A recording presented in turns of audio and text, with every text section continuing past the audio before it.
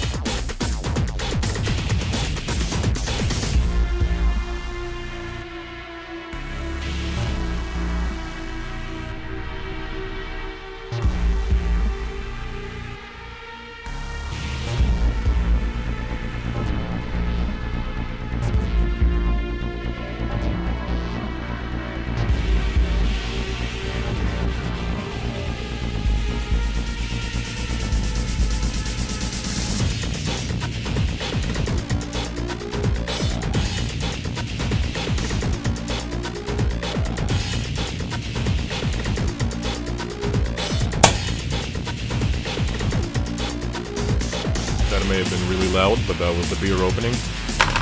Hello, Timmy. Right now we're just waiting for the players to check in. So it's gonna be starting in approximately 10-15 minutes while everyone gathers up. Right now I'm thinking of...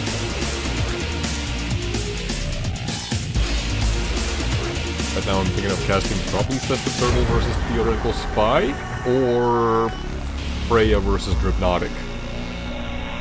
Not sure. Davis is in the tournament as well. Davis, in the last one, gave Dramis actually quite a bit of trouble. That was really exciting to watch, the last one, the grand finals, and as well as the lower bracket finals.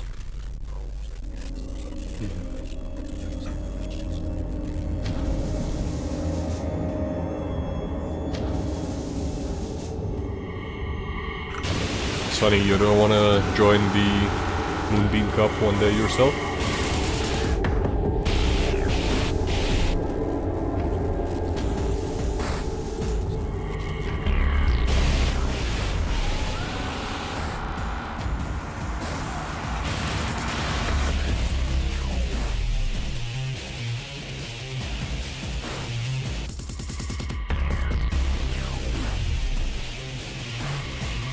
Now, I'm sure it's not that bad.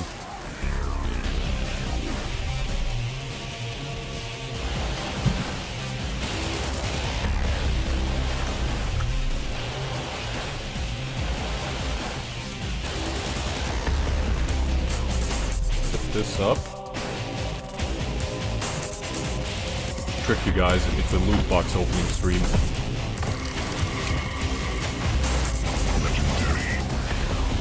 Oh nice, the Quake 3 rocket launcher. Actually, I love that.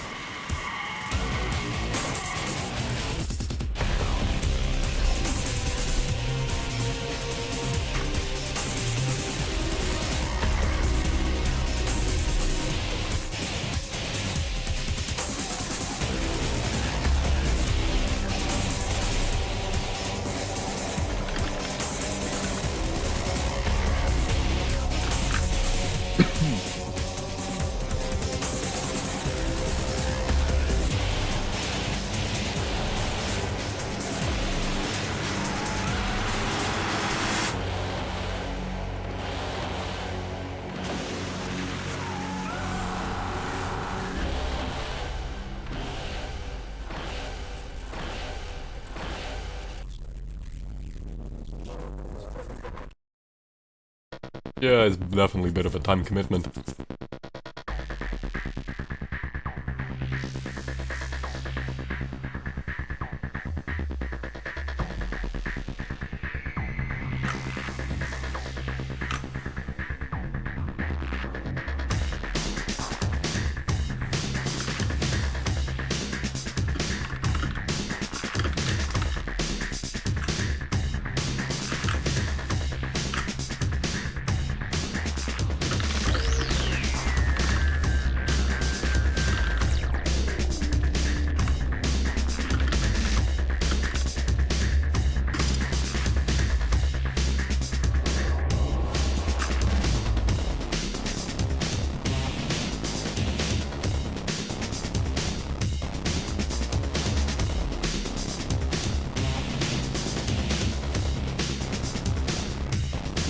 Also, I hope the microphone audio is fine, because as I found out,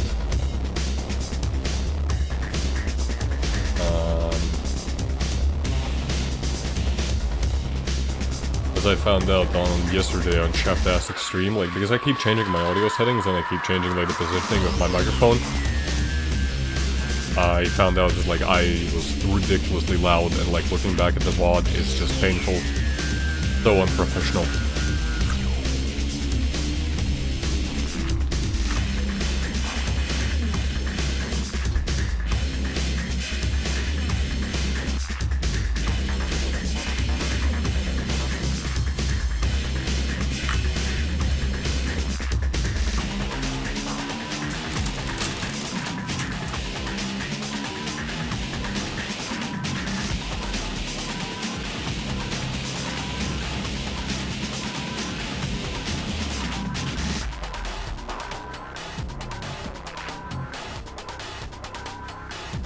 We have some new names in the tournament as well. Guru and These Nuts. Apparently both players have been actually longtime players of Quake Live. So that's gonna be interesting to see that. That's gonna be going on Old Hickory's side, over at the Quake Discord. Not the Discord, the Twitch chat. Twitch stream. Can't speak already, nice.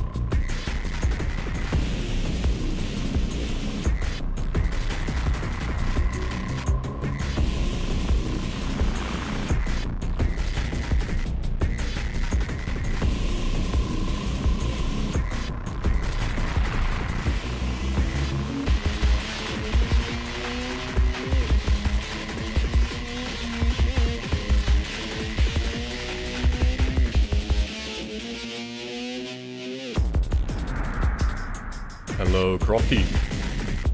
And hello, Jack. Welcome, everyone.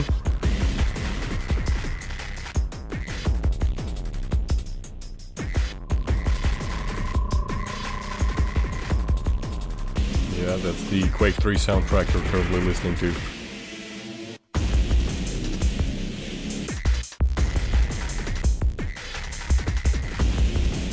Right now, just waiting for the players to be ready.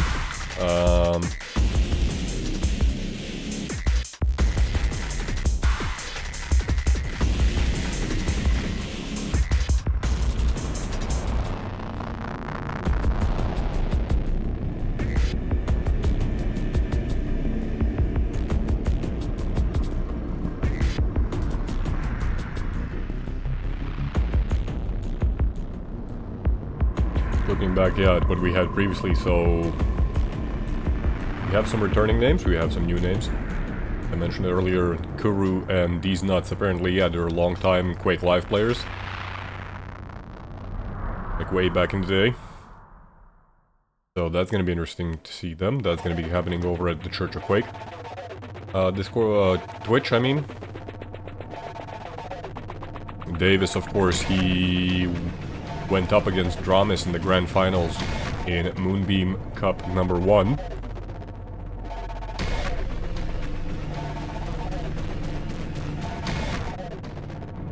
Arson and Breakage, those are also returning names. Freya, actually the South American player, also returning from the previous Moonbeam Cup.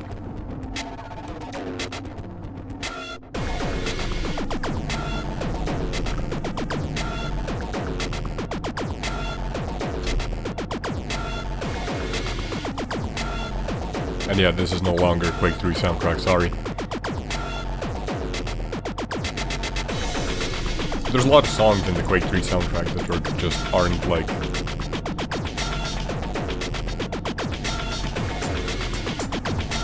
very energetic, they aren't like properly listenable to because they're like atmospheric and whatnot, I don't know.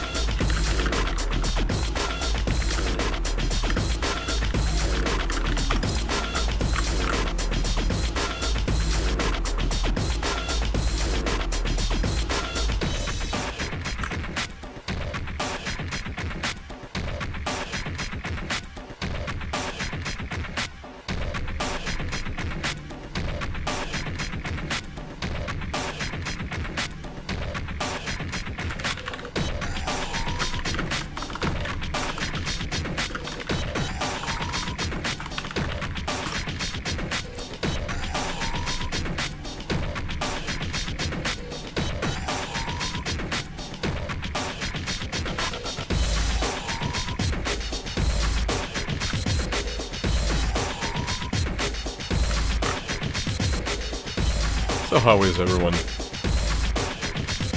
How excited are you? Who are your favorites?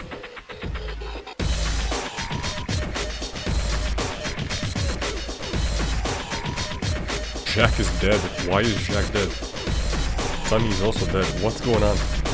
What's going on over in NA?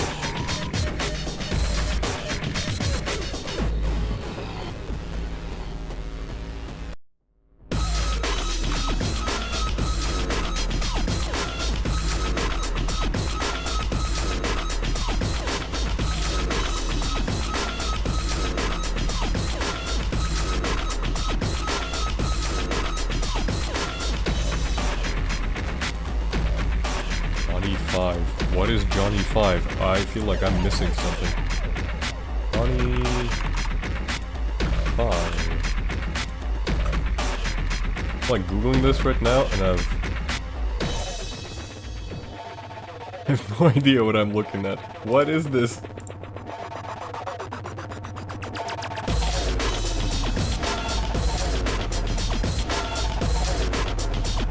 like a really old film. Well, really old, like it's old for me because I'm like late 90s kid.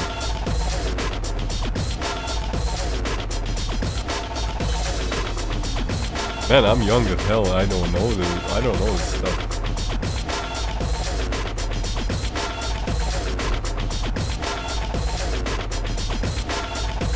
I'm like the second youngest Quake player probably ever. Like right after Meta. And no, you're not old. It's just like I'm young.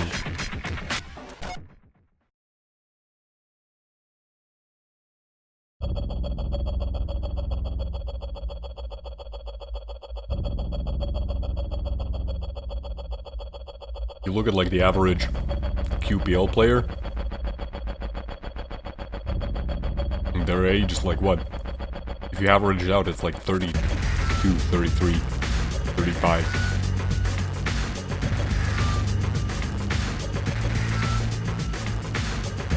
And the average is being brought down by the fact that you had Strong Sage there, who was 18 when he competed in last QBL. So, you know. Times have changed, you know. I'm 12. With the mental age of... I don't know. I don't have any mental age whatsoever.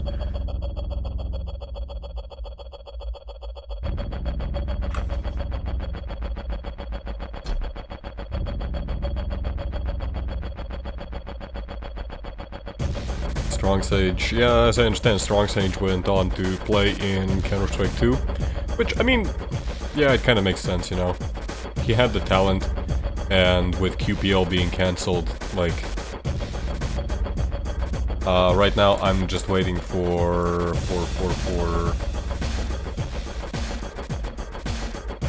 them to be ready. As I see Festive Turtle, yeah, I'm gonna be starting on Festive Turtle versus Theoretical Spy. As I see, Festive is currently in a game, probably warming up.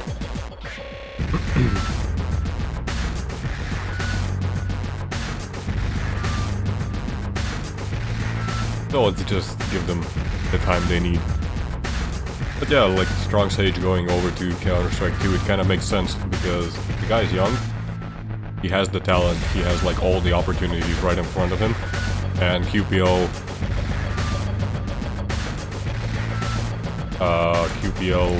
being cancelled, like, you know,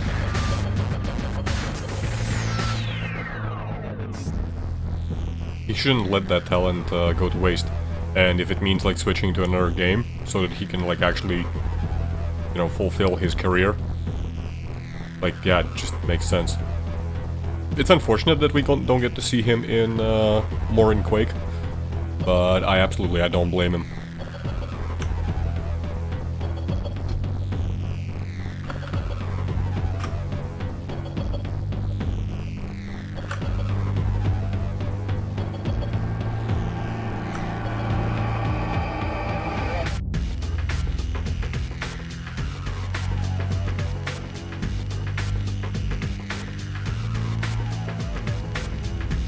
Counter-Strike is lame, says Sonny.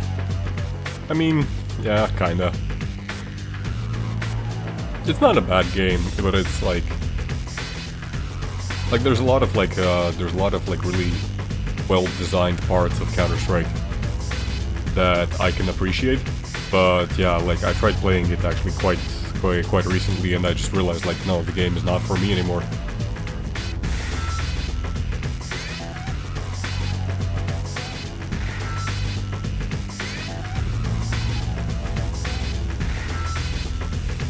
Got upset you couldn't aim down sights? What?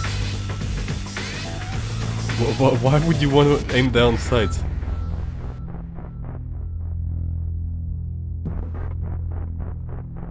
The big problem, okay, so the big problem I had with Counter-Strike is that like there's just an insane amount of downtime. And, you know, like in Quake, even when you have like a duel where you have like very passive players, you're constantly on edge, you know, you're like constantly like trying to figure out, okay, the items they're going to be spawning there, you know, you're like moving across the map, and when you want to move fast, like there's constantly like you're inputting something, so you're non-stop like stimulated. In Counter-Strike, there's a lot of situations where it's like the opponent team, they just might be running down the clock. They might not be pushing, and it doesn't make any sense for you. Like, the optimal play is not to push either. So there ends up being like a lot of downtime, and it's just so boring when it happens like in a public match. Like, yeah, probably, you know, when you have like some money on the line, or it's like a tournament, kind of makes sense. Like, you know, the stakes are quite a bit different, but like when you're trying just to play the game casually, it's really quite tough.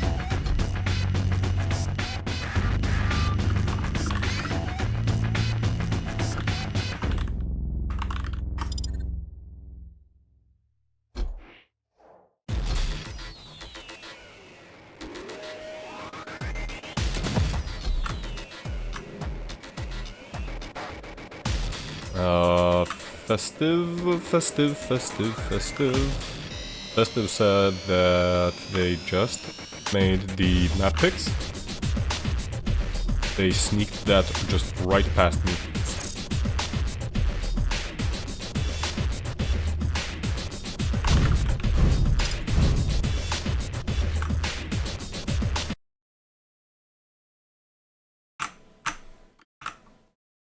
Oh my god, I pressed something and I don't know what I pressed.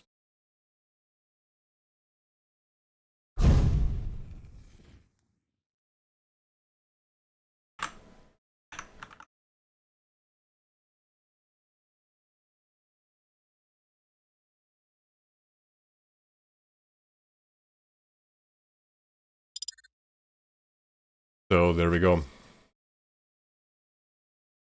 First map. Gonna be Whale of Pnoff. BJ versus Sorlag. That's gonna be first Festive Turtle playing BJ and Theoretical Spy playing Sorlag. Then that's gonna be followed up by Deep Embrace, where we're gonna see Ranger and Doom. Once again, a clash of two main id game mascots.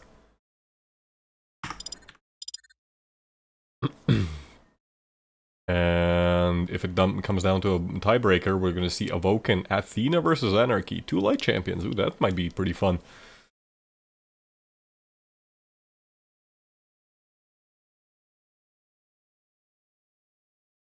Tie whip. Welcome, welcome, welcome.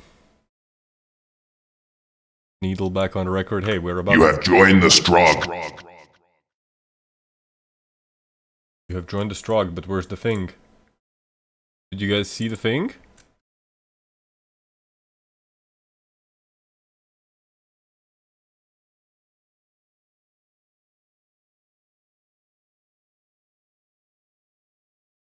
The thing did not go.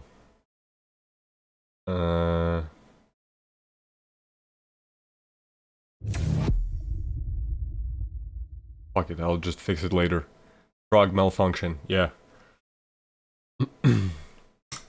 That being said, we are now loading into the first match. Festive Turtle versus Theoretical Spy.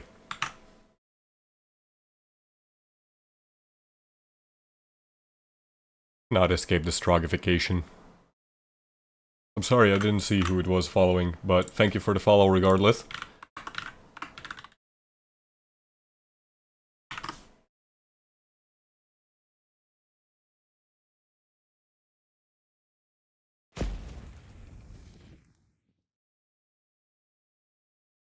Prepare to fight.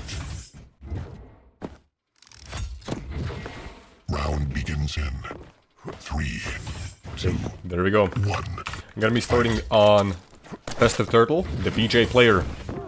Is gonna get the Mega Spawn. Immediately we have some battle going on for the heavy armor. Theoretical Spy actually gonna back off and almost ambushes Festive Turtle. That's gonna force her to give up the Mega and go for the heavy armor instead. A lot of lightning gun damage. That was very painful. Dual wield coming out, and Theoretical Spy caught in a very bad position, but Combo kill. Lead. the defensive damage from Theoretical Spy was quite impressive over there. That being said, the first frag does go over to Festive Turtle in the very first 40 seconds. Festive now trying to rain some Tri-Bolt onto the Sorlag player. Theoretical Spy not gonna try his luck going for the heavy armor. Oh, Theoretical Spy, like, actually trying to go for the other major pickup, but it's not gonna work out. So far, great performance from Festive.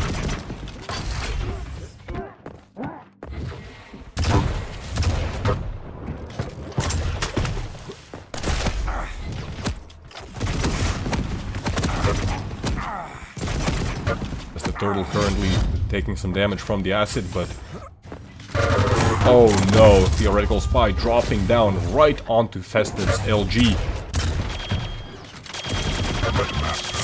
Festive Turtle once again caught in a corner. The Tri-Bolts, they're not gonna connect, but at this point Festive Turtle is so low on health.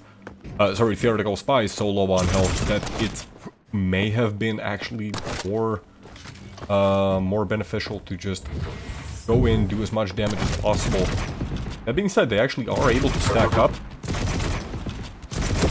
Once again, this Tri-Bolt damage from the high ground by Festive working out. And again, the LG push doesn't secure a frag, but it constantly keeps Theoretical Spy on the edge.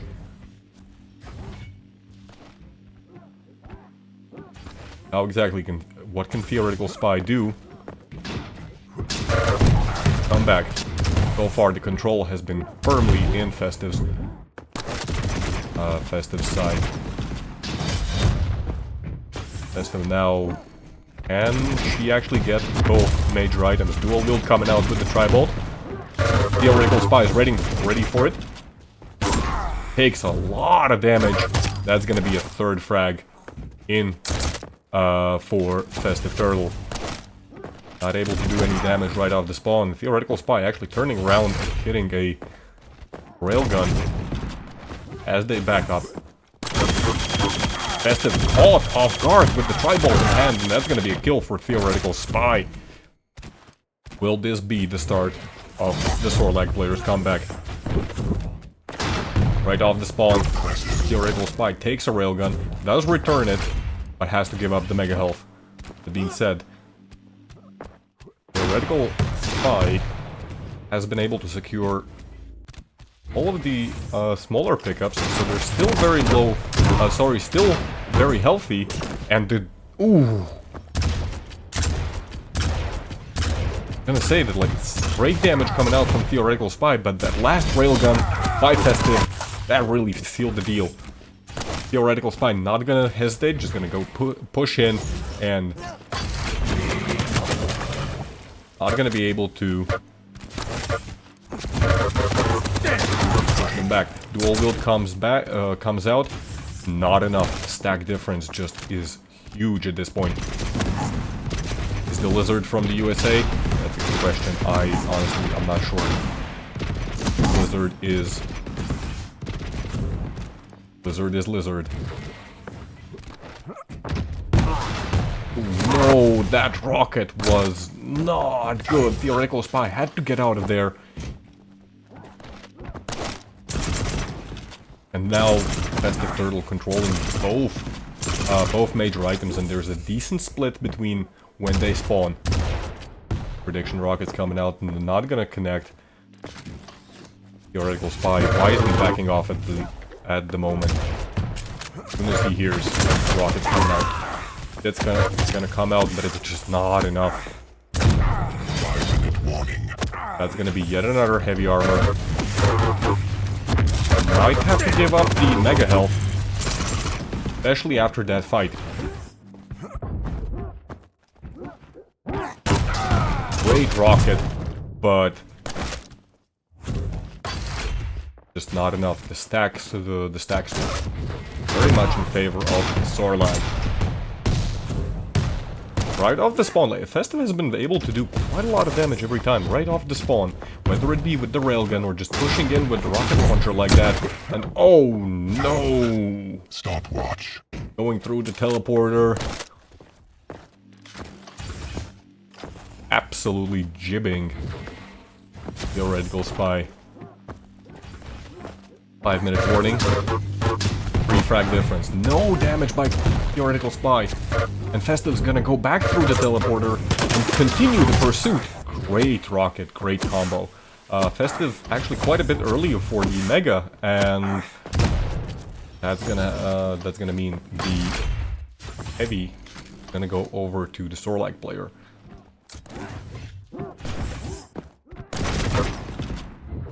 Once again, some Tribolt damage coming out. Dual wield LG right as the Sorlag player comes up to jump at. The chase is gonna continue. Machine gun is not enough, it's just the starting machine gun. Festive Turtle doesn't care, keeps going in. There we go, secures a kill. Quite low on health. And Theoretical Spy was able to get the heavy armor right off the spawn. But Theoretical Spy had no weapons, they had the railgun and they just pushed in to get the rocket launcher, and that did not work out either. They took an immense amount of damage from Festive's LG. Even though Festive's running around with no armor at this point, it's gonna be very tough for Theoretical Spy to return. Oh, but they actually ambush Festive Turtle and successfully get another frag. 4 frag difference. 3 minutes remaining. This is definitely a game that Theoretical Spy can still come back from. Especially now that the Theoretical Spy, they have cured the heavy armor. Fortunately, no entry damage going to be coming out just yet. The Tribolt usage from Festive Turtle has been absolutely brutal. It just keeps pushing back. Theoretical Spy whenever he tries to do anything. Whether it be try and go for some damage or secure a major item. Dual wield comes out. Theoretical Spy waiting for it to end before going through the teleporter, but just absolutely no damage coming out, and now they're on the back foot. Still cannot hit anything, and Festive Turtle using that shotgun.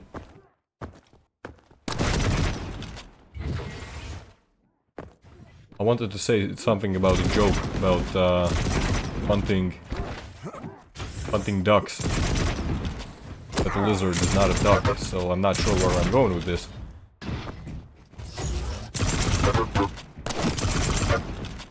Once again, we can see this just great usage of the Tribolt. Theoretical Spy actually dropping down. Looks like that was the slight movement error. And oh no, this can be once again very bad for Theoretical Spy. That being said, Festive does not do any damage.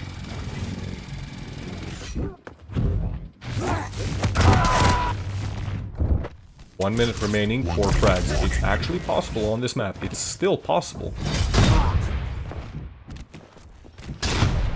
But Theoretical Spy they will have to work very hard to come back from this. Festive playing very carefully right now. Great opening damage with the railgun. That's too impressive. The dual wield gauntlet.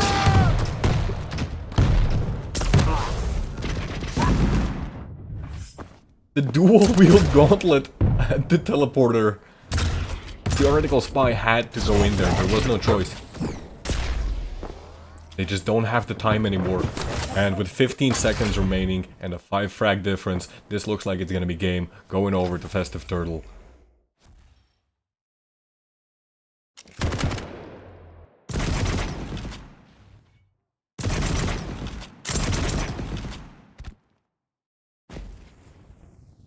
Go.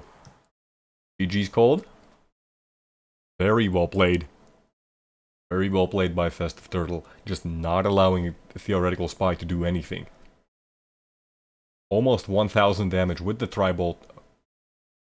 2k damage with the lightning gun. Just exceptional use of that Tribolt.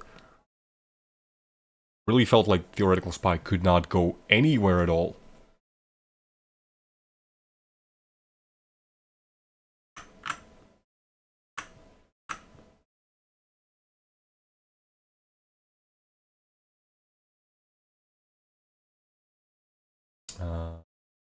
First game. Favor of Festive Turtle.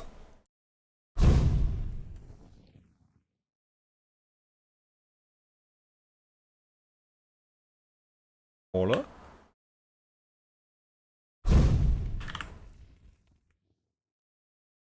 Yeah, the dual-wield gauntlet at the teleporter exit, that was some...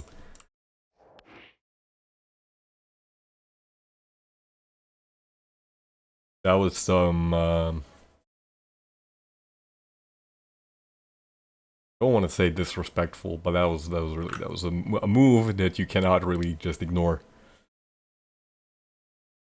It's gonna leave a unseasoned player definitely with a mark.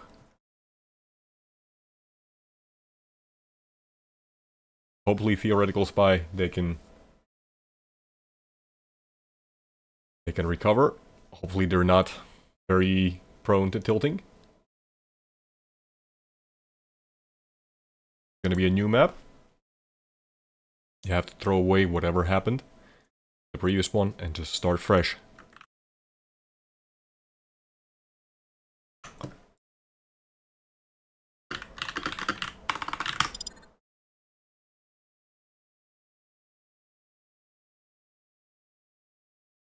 You're now loading into second map, which is going to be Deep Embrace. Festive Turtle going to be playing Ranger, and Theoretical Spy is going to be on Doom.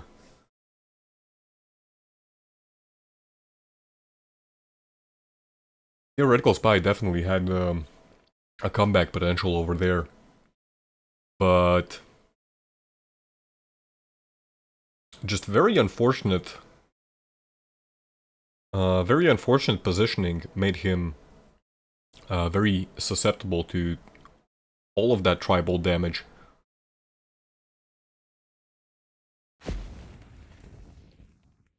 These are the most American champions that you can ever get. Prepare to fight.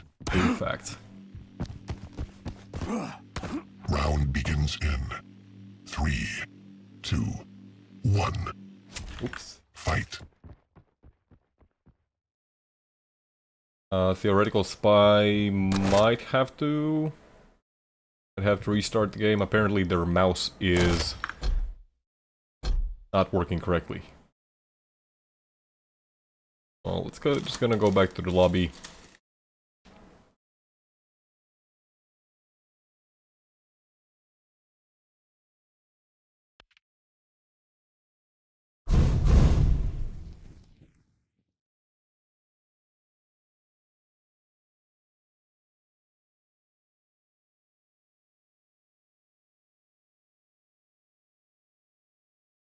Also, I just realized I forgot to record these matches. Oops.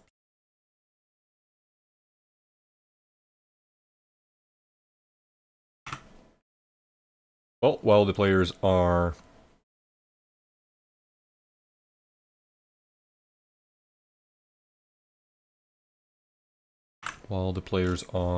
sorting out their technical issues,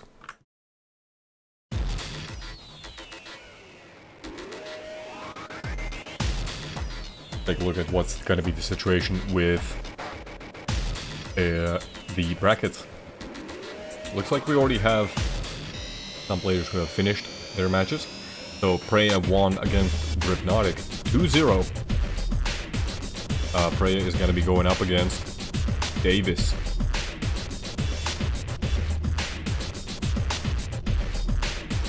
That's going to be a pretty tough matchup. Davis showed like extremely good performance in the previous cup.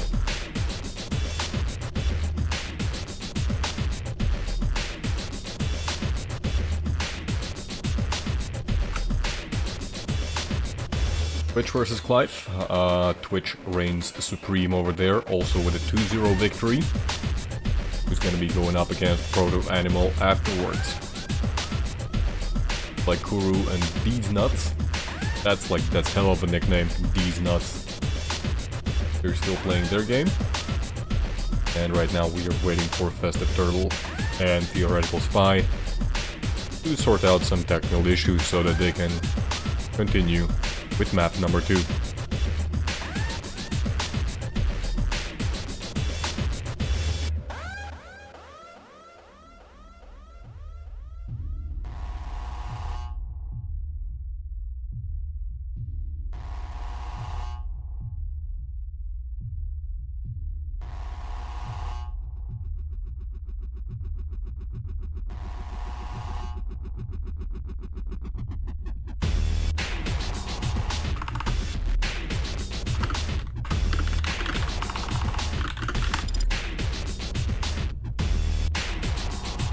So apparently Theoretical Spy was trying out 8,000 polling rate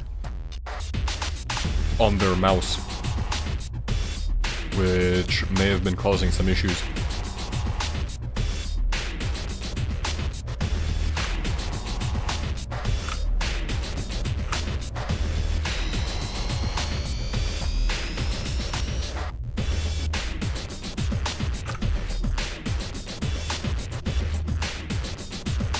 Hopefully that issue has been resolved. To be honest, yeah, I don't even see like any, like, okay, maybe, you know, when you're playing at like a very, very high level, maybe you can feel the difference, but like, currently my mouse is at what, 1K I think, and like I can dynamically switch between 1K and 500, and like, I don't feel any difference.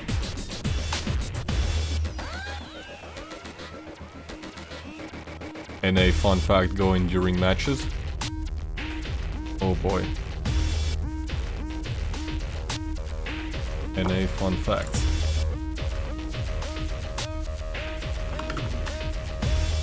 Do you mean like regarding the Quake scene or overall?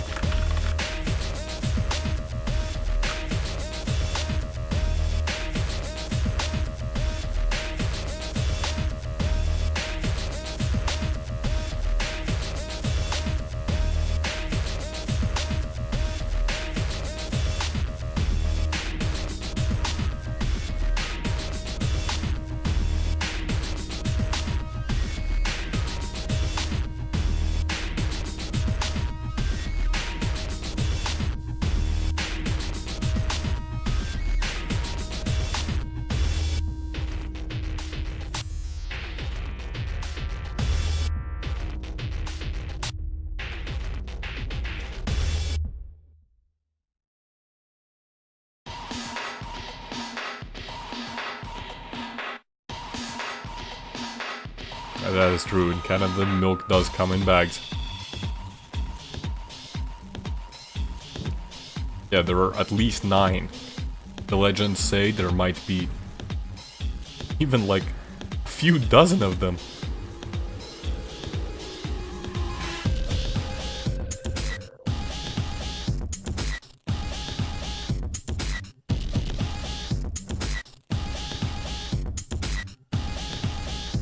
So apparently, theoretically, like if we're talking about, you know, North America as a continent, turns out Greenland is part of North America, and Greenland is also the largest island on Earth. So guess what? NA has, like, everything is larger in NA. Not just, like, the United States of America, like, in all entirety of NA. Everything is larger there. Even islands. We have the biggest island. I'm not sure where I was going with that accent.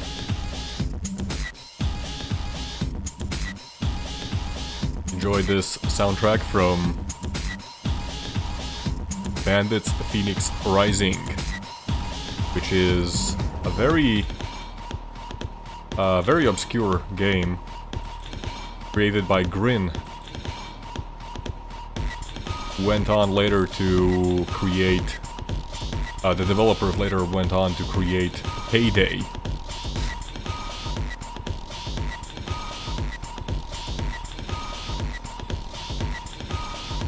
Greenland is Denmark, so Denmark has the largest NA island.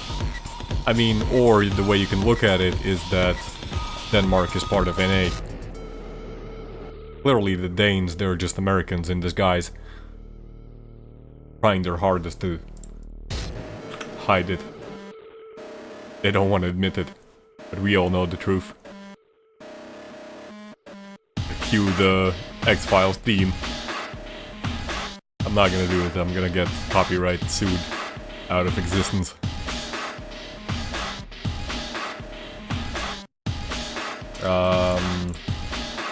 Looks like Festive Turtle needs a little bit of time. Right now, just waiting for her to come back.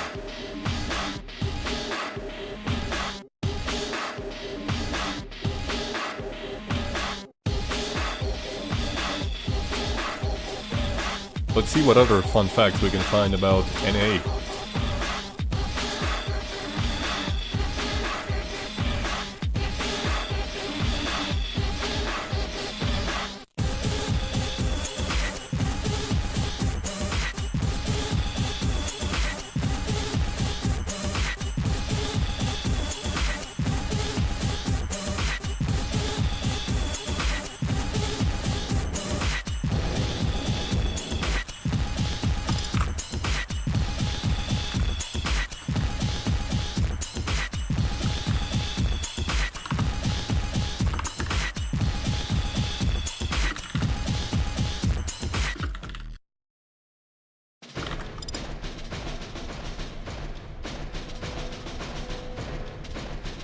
Turns out North America has all the biomes. Including grasslands, forests, deserts, tundras. You have everything there.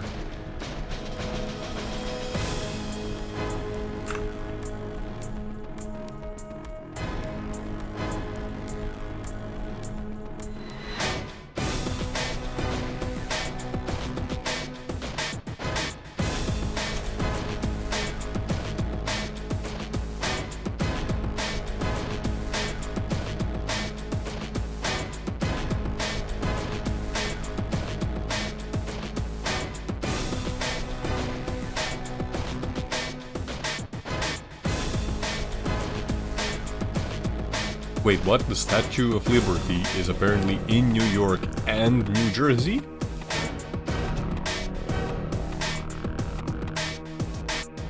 How does that work?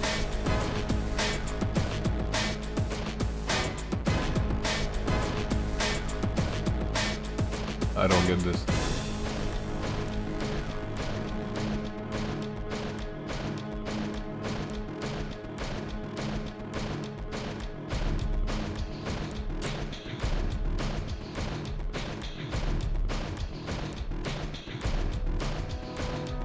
Oh.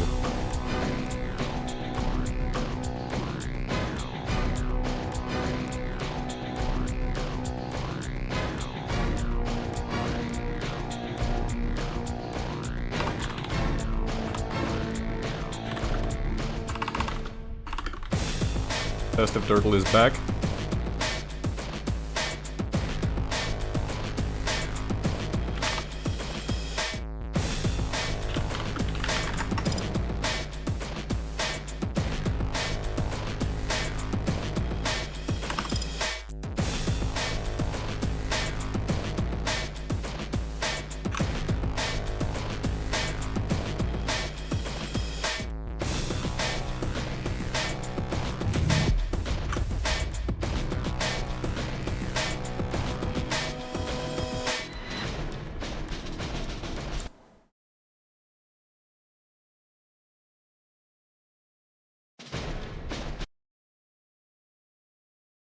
That actually reminds me that I have not done the thing.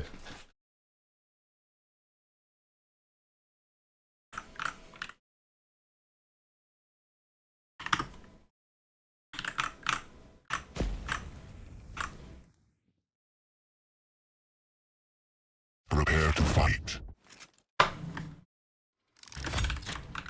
Round begins in 3, 2, 1. Fight. There we go. We are live on map number 2, Deep Embrace. Theoretical Spy versus Festive Turtle. Gonna be starting out on Theoretical Spy, playing Doom.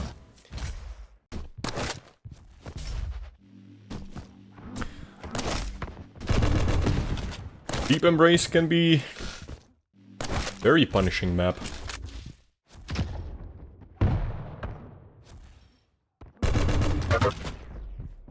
Theoretical Spy learning some tricks from Festive's previous performance with the Tribal. Actually a very aggressive... Oh no! Very aggressive Dire Orb into Festive Turtle, and Theoretical Spy just accidentally falls down into the abyss. Great mid-air rocket. But as Theoretical Spy falls down, does get the railgun shot, which is gonna finish Festive Turtle off. 1 minute in, we're already at 1-1. Railgun shot gonna miss from Theoretical Spy. Mega's not gonna come up for another 5 seconds. Festive Turtle's already setting up there. Gonna be able to do some damage, and Theoretical Spy is just gonna back off. Not gonna try and contest that.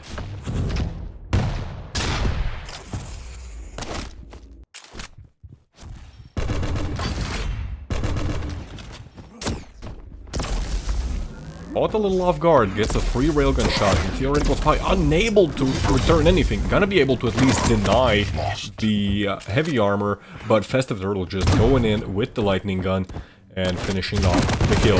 Caught mid-air. The orb does come out just for that extra damage, but it's just not enough. Nice ambush by Theoretical Spy. 2 minutes in, we still have 2 versus 2, a tied game. Theoretical Spy thus far hasn't actually used Berserk. It definitely could have been handy in some situations to escape from Festive's aggressive pushes. One railgun going to connect for Festive. Theoretical Spy trying just to find an angle with that Tribal. Oh, late rocket. Gonna be another quick rocket. Theoretical Spy actually gonna back off and not challenge the heavy armor, which backed off pretty early. We're gonna give Festive a massive stack advantage. And Theoretical Spy, and wait, what? Both players flying off the map. And right off the spawn. Festive Turtle secures the Mega Health, Theoretical Spy doing massive damage with the rocket launcher, and that's gonna be, finally, one of the players emerging in a lead. Festive Turtle just a little bit too late to the heavy armor, and oh wow! Theoretical Spy actually ran out of rockets, which looks like he got flustered a little bit because of that. And even though Festive Turtle was able to refrag off the spawn, Theoretical Spy is still in the lead by 1 frag.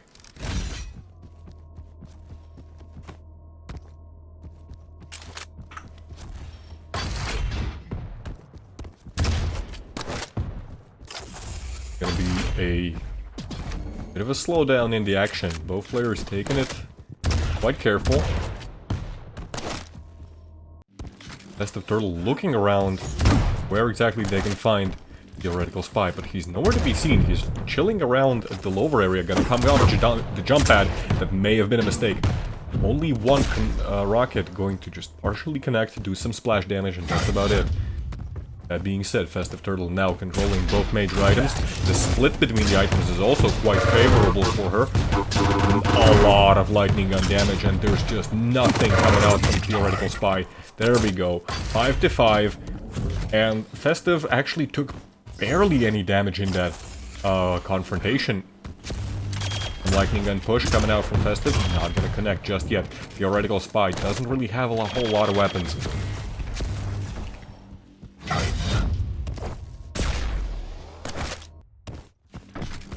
Players trying to find a rail angle, but miss. An aggressive push into rocket jump into a dire orb doesn't really do any opening damage. Theoretical spy just using the plasma gun.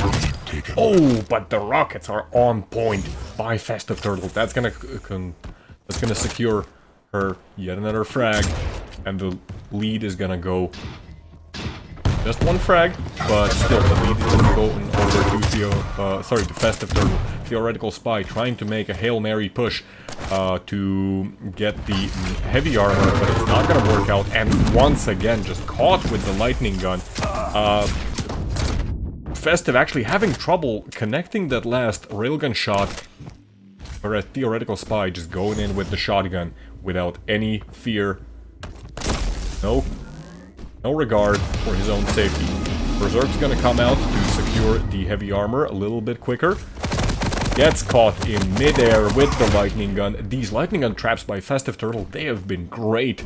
And now, once again, Theoretical Spy is just left with basically nothing. Whereas Festive Turtle, 100 health, 100 armor. Festive also has the dire orb. Mega's already up. Is not going for it, but even if she doesn't go for it... Oh no! Slight movement error from Festive. There we go, and that's another frag. Festive Turtle, yeah, as far as I can tell, she did not expect to drop down. But just a slight movement error and got floated midair. Gonna be yet another situation where we have a tied game. 7-7, 3 minutes remaining. Confrontation coming out. In the middle of the map. Theoretical Spy loses a lot of health to the rockets. Theoretical Spy once again trying to go for that float with the lightning gun. Gonna work out. Festive backs off. Sets up already for the heavy armor. Theoretical Spy looking for that railgun angle. Gets one. Good start. Pushing up the jump pad. Does not connect with another railgun shot, but the stack advantage is, for once, significantly in Theoretical Spy's favor. Not after that rocket, unfortunately. Festive has to be careful. Can contest the Mega.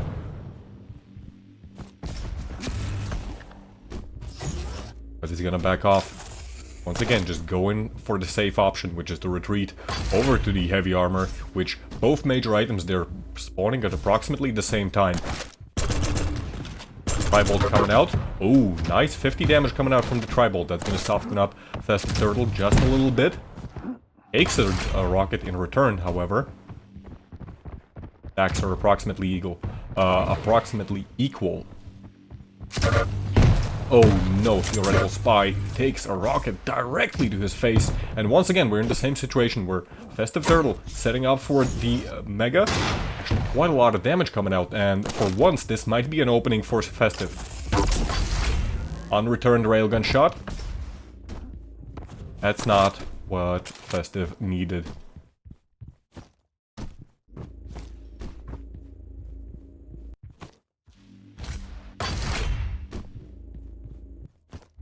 Players just hunting for each other.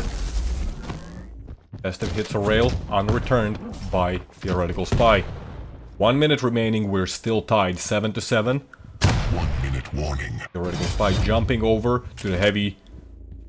Both players actually just exchanging their positions. Previously it was Festive who was not contesting that Mega. Retreating to the heavy. The swapped position now. Ooh, Festive almost catches an angle as Spy was coming out the teleporter there. They did not have the railgun in hand. Could have gone very dire for them. Talking about dire, the dire orb is available. And if Festive Turtle needs to, they can do a lot of burst damage. Caught off guard. Oh no! Oh no! Theoretical Spy did not expect Festive Turtle to be waiting there and just mows down gets absolutely mowed down with the lightning gun with 10 seconds remaining. Theoretical Spy unable to find or do anything about Festive Turtle on the map. Very well played. That last situation where she set up a trap on the upper part of the upper platform with the lightning gun. Just well executed, and that finished the match. Very well played by Festive.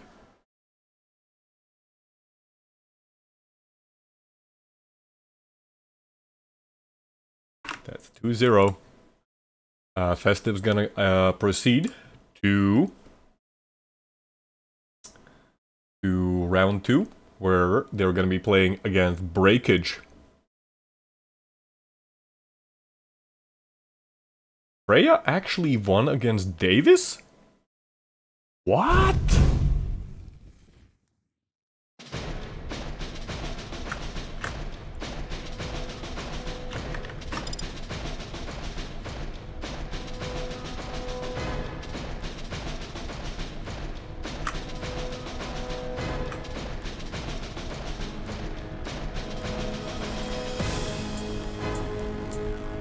I did not expect that to happen.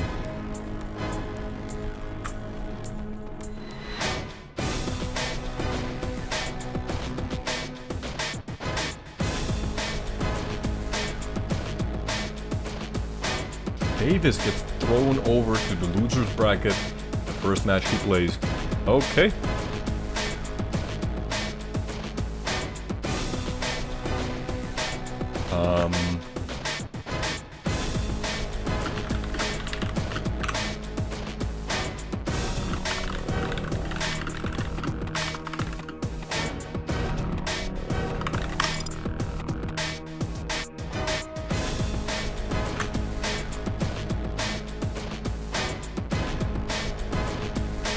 To be fair, yeah, Prey's connection to NA Central isn't really that bad as far as I know. When Prey was playing in the previous one, he was getting like what, 70 ping to NA East, which is like, it's not bad, 70 or 80.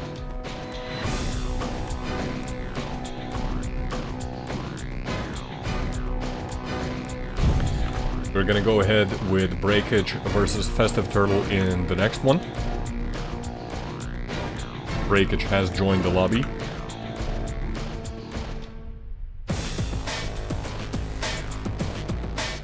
And they're going to be doing their picks and bans momentarily.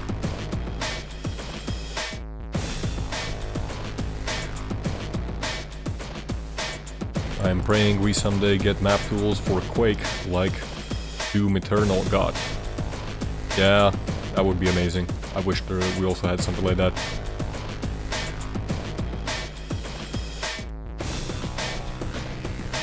Yeah, Theoretical Spy, especially on that second map, even though he was down by 1000 damage, he was really making Festive work for that victory. Yes, Sonny, you skip dinner, eat ice cream, you're a grown-up adult, and you can do whatever you want. I also had ice cream today because it's just unbelievably, like, warm outside.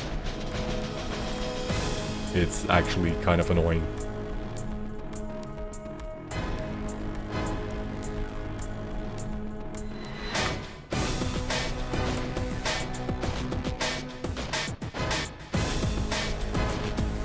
$70 steak? What?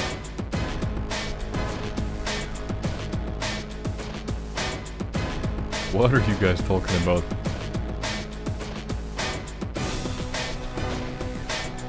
I need some context. Fill me in. What's going on there, guys?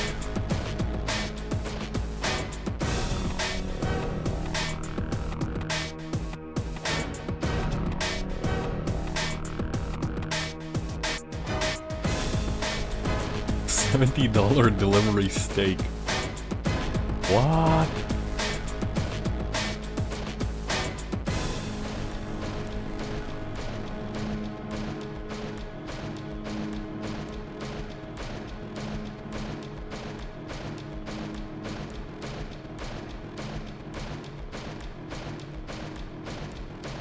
I don't think I've ever ordered like anything above like $40. I mean, in terms of food.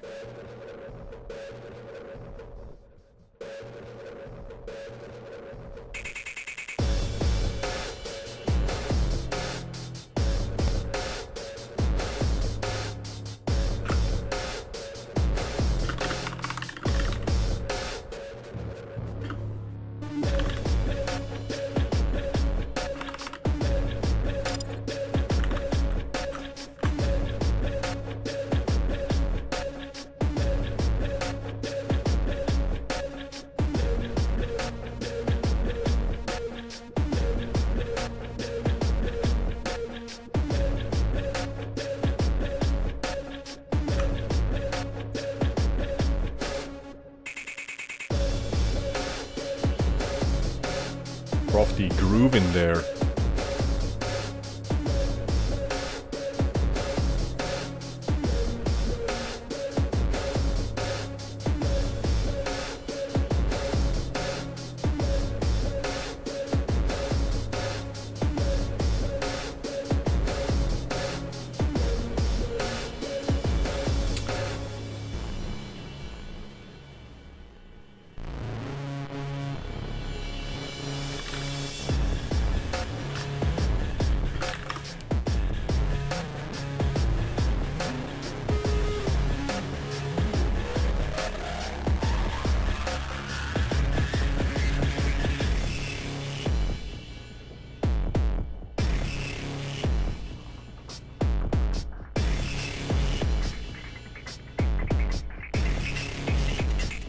You were a DJ.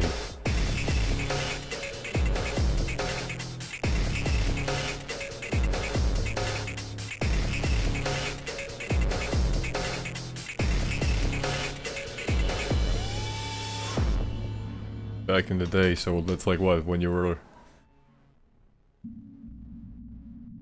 like super in your early 20s, right?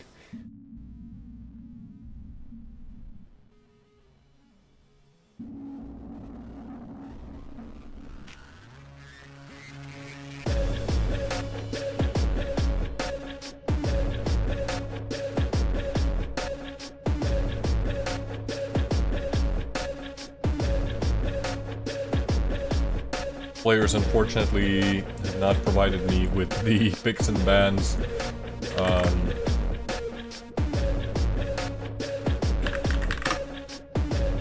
Okay, there we go. We have the picks and bans and they're almost done already.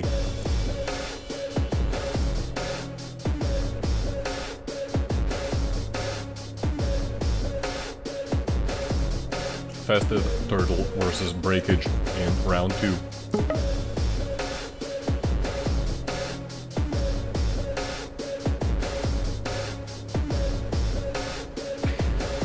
Breakage actually bans BJ on Corrupted.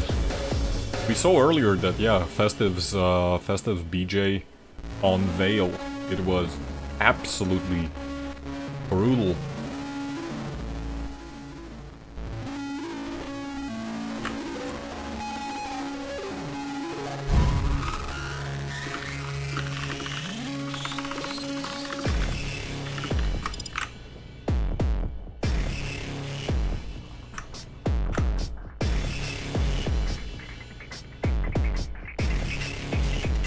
When is a midlife crisis? What do you...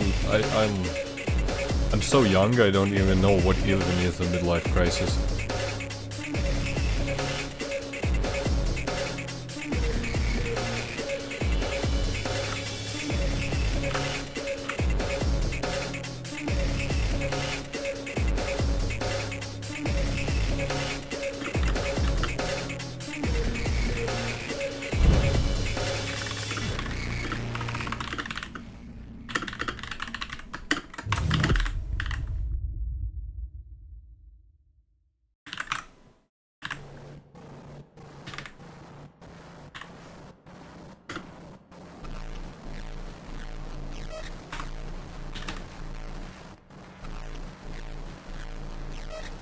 Oh no, what did I do? I messed everything up.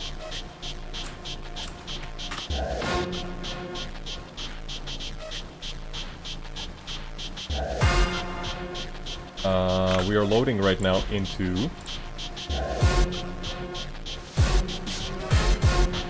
Prepare to fight. Round Next begins in match. 3, 2, 1. Fight. Gonna be starting out on Festive Turtle, playing Galena versus Breakage Wiser. Oh, a lot of damage right at the very start of the game, coming out from Festive Turtle with that machine gun, and gonna be caught off guard with the lightning gun. Gonna be the first frag going over to Festive Turtle. One of her totems actually got destroyed with Breakage's face. Does Visor even have a face? Theoretically speaking.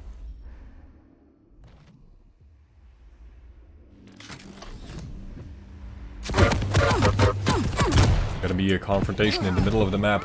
Festive Turtle actually not able to do a whole lot of damage, and even gonna do some stealth damage. Force her back. And that's gonna give Breakage an opportunity to get the Mega Health. Festive almost actually caught off guard. Stopwatch. Players are going to exchange the major items. So far, all of Festive's totems, they have been quite quickly eliminated. Great rocket, just very well placed. That's gonna eliminate all of Breakage's armor.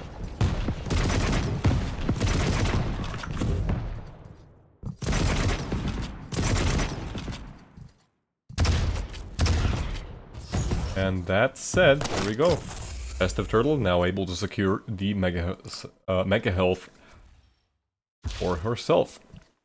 Breakage, not really doing a whole lot. As I say that, does get quite a lot of rocket damage, but Festive catches Breakage once again midair with that lightning gun. Gonna finish off with the rocket launcher. But right off the spawn, Breakage going in with the X-ray. He knew Festive was left with quite low health. You just rush her down. 2-1.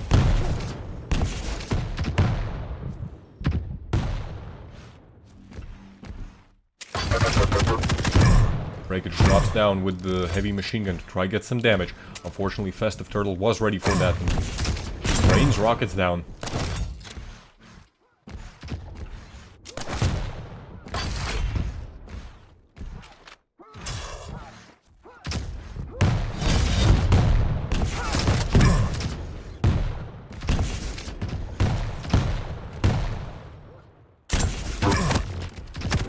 Great direct rocket.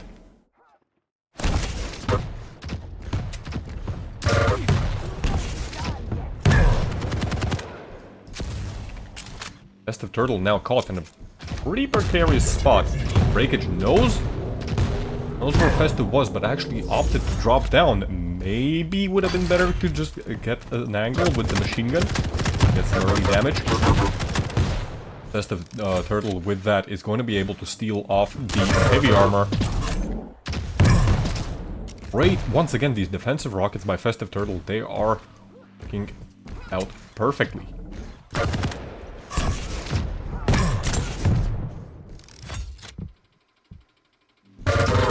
Oh, and the trap! Festive Turtle had no idea the Breakage was up there. And he's going to be able to get the Mega Health on top of that. That being said, once again, the items there... No player has been able to get a full rotation where they get both of the major items. It's always been a contest.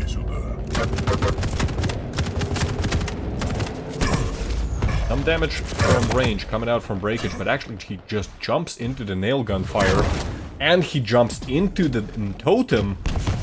Breakage now left with almost nothing. The Mega Health is coming up. But he's forced to forfeit that one and instead go for the heavy. The items, yet again, they're spawning at approximately the same time.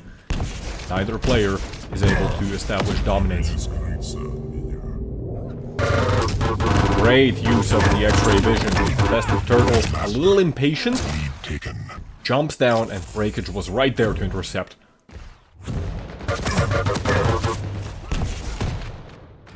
Early damage going on with the... with gun. But again, the defensive damage coming out from Festive, it's not insignificant. It should definitely be respected. The totem came out in the middle of the battle, but it just wasn't enough. Nice prediction. Some early machine gun damage from range. Breakage now 2 frags into in the lead. Once again, neither player has been able to still get a full rotation.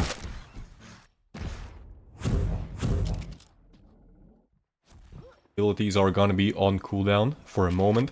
Festive Turtle actually gonna have the totem in hand, and she also got the mega health. So the stack difference is not as large as it may seem. Oh, but the direct rocket, just great prediction by Breakage. And another direct rocket. Breakage just taking some lessons right out of Festive Turtle's own playbook. That's gonna give him heavy armor. And finally, there's actually a significant split between both major items. The X-ray is gonna come out, and Festive Turtle, forced to jump up, boots herself with the rocket. There we go, Breakage finally able to get both major items, the Mega and the Heavy.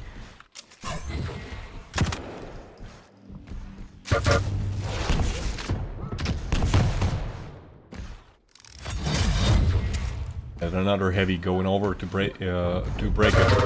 Once again, catches off guard. Great mid-air rocket, but defensive damage coming out from Festive is significant. Breakage forced to retreat a little bit. Is he going to contest Mega? It's up. Both players being very careful. The X-ray is gonna be popped. Breakage knows that he's in the position to go for the Mega, and he's also able to catch Festive, who tries to retreat. She understands she has been caught off guard. This is already 3 frags in favor of Breakage. Eats yet another totem with his face that he doesn't have because he's wiser. All he has is vision and another direct rocket. These direct rockets coming out from Breakage almost dies the Festive Turtle's lightning gun, but Breakage's lightning gun is not to be messed with either. That being said, Festive Turtle was able to secure the heavy armor right off the spawn. We have once again a lot of MG damage coming out. Totem also came out, and even after that fight, Festive Turtle was not looking very healthy. Thankfully, there are a lot of health bubbles on that side of the map. 2 minutes remaining, 3 frag difference. Another direct rocket. The entire match has been filled with direct rockets. And the items... the major items, once again, they're spawning very close to each other. Oh no, Breakage caught off guard. He's looking the other direction, but reacts very quickly. Festive unable to do a whole lot with this opportunity. Once again, Breakage caught looking the other direction. That's gonna be 4 to 6. 1 minute, 20 seconds. Festive Turtle able to secure Mega Health and the light armor. Breakage off the spawn, getting the heavy. Good rocket into a totem.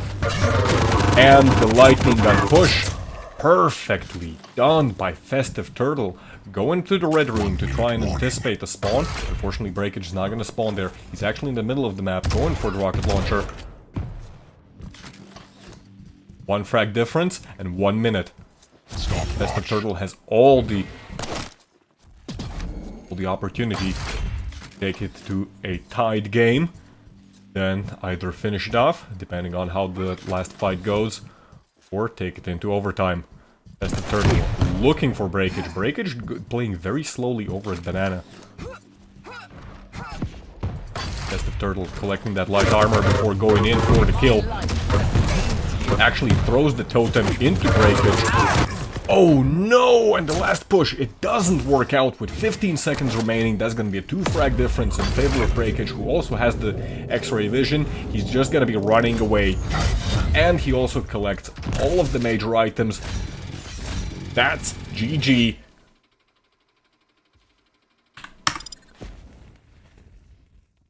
First map, Corrupted Keep, goes to Breakage. Very well played from both players.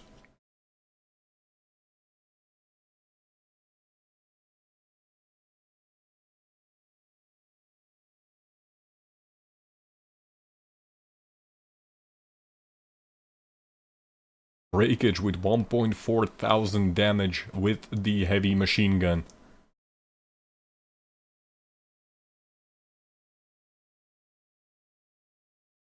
Ooh, that was great.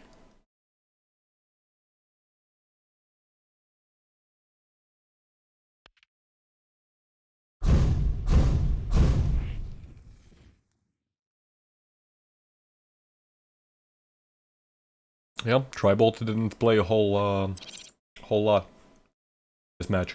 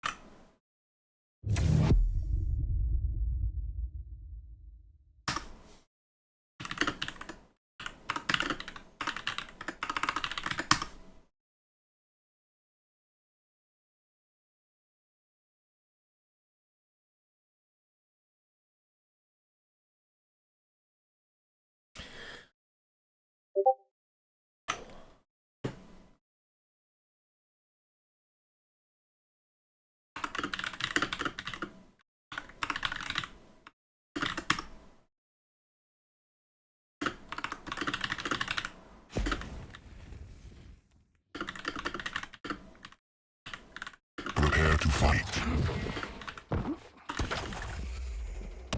Round begins in 3, 2, 1. At number 2, we're going to have Festive Turtle playing Nyx on Evoken versus Breakage's Ranger. Festive Turtle right off the bat. Pretty much immediately, in the first 10 seconds of the map, already has to pop the Ghost Walk. Breakage coming out to that fight. Quite healthy.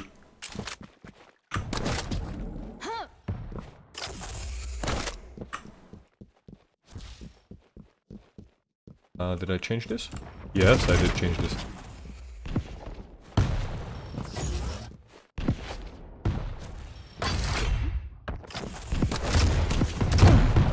We have seen previously that Festive Turtle absolutely can play as an absolute menace in defense, and with Nyx on Evoken, I really want to see how that's gonna work out, because it's all in her favor right now. That being said, so far the damage advantage by Breakage has caused Festive quite a bit of problems establishing map control. Rails are going to exchange.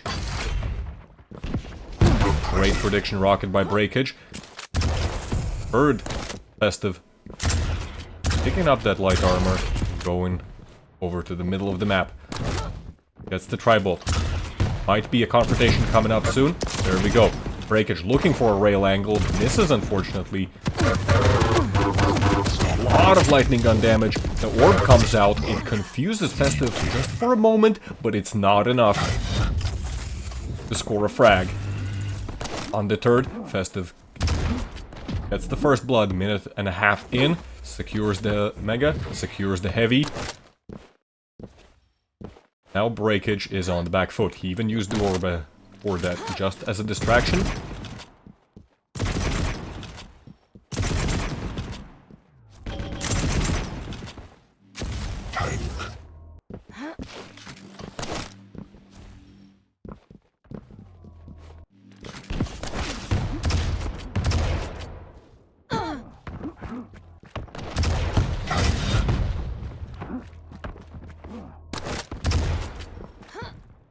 Festive Turtle now continuing the control of both major items.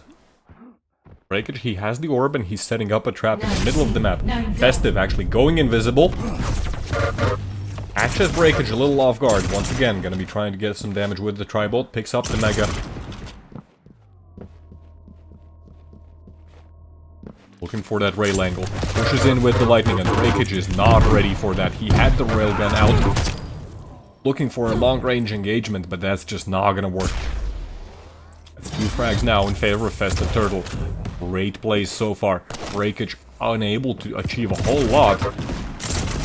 As Ranger Stopwatch. is yet another Mega Health going to Festive. Rails do exchange, but Breakage coming just right off the spawn. Not gonna be in his favor despite playing the medium champion. Tribal damage. Nothing major though. Stopwatch. Tank. Yet another heavy armor secured by Festive.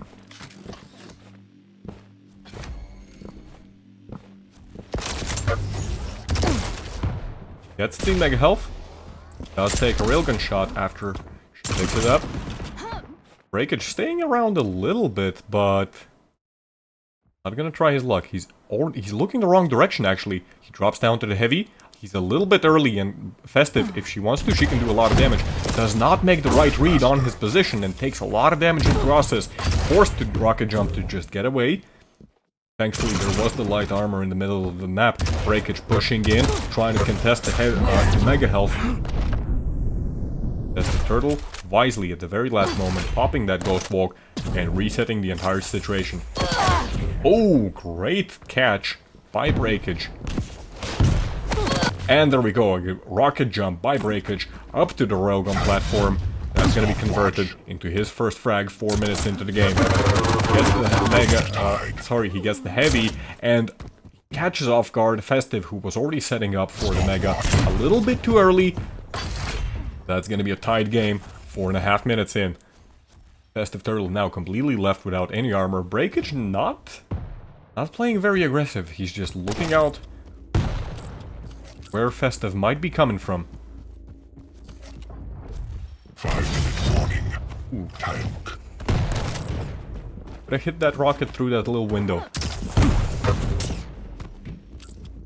All engagement in the middle of the map. Neither player unfortunately able to do a whole lot.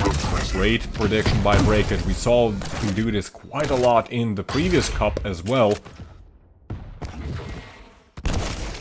Festive Turtle once again forced to use the Ghost Walk. Still very low on health. Going over through the Stopwatch. MG side, while Breakage is collecting yet another heavy armor for himself. Festive Turtle is just being bullied off of all of the major items.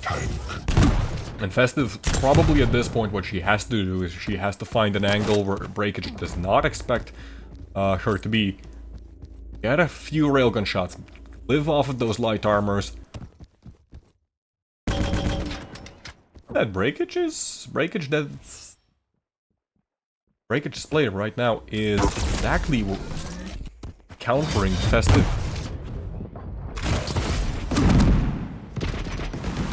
Light movement error there. He's gonna use the Dire Orb just to secure that Mega Health and deny it from Festive. If Festive does start getting some major items, she's gonna be able to come back. Oh, coming through the teleporter, but she was in Ghost Walk. And there we go, the stacks have been slightly equalized at this point. That's the Turtle a little early to that heavy armor, but the lightning gun damage is significant. That's gonna secure her frag and the heavy armor and also the Mega. And now once again Breakage is on the back foot. He does not have the orb for another 15 seconds.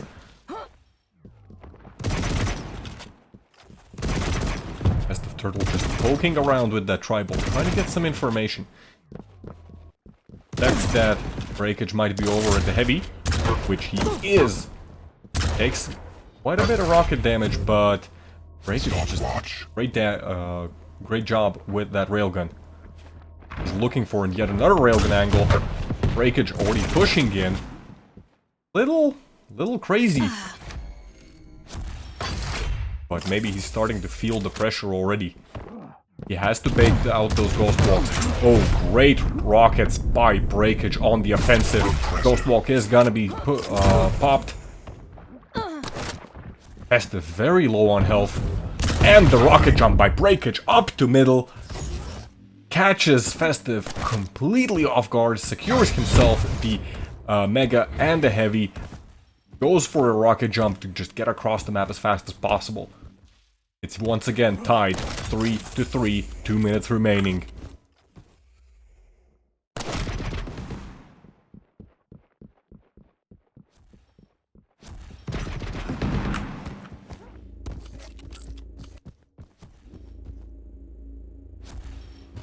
Breakage now once again secures a mega health for himself.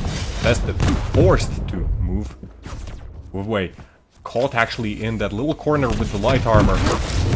Gonna be forced to use the Ghost Walk, and Festive in a very bad position. Takes an immense amount of damage, and Breakage is now gonna be looking just for that one last finishing railgun shot. Is he gonna push in? Gets one shot and picks up the mega health. Festive Turtle still just an inch away from death. Gonna be once again rocket jumping up, looking for that rail angle. Misses, unfortunately. That wouldn't have killed her, but it would have put her yet again in a very, very critical position. Some tribal damage coming out. Unfortunately, beats the railgun shot. Railguns exchange, both players low on health. Ghost Walk was popped, but not pushing their luck. Rocket almost takes off Breakage's face. Being said, Breakage now has caught the next player in that corridor. Again, not gonna push her.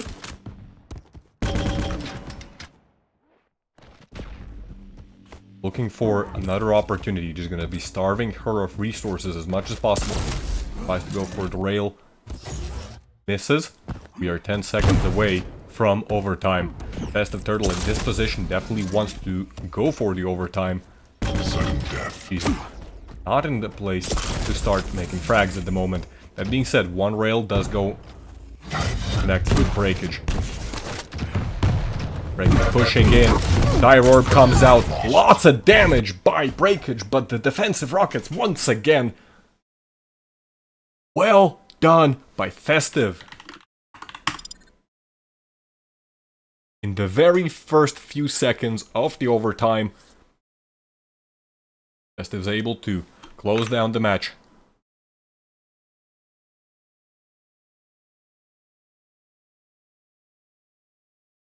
Goes the dino. I'm not sure what you mean, but yeah, sure, it does go boom.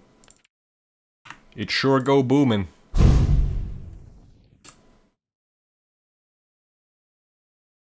Whew. These games, they're gonna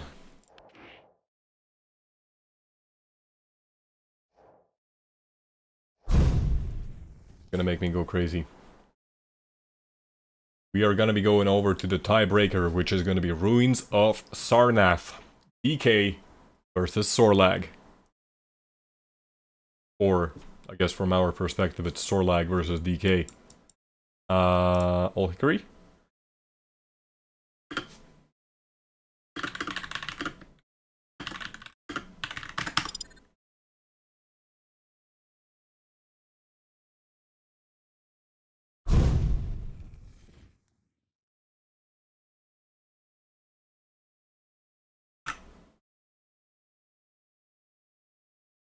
Wants to spectate the match.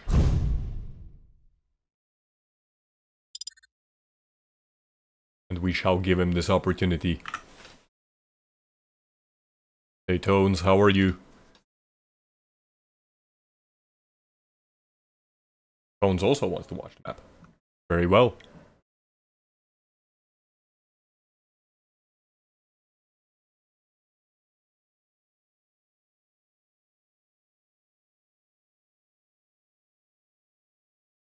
Two great maps so far. What do you guys think? Who's gonna take the third one?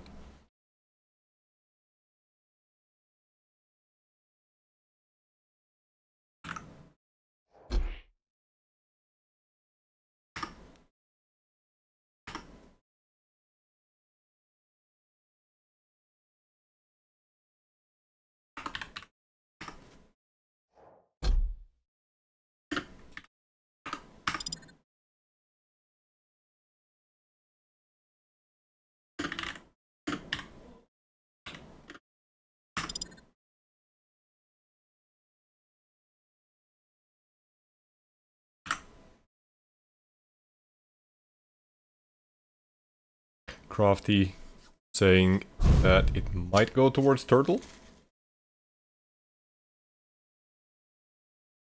This is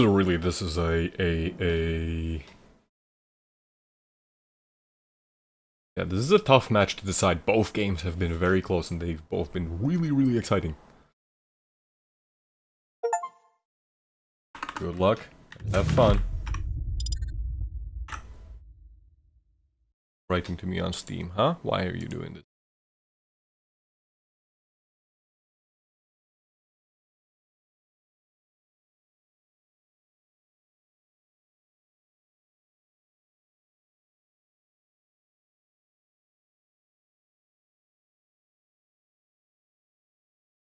I do want to give the advantage to Festive Turtle just because of the champion pick. I think some movement ability is very important on ruins. And with Sorlag she can definitely cross quite a lot of area. Very small amount of time. EK, not so much. That being said, the sheer amount of damage that DK can do in a very short amount of time is also very respectable. Starting off on Festive Turtle. Festive Turtle, who is actually a lizard.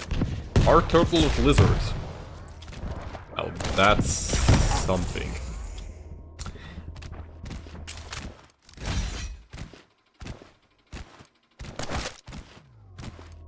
Turtle catches Breakage off guard, goes immediately in with the spit, but Breakage finds a good angle with the railgun to finish Festive Turtle off. Festive Turtle in the very last moments of her life shooting a rocket which is gonna just braid it. And the situation has been pretty much reset. Breakage previously also, like yeah, on his initial spawn he was able to get the mega health. Festive Turtle had the the heavy armor. And it's exactly the same situation all over again. Players going for a little skirmish in the middle of the map.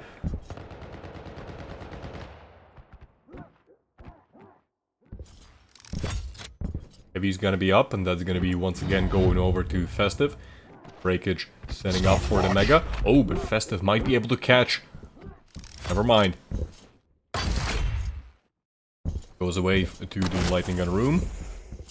Breakage is gonna hear that. Went up the jump pad. He's gonna go to the teleporter? No. Looking just for a railgun angle. Both players very careful. Here we go. First railgun connects in favor of Breakage. Another railgun in favor of Breakage.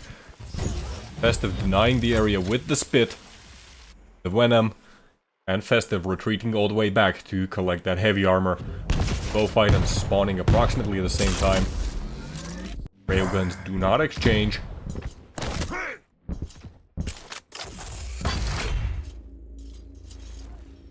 Breakage thus far playing a very defensive game. It's working out. Some defensive rockets coming out from Festive Turtle as she tries to push in for the mega health. Gonna take some rocket damage, but it's gonna secure it. Preemptive flame strike goes out. Doesn't connect. Festive Turtle about to fall on top of Breakage. Lightning gun damage. Is it enough? It's absolutely enough. Breakage was not ready. That's gonna be 2-1 favor of Festive. That being said, a lot of heavy machine gun coming out from Breakage right off the spawn. Festive might actually be able to get both major items. Never mind, Breakage already setting up. They're away.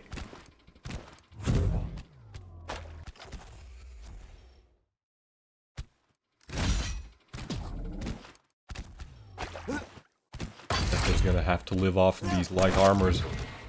Oh. Might be an engagement coming soon. Festive setting up for the Mega. Breakage actually being very careful and setting up on top of the arch. He's Festive able to do a lot of damage. Breakage able to just deny everything that Festive was able to pick up in the last 30 seconds. Breakage pushing through the teleporter with the lightning gun, catches Festive completely off guard. Off the spawn, can't do any damage. Ooh. Once again, that Tri-Bolt. Famed Festive Turtle Tri-Bolt.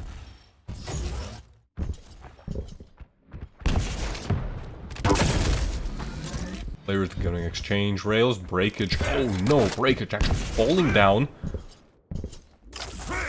Fortunately for him, it's not gonna be a life-threatening mistake.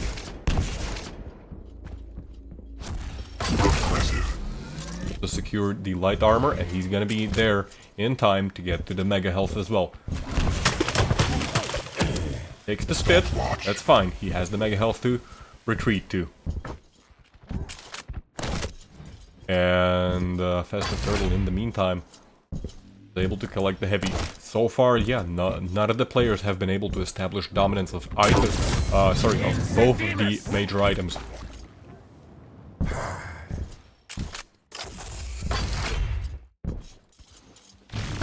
Fight coming up over at Mega Health. Both players just having a duel fight, having an LG duel. Festive Turtle emerges victorious of that. Takes a lot of damage right off spawn from Breakage's MG. 5-minute warning. 5 minutes in, we have a 1 frag advantage for Festive. Breakage still playing very defensively. Railguns almost connect.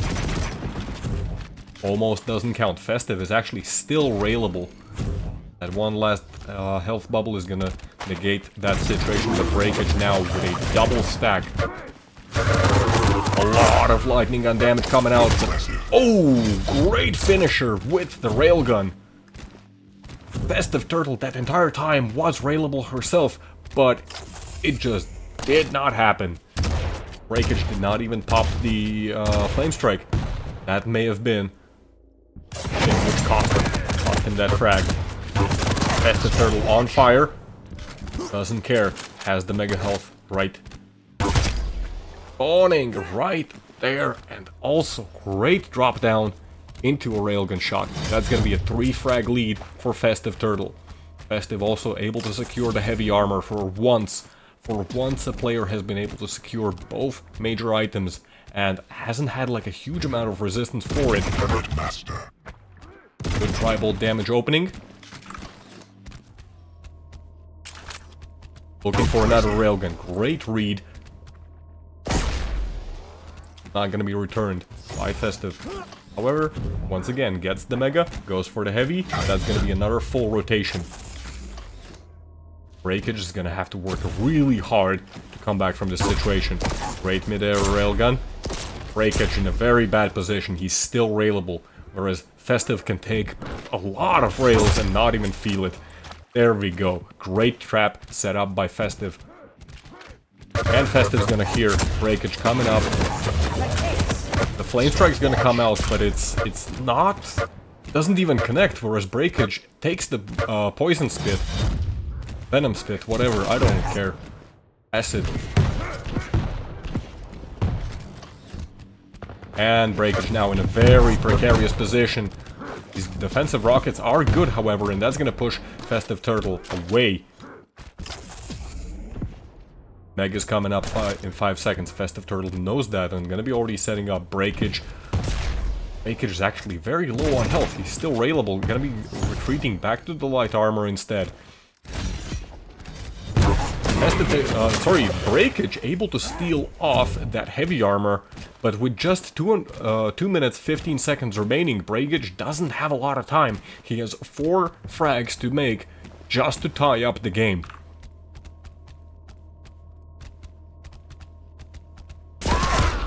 And that railgun does not go in the favor of Festive at all. Another great railgun.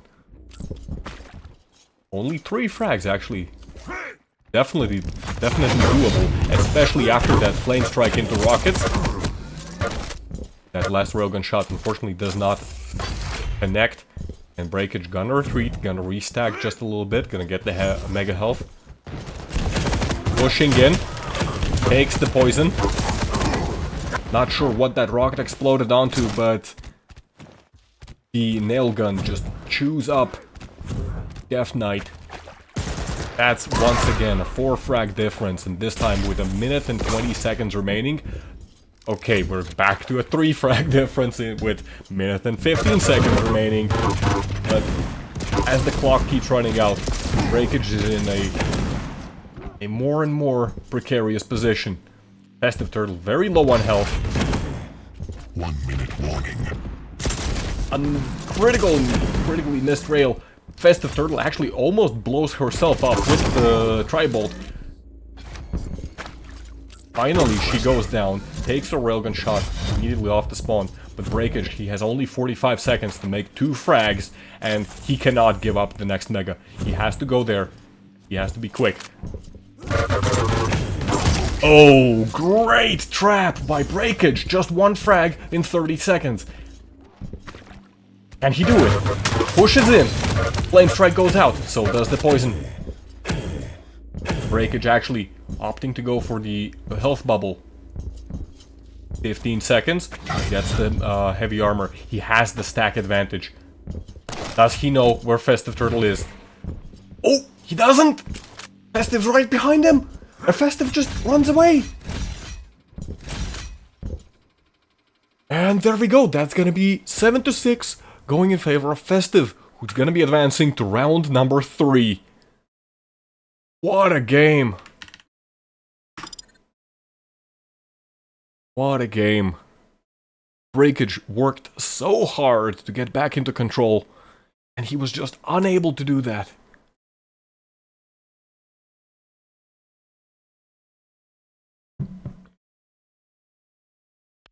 Very nicely done by Festive.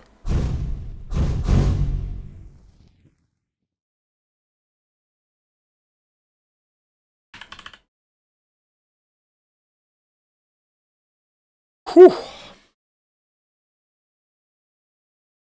Let's see, what do we have going on in the brackets?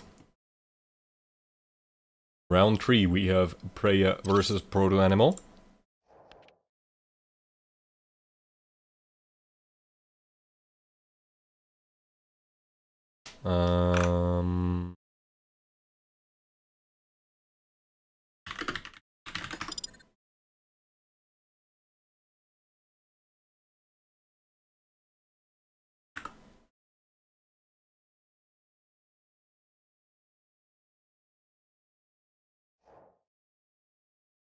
So looks like Old Hickory is gonna be casting Carson versus Festive Turtle. I'll try to see if we can find a game. Try to find a game so that both of us don't end up casting the same thing.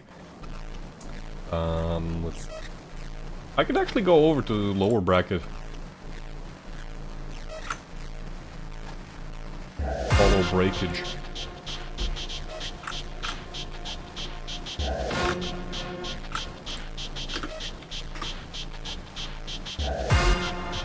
Yeah, looks like Preya already started, so we're not gonna be able to catch them. Yeah, that's fine. I'll go over to the lower bracket and follow Breakage.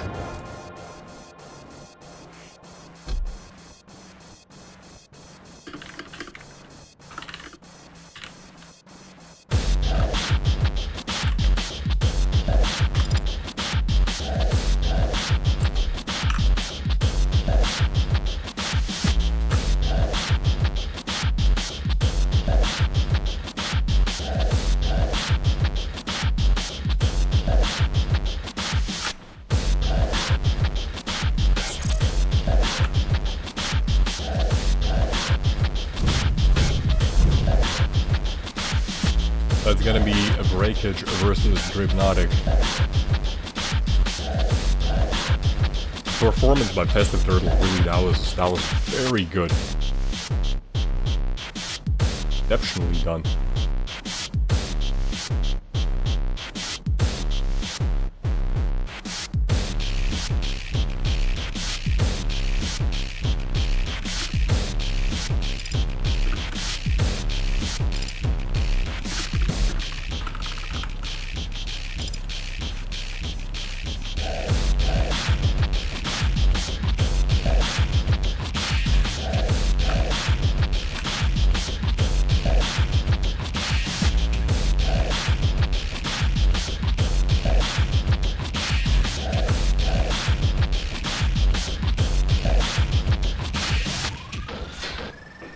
Crofty just really enjoying these tunes. I'm glad somebody likes them.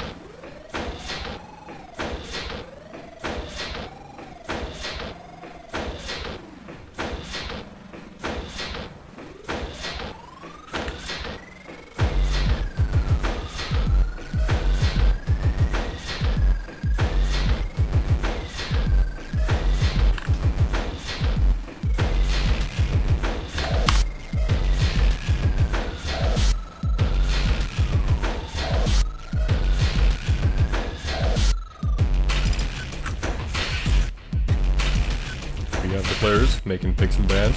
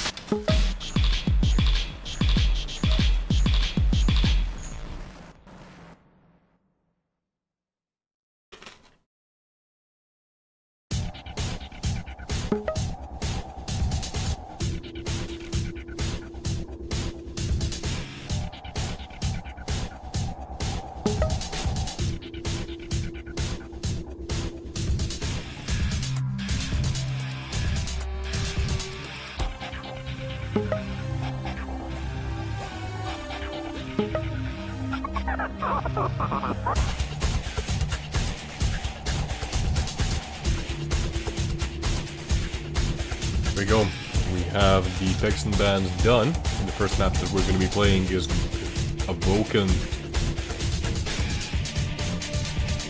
Breakage pick was Tower of Koth, my favorite. I am excited to see Tower of Koth played at a high level.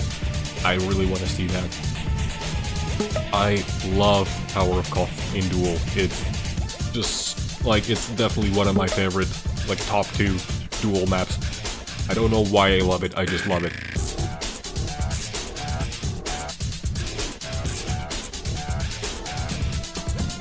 Hey Jack, like, anything above my skill level is high level, so at least that's like how I try to make myself feel better about myself.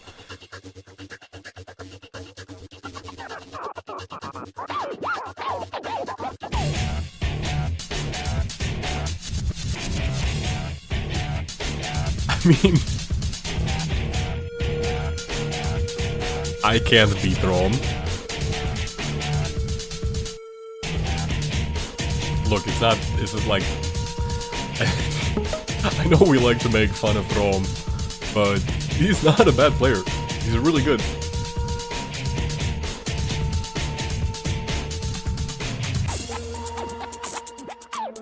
There's a good reason why, you know, like, yeah, sure, he played at KeenCon, you know? Last year, if I'm not mistaken. He got to play against the world's best. Not everyone can do that in a LAN environment. And you have to be of a certain skill, you know, to get there. So, if Breakage can beat Rome, I don't know, in my opinion, that's a high level.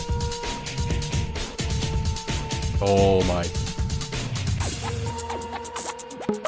Breakage gotta be playing strong and Peeker on Tower of Koth.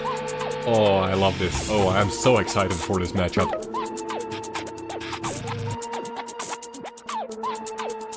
Like, exactly, like if you think about it, like, okay, I understand, like, the Quake champions, like, ranked player base, like, it's not very huge, but, like, what? There's only 300 players who are diamond and up.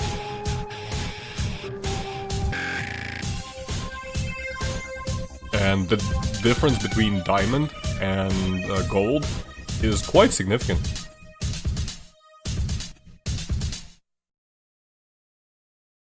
So, yeah.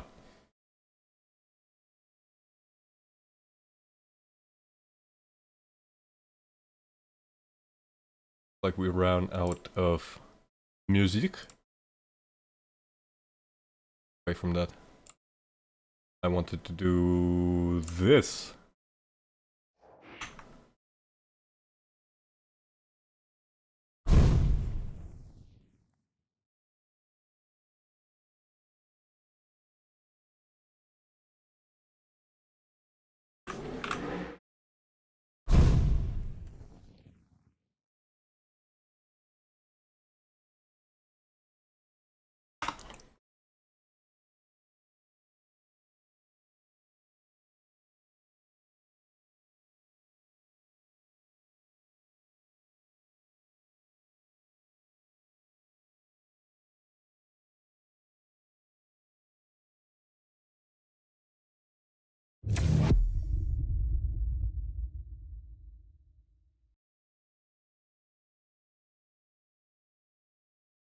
Oopsie, I forgot to change the thing.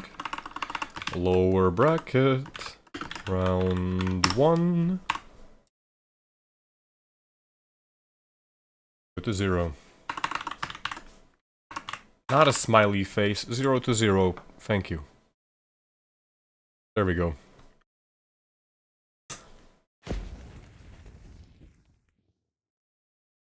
Like, the ironic thing is that, you know, like, I'm silver in Quake Champions. Although I don't play that super often. But, like, yeah, in Counter-Strike Global Offensive, I was the highest rank, which was Global Elite. And you have to keep in mind that in Counter-Strike, like, you have a huge amount of players. And, you know, in Quake Champions, like, I'm a nobody. Like, that's the thing, like, Global Elite in Counter-Strike is like bronze in Quake Champions. I'm not even, like, exaggerating. Like, okay, maybe not bronze, but, like... Anyways, doesn't matter, Counter-Strike sucks, you know? You know what's exactly, like, Quake is a big boys game. That's why we're watching Quake right now. Dripnotic versus Breakage. Breakage on Doomslayer versus Dripnotic's Visor. Unfortunately misses the jump, but it actually works out into Breakage's favor. And he finishes off Dripnotic with the machine gun. Dripnotic wasn't even able to get the last railgun shot. Another railgun shot missed from Dripnotic. That's gonna give a Breakage just a free mega health. And looks like he's gonna be able to secure the heavy armor on top of that. Dripnotic waiting at the bottom of the middle. Ooh, that could have been very dangerous. Go through the teleporter. Takes a railgun shot to the face and immediately retreats. Takes another railgun shot through the teleporter. Hears that Breakage is coming through. And decides to back off. Wisely so.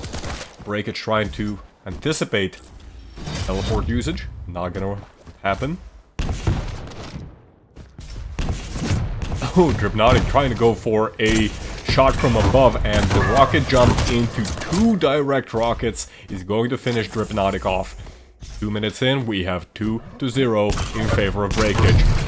More good rocket damage coming out from Breakage. Oh, but the defensive rockets from Dripnotic are not to be underestimated. And this overconfidence, it's an insidious killer. That's totally not a Darkest Dungeon reference.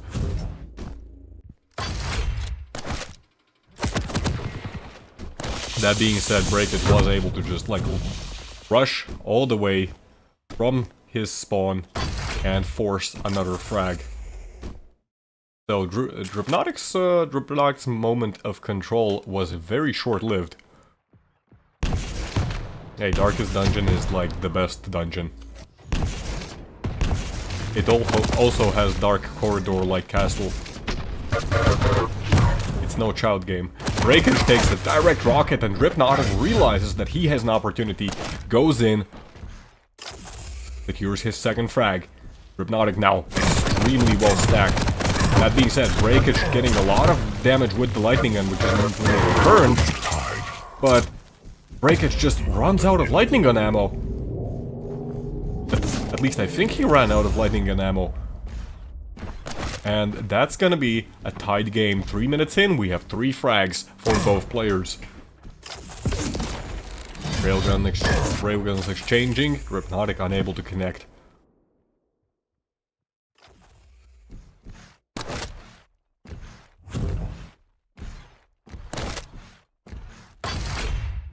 Hypnotic not happy that his railgun cannot hit anything. Sometimes it happens, you know, like...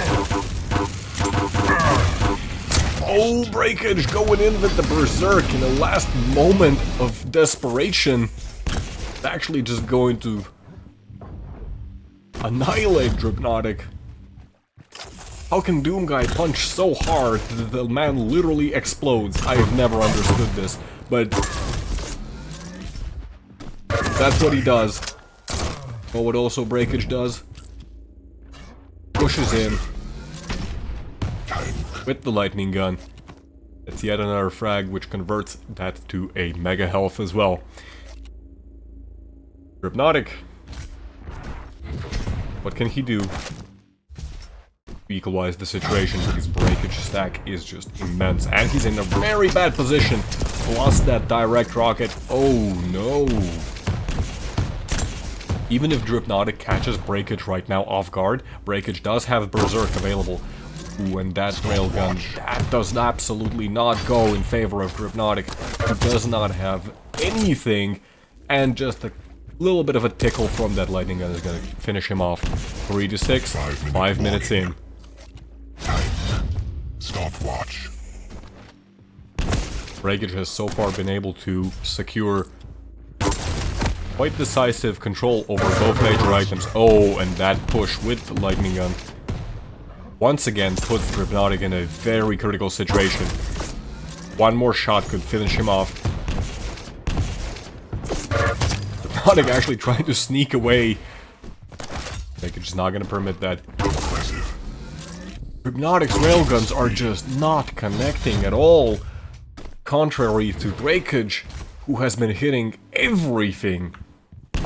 17% railgun accuracy versus 70 for Breakage. Yes, 17 versus 70. Stopwatch.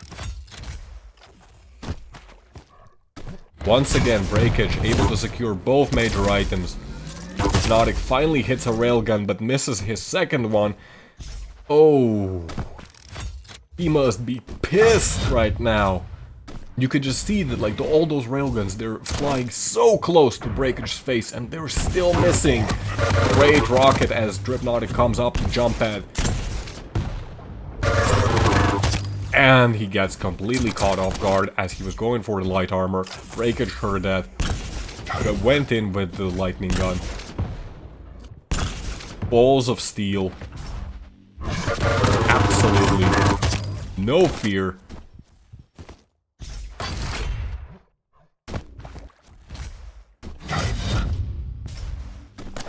Is 70% railgun rookie numbers, or is 17% railgun rookie numbers? Breakage at this point, sorry, Hypnotic at this point doesn't even look like he's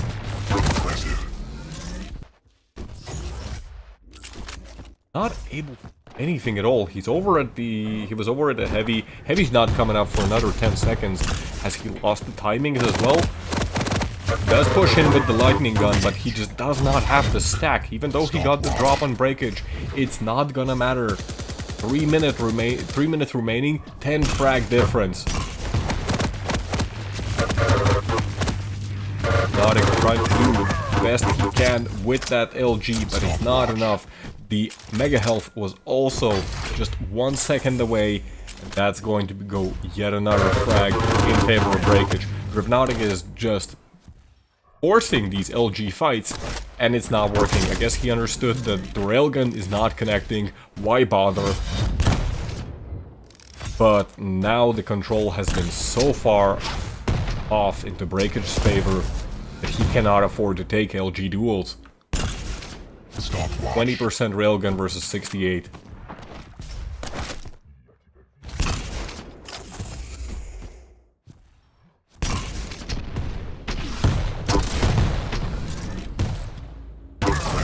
even through the window, getting those railgun shots. And there we go. Hypnotic completely unable to do anything. Gonna call the GG. Minute and a half in. Minute and with a minute and a half remaining.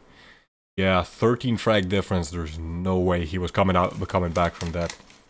Breakage also just showing great performance.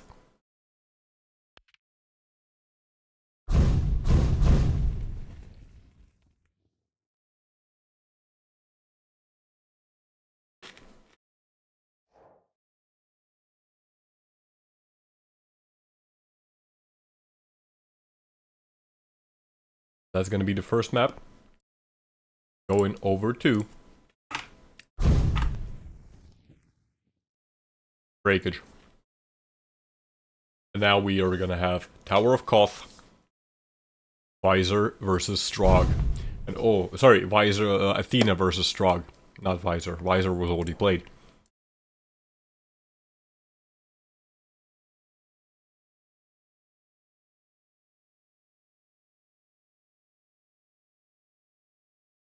Players are gonna switch up their servers. Hopefully that's going to equalize the situation if any one of them had an advantage just because of the server choice.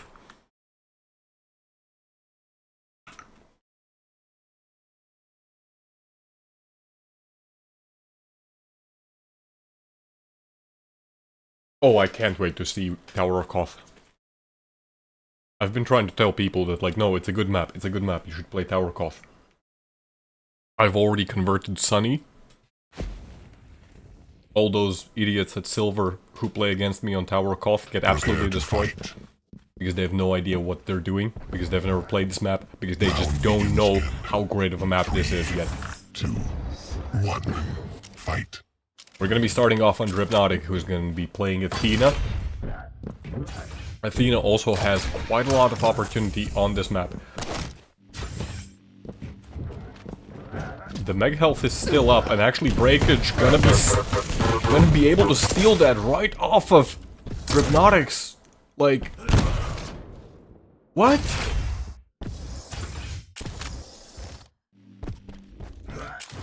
Hypnotic was not ready for Breakage to be there just yet, and Impressive. the rocket setup into a railgun. This is going to secure absolute control over the map for Breakage pretty much immediately. If it's not even a minute into the game, and Breakage has already established absolute control. Almost hits that rocket launcher shot.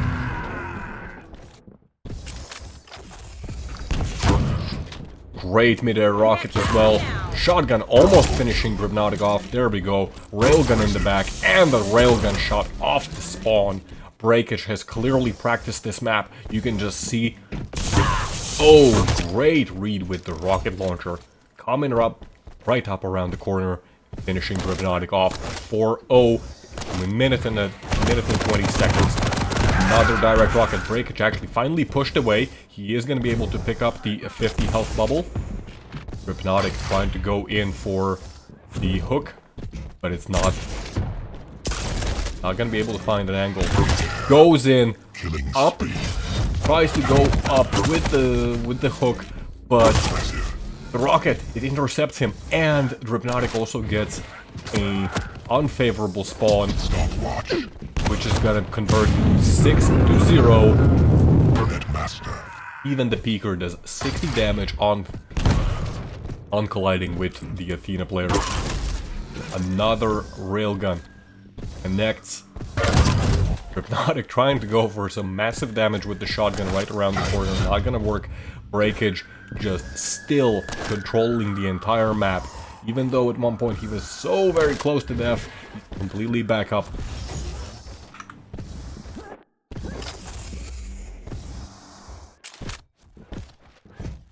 And Hypnotic this entire time has just been running around with no armor. Breakage knows that. He's already lining up. Hypnotic just picked up armor. Guess what? It's gone. Breakage just annihilated all of it with the railgun.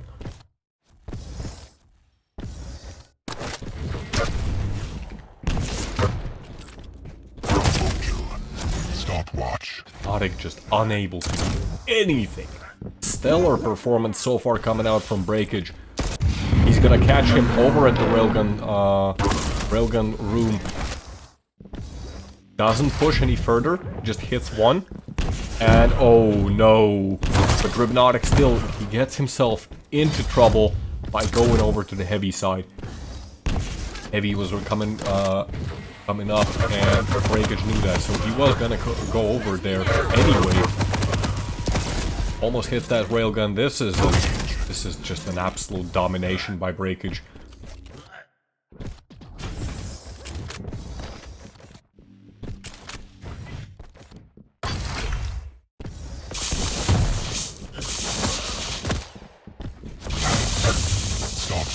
Gonna go through the teleporter. There we go. There we go. Nicely done by Breakage. You can clearly see that, yeah, he has practiced map quite a lot. There's a lot of tricky angles that you can exploit. That teleporter, that's a common mistake that a lot of players, they don't realize, you know. They're either on top of the platform or just like right there down below over the heavy, and they think like, oh, it's like, you know, there's not much that a player can do. In reality, that teleporter, it makes a huge difference because you can abuse it so hard. And Breakage is doing a great job just playing the map. Hypnotic unable to do anything about it. We're not even 5 minutes in, and it's already 14-0. Hypnotic gets the light armor, gets immediately deleted. Stopwatch. The heavy armor is also going to be going over to Breakage once again. Hypnotic has been able to pick up one heavy armor and one light armor.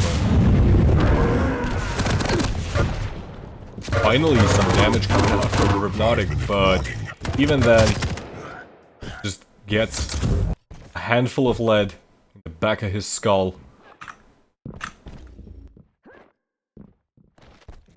And once again, Breakage. Gonna get the heavy. Third Hypnotic was going for it as well. I really want to emphasize just how well it's clear that like Breakage has understood the map. Early on in the match, he also had a moment where he was standing on top of the teleporter to get an angle over at the heavy side. Like, if you want to learn this map, this is a good example of all the tricky little places that you can abuse. This match is a great example of how this map should be played. At least from Breakage side, not so much from Hypnotic. Don't want to like keep dying 18 times in 6 minutes. One frag left. Indeed, Sonny. Stopwatch. Hypnotic got the head full of lead.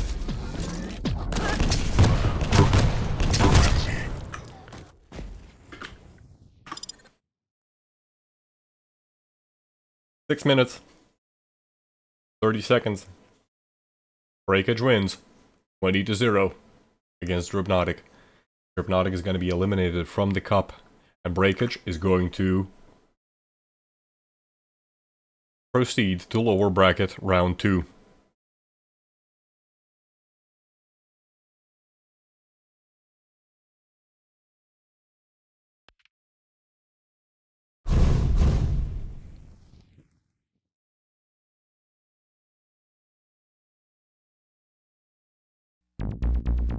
This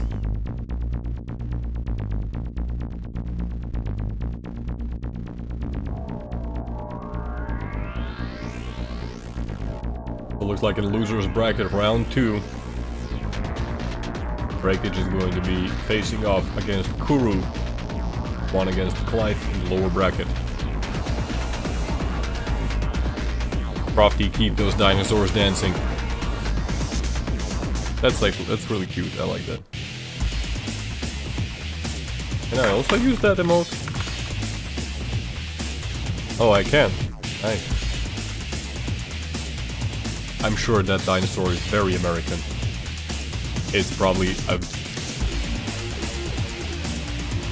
100% wholesale American dinosaur.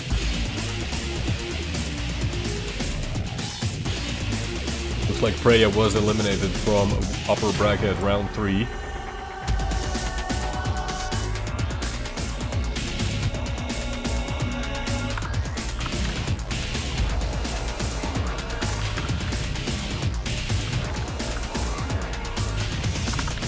I am most likely gonna stay in lower bracket. Follow Breakage on his journey to break. Oh, that's a pun. That's a real pun. Breakage's journey trying to break out of lower bracket.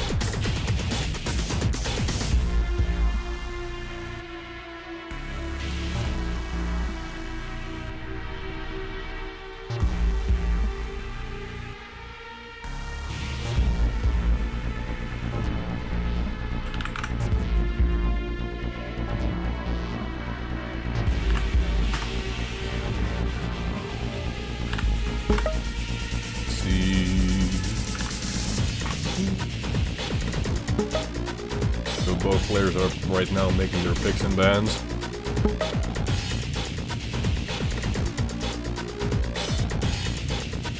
Yeah, I was really surprised that Davis got eliminated very early on in the tournament. At least, I'm not eliminated from the tournament, but eliminated from the upper bracket. Given that in Moonbeam and number 1, he was able to get to the semi-finals in the upper bracket. Wait, let me switch the scenes so we can see what exactly the players are doing, because they're making picks and bans right now.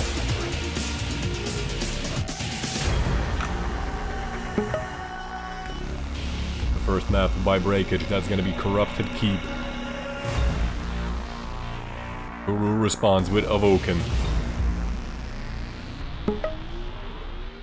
Guru going for the Strogan Peaker. Let's see. I don't think Crucible has been played so far in the entire cup. Sonny, how do you feel about that? I've been, you know, fanboying over here about Tower of Koth. I'm sure you want to see some Crucible.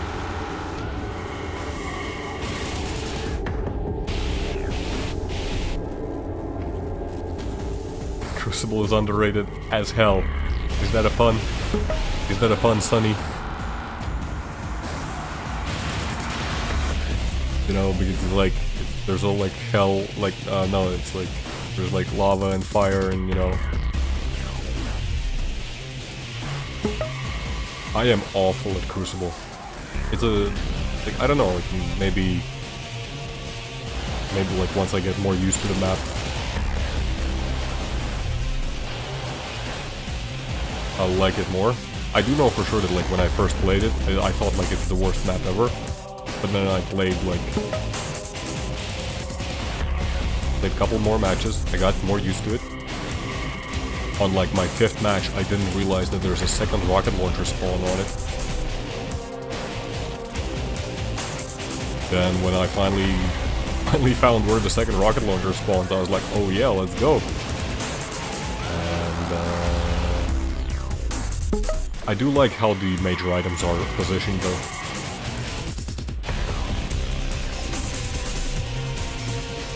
I generally like, yeah, when major items are in positions that you can't like really get them for free, where you have to like put yourself in, kind of expose yourself or put yourself in a position where you can't easily get out of.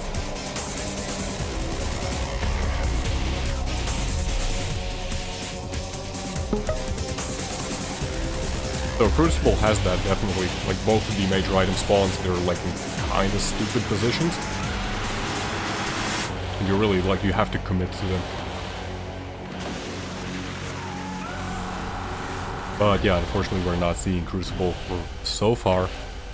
Maybe we're gonna see it in the Grand Finals, maybe we're gonna see it in the Semi-Finals. Let's see. Let us see.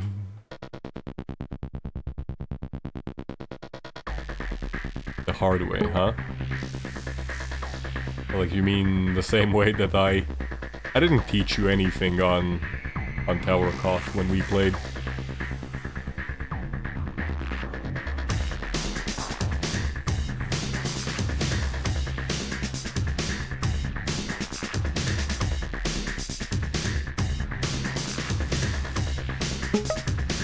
There we go. The players have made their map decisions. Corrupted Keep is going to be the first one. Strogan Peaker versus Eisen.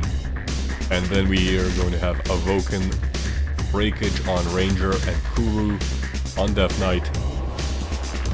If it comes down to a tiebreaker, that's going to be Deep Embrace.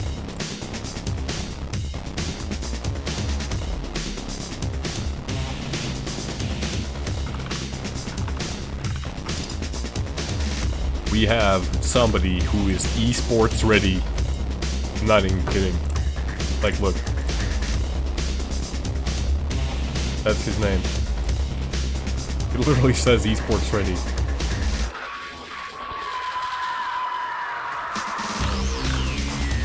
Let me change this thing, so that's lower bracket round 2, right? Let me just check real quick. Yeah, lower bracket round 2.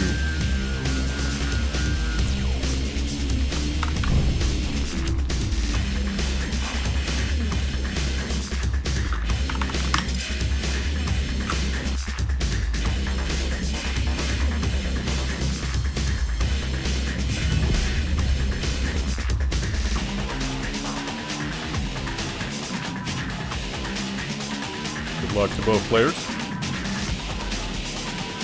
May both players have fun. May the best win. We are loading right now into Corrupted Keep, which is going to be the first one we're going to be playing in this match.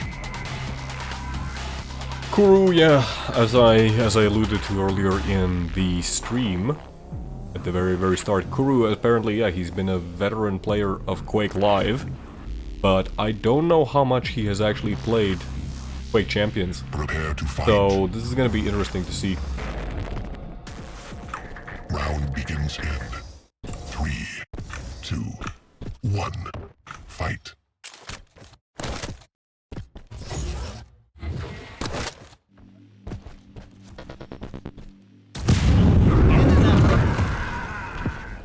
Starting off on Kuru, just because I want to see, get acquainted, you know, what exactly he's all about. According to Jack, he's all about aim and nothing else. So probably a clan arena champion, you know. I remember back in the Quake Live days, there used to be players who just like played nothing but clan arena and they had insane aim. But then like you try and play against them in Duel and they're just awful.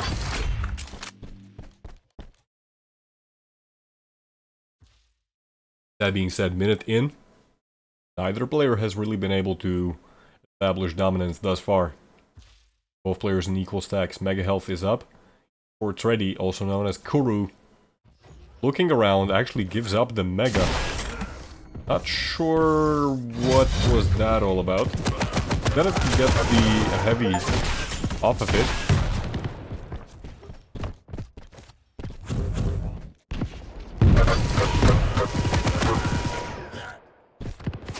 Some damage coming out from Kuru, but it's just not enough.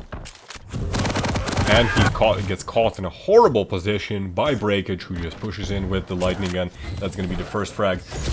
Kuru a little bit too early on the Mega Health pickup. Oh! Steps onto Breakage's rocket.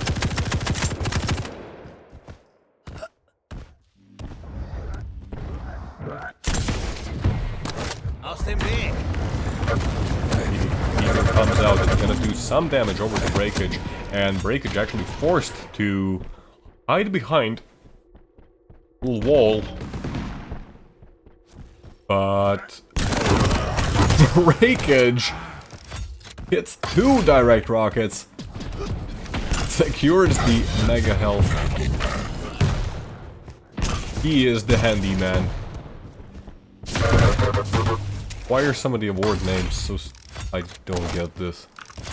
Do they sound just as cringe to a native native English speaker as they do for, like, foreigners?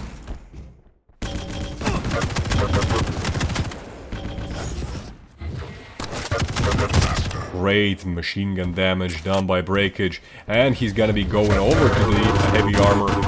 Kuru's there, but he's not able to do much of anything and just gets cut down by the lightning gun.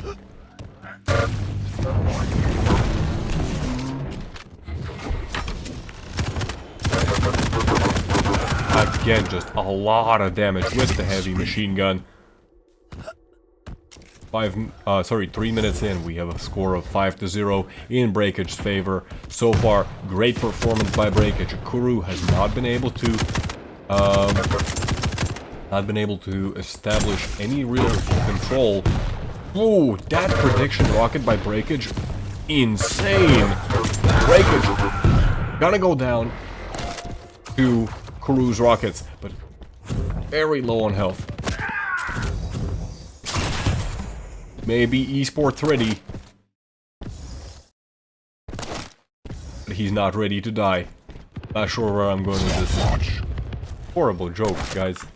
Why are you listening to me?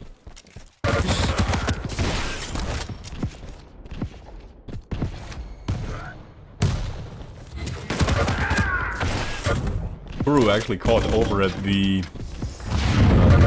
heavy armor. Oh my god, and that wasn't good. Kuru was going around the corner, used the peeker, but did not realize that he was in vision of the turret, and while he was trying to destroy the turret, he took an immense amount of damage from the turret. And at that point, Breakage, all he had to do was just tickle him a little bit. There you go, 6-1. That's the result of that.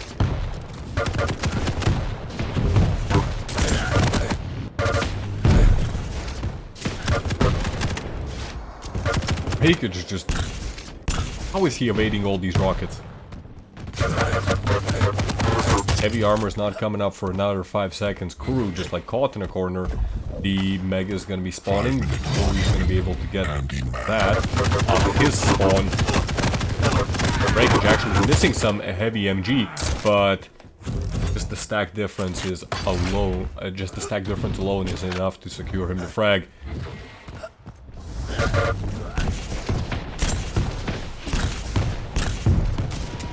A bit of a skirmish happening in the middle of the map. Kuru taking an insane amount of LG damage. Breakage gonna be winning that one. Gets the mega health. Kuru. Oh no, he went through the teleporter, ate a direct rocket, then got pinned in the corner.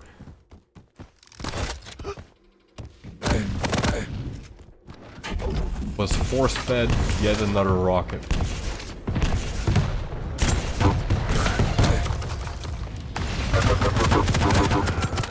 Wherever that insane aim is that Jack said Kuru has, I don't think we've even seen much of it so far.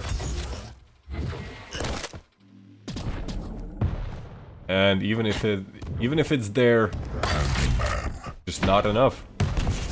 Kuru has no control on the map. Yeah, he's getting a major item here and there, but Breakage is reading him like a book.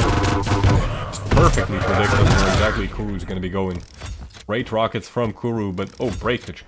Come on, that jump wasn't even hard. That jump might actually cost him the life. Does Kuru know that Breakage is so low on health? Well, it doesn't matter because he's been able to recover.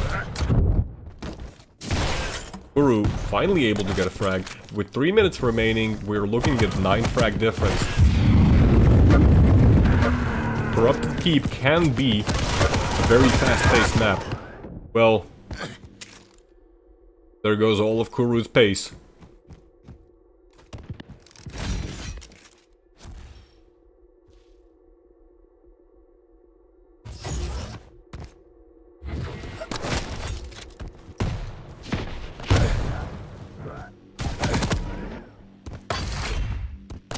Breakage is just dancing around Kuru.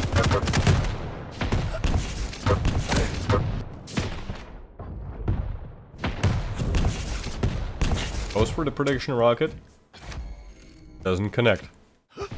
retreating from the high and going in again from the high ground. But you can see that like Breakage constantly just peppering Kuru with the machine gun.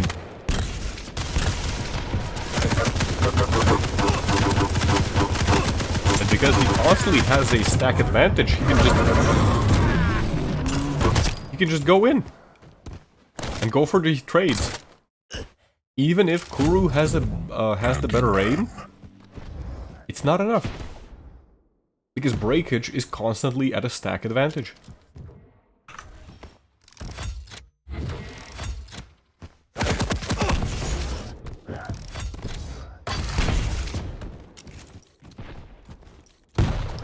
Minute and a half remaining, 11 frag difference. This seems pretty sealed.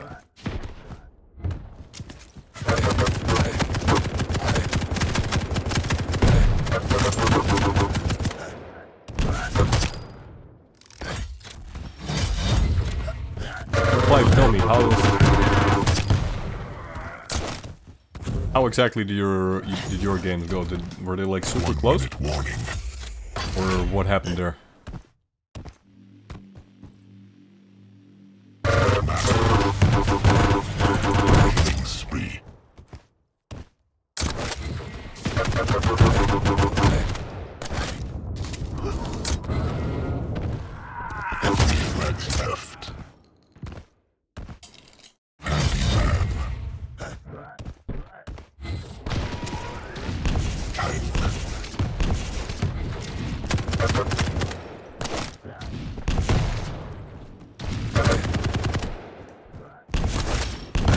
Well, Breakage with a 15 frag advantage.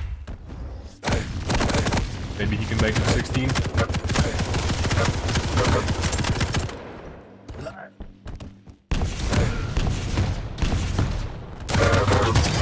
Yep, there we go. 16 frag advantage, he's gonna take the first map.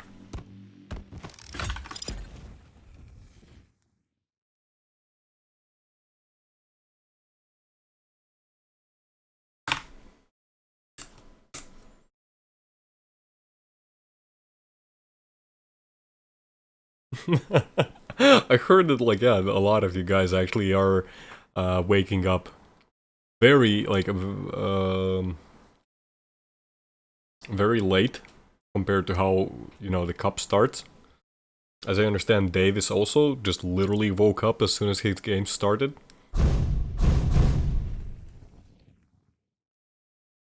So, yeah.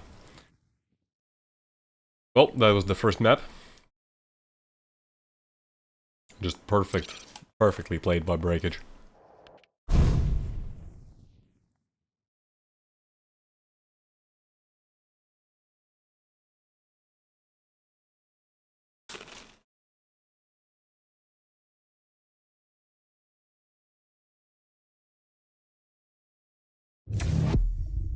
Wait, what do you mean you don't know where to put your left arm? Like, put it on the keyboard. Or if you're if you're a lefty, you put it on your mouse. Sonny wakes up at 5:30 every day. I actually have to work according to American time. So I'm waking up also at like 10 AM. But it's at like my place.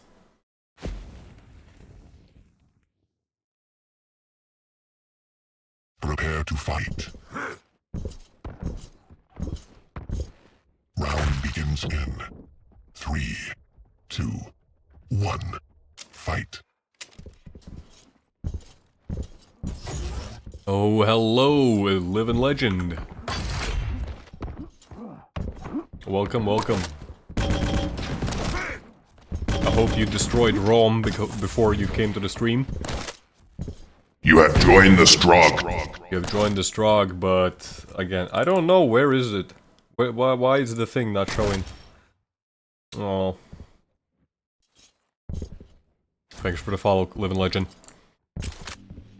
That being said, we are on map number 2. Esports Ready, also known as Kuru. A long-time Quake Live player. Against Breakage.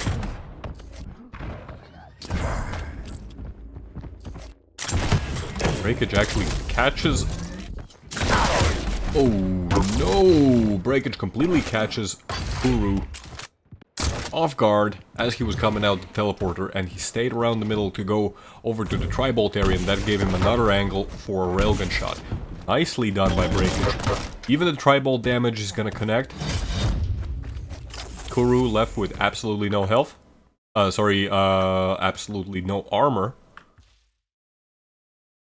Living Legend eats Rome for breakfast. Well done. That's exactly how it should be.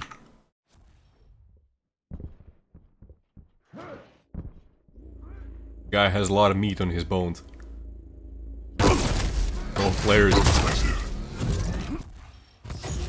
They knew where they were, but Kuru just, once again, Kuru just does not have doesn't have the stack to be making these kind of aggressive plays, and he's doing them anyways. So, is this gonna be a complete repeat of what we saw in the earlier map?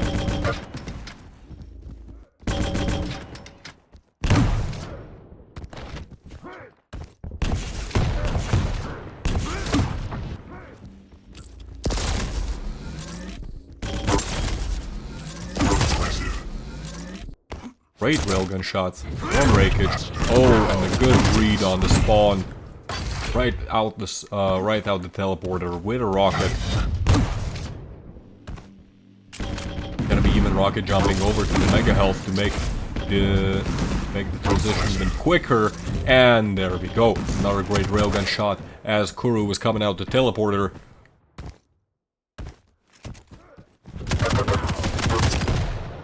And gonna finish him off with the machine gun. Kuru is just completely out of control the entire time. Feels like, yeah, at times he's trying to force the fights a little bit too hard. He just does not have the positioning. He doesn't have the stack to do that. Even over here. Caught off guard, went over to the light armor, and Breakage, all he had to do was drop down, even if by miracle Kuru was able to hit 2 direct rockets, Breakage would have still been alive.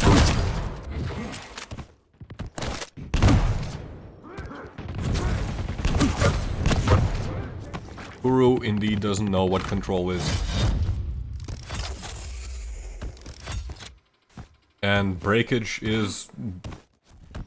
he's playing around that fact perfectly. Great use of the dire orb.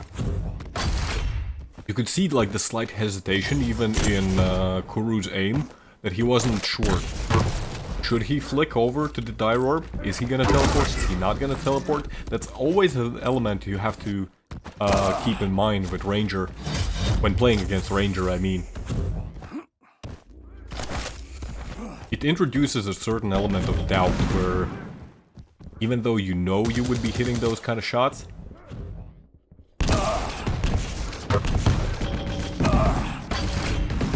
there comes a moment that as soon as you see that orb, you're just like, start thinking like, ooh, is he actually gonna teleport? Should I switch my aim, you know?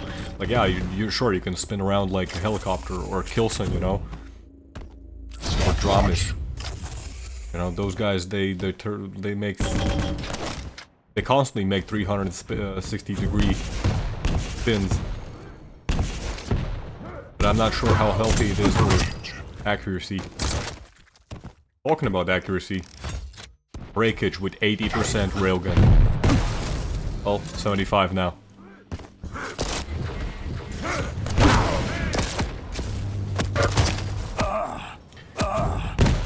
This looks like, yeah, it's gonna be a complete repeat of what we saw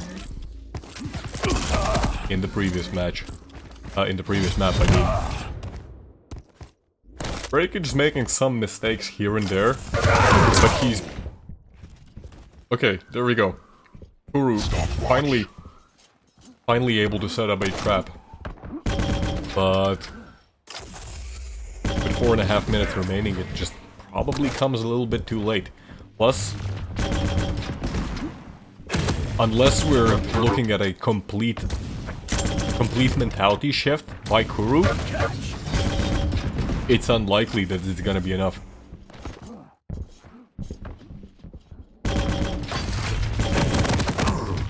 Breakage, Even able to get a lot of LG damage. The tri-bolt just does not connect. There we go, breakage once again, back in control. He does take some damage as he's coming out the teleporter, but it is not enough.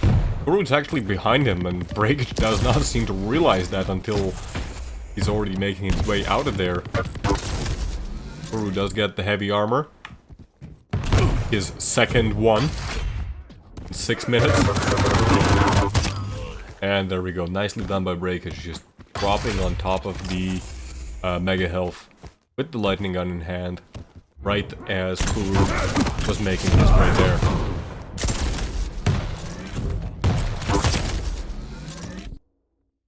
Stopwatch. There we go, yeah, like... Kuru's doing damage. Kuru's doing damage for, you know... for all that he can do. With the stack disadvantage and the positioning disadvantage. He's doing damage as much as he can, given the circumstances. But when we're looking at 2 heavy armors versus 11, and your opposing player has a 1k damage advantage, that's not a good sign. Usually it's not even possible to achieve those kind of numbers because simply the player who has no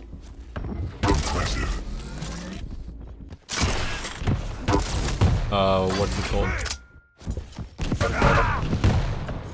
The player who has no heavy pickups, they also never have the stack, so the damage numbers at one point actually end up being for the high scoring player kinda relatively low.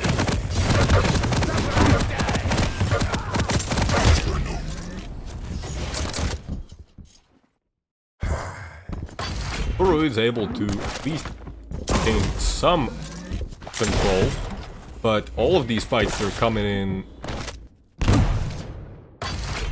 at a massive cost. There we go.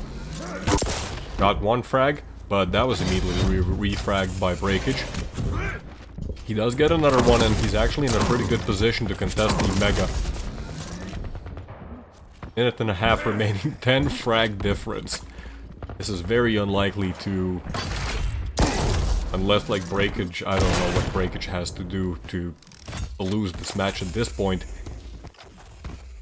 Even hits that last railgun shot, like... Yeah, breakage's use of the railgun has been just perfect. 64% railgun accuracy, but the angles that he has been taking... It's not just about the fact that his railgun accuracy is higher, it's about the fact that a lot of these railguns, they are completely unreturned because Kuru does not even suspect that they might be coming.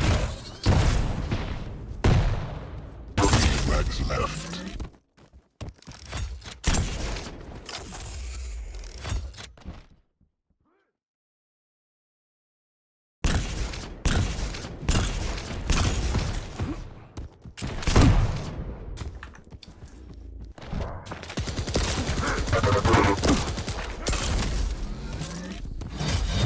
Legs left. 20 seconds, 5 to 18.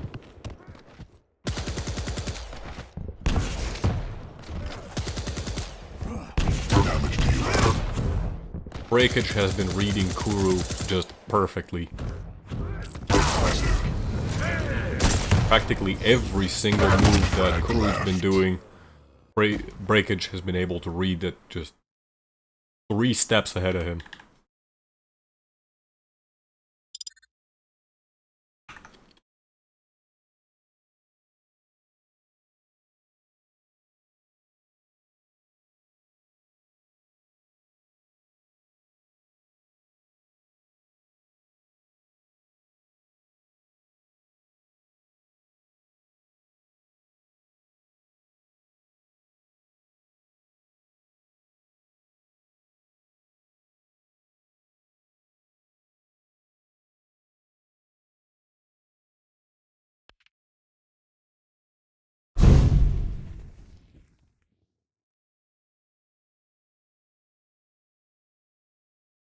So there we go. That's gonna be Breakage. Advancing to lower bracket, round 3. Look at the brackets. Ooh, he's actually gonna be playing against Preya. Who eliminated Davis in round 2.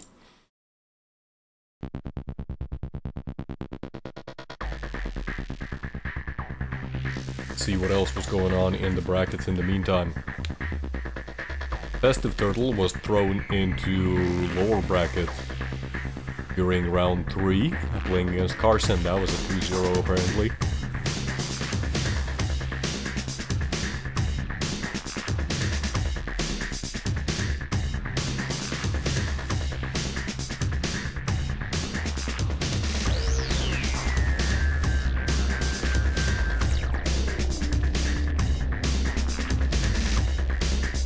Festive actually showed a very good performance against Breakage earlier on in round 2. In fact, we might even get a rematch if Festive can beat Davis. Well, and Breakage has to beat Preya.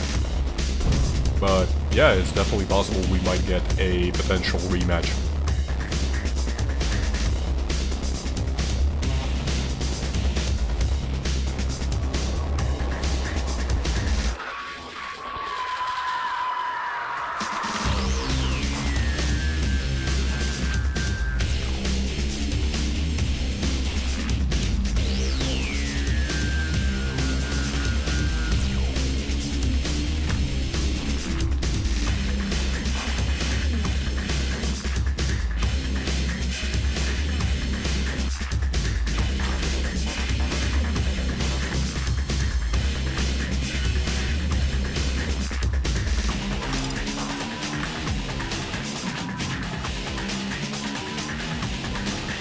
Breakage and Preya are right now doing their picks and bans. Tower of Koth is gonna be our first map picked by Breakage. Preya actually banning Crucible. Breakage, yeah, he did a really good job previously with Strog and Beaker on Tower of Koth. I'm not surprised that he's gonna pick it again.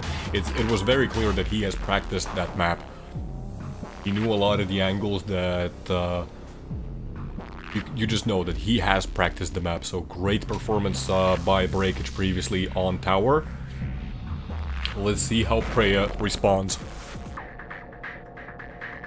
Also, I have a beer which is just like getting warm over here.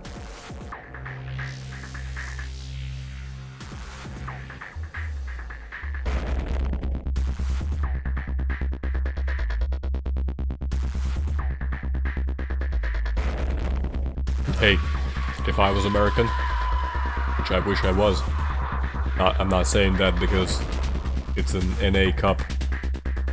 Maybe, I don't know, it's not confirmed. I can also not confirm nor deny this fact. There we go, Fiskit, aka Tyler. Let's go, spam that US propaganda. But I'm just saying, like, if I was playing in Moonbeam right now, I would also be picking just Tower of Koth, definitely. I would be playing so much Tower of Koth. And yeah, Tower of Koth is one of the only maps where I have been able to reliably beat higher ranked players. Because nobody plays that map, and I don't understand why. Breakage actually banning Strog and Beaker, probably to deny it from Preya. Breakage has shown a very good performance with Strog himself.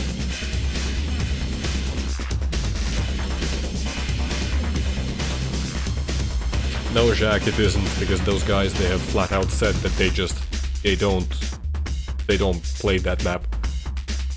So, you know, like, yeah, it was pretty clear that, like, it was kind of like what we just saw, kind of what we just saw on the previous match, Breakage versus Kuru.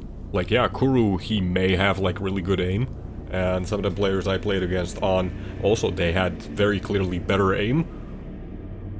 But, you know, I was constantly in control. I was constantly getting free damage with the railgun. I was constantly, like, making the correct rotations, which is, like, really surprising for me, because, you know, I am not a great player. But, yeah, it's definitely, it's a map that can snowball really hard. And I love it. I really, really, really love it. I want to see more of it. Interestingly enough, actually, Breakage is going to be playing Death Knight on Tower of Koth. Freya going for a relatively safe pick, which is Visor. Visor is kind of like, yeah, that jack of all trades who, in theory, he can work on every map. Map number 2, that's going to be Freya's pick, Avoken. Freya banning Athena, and Breakage picking Ison.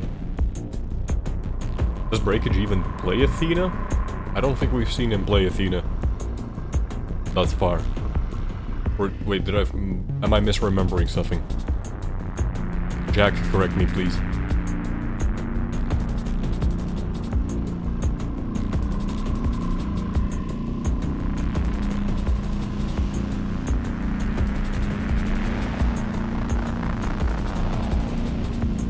Have we actually seen Breakage play Athena? I'm just a little confused about that Athena ban. Is that just like a generic ban by Freya, or is there like a specific matchup regarding what Breakage plays?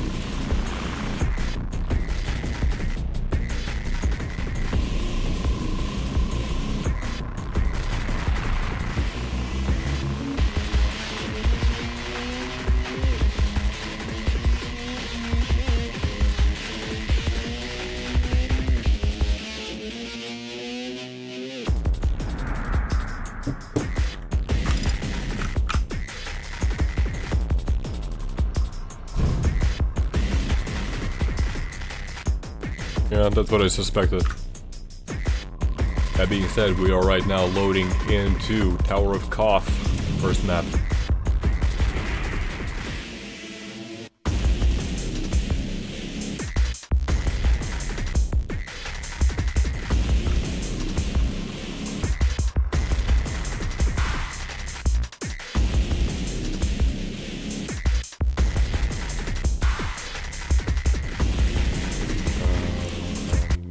This scene, there we go. And I forgot to change the thing, of course I did. Lower bracket round 3, 0 to 0. Prepare to fight.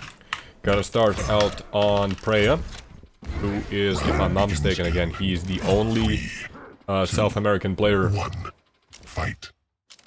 actually playing in Moonbeam right now. Breakage is gonna trap himself over at the railgun room. Is able to actually get out very smoothly out of there. I was expecting that Breakage is just gonna get completely trapped there.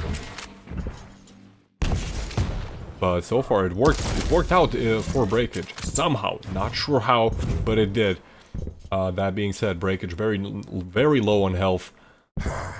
Gonna have to give up the mega health also to Freya. Freya has been able to pick up some of the light armors as well.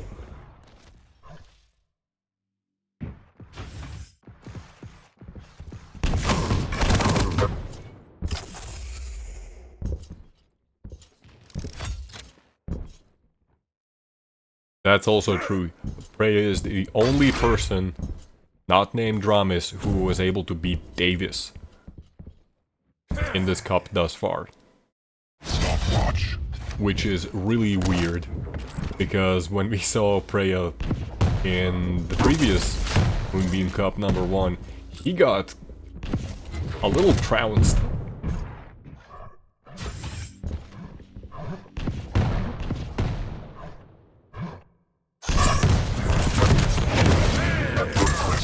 Freya actually caught in the lower corridor by the 50 health bubble, and that's gonna be another frag going into Breakage's favor.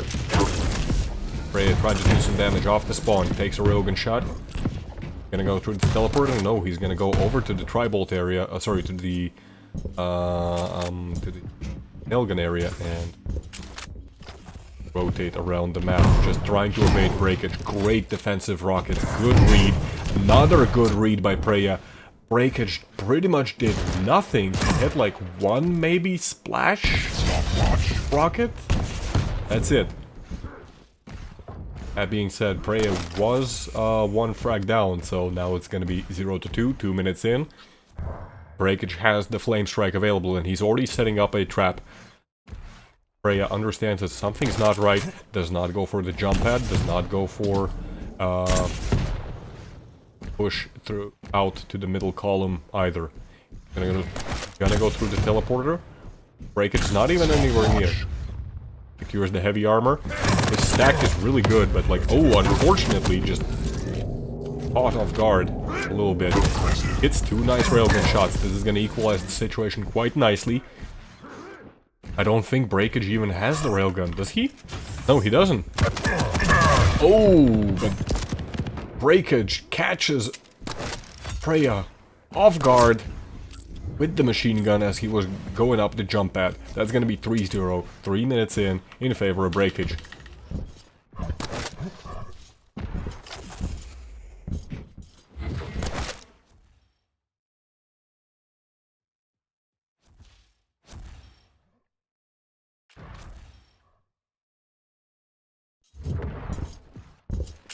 So far, both players slowing it down a little bit. Preya is right around the corner. He rushes out with the lightning gun. Doesn't do a whole lot, but Breakage's defensive rocket doesn't do a lot of damage, but sends a message. Preya is going to make himself known as he's jumping around and shooting rockets around the corner. Breakage is ready for that.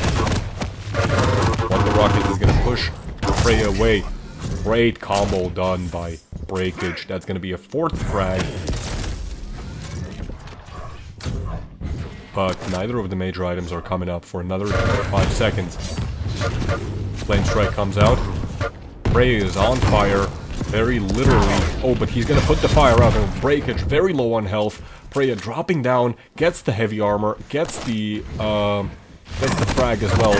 He was a little slow coming up the stairs and through the teleporter, and that's gonna cost him his life. If he was earlier there, he would have been able to catch Breakage, and he would have gotten the mega health on top of that as well.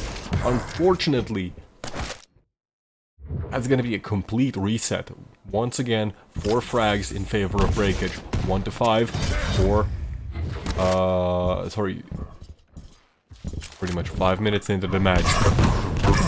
Very ballsy push by Preya, not gonna work out for him. Breakage was ready for that. Great rockets.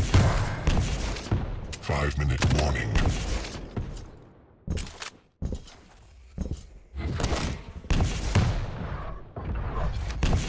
Preya right now. Nice little... Oh no! Breakage, he did not realize that he had no lightning gun. He switched to it.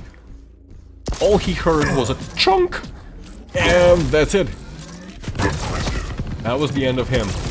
Had he not switched away his weapons, he probably would have won that fight. That being said, Breakage's machine gun is just insane. Preya was trying to close the distance that entire time, but it was not working out. Preya also eats a rocket that Breakage just left for him. Breakage doesn't have, he doesn't... Okay, well now he does have lightning gun as he steals it from... takes it away from Preya's corpse. And these rockets are just destroying Preya right now. I have a feeling that Preya is maybe feeling a little bit pressured, and that's kind of starting to get to him. He's pushing fights, he's like trying to force it, maybe a little more than he should. With 4 minutes remaining, he has 6 frags. At least tied the score.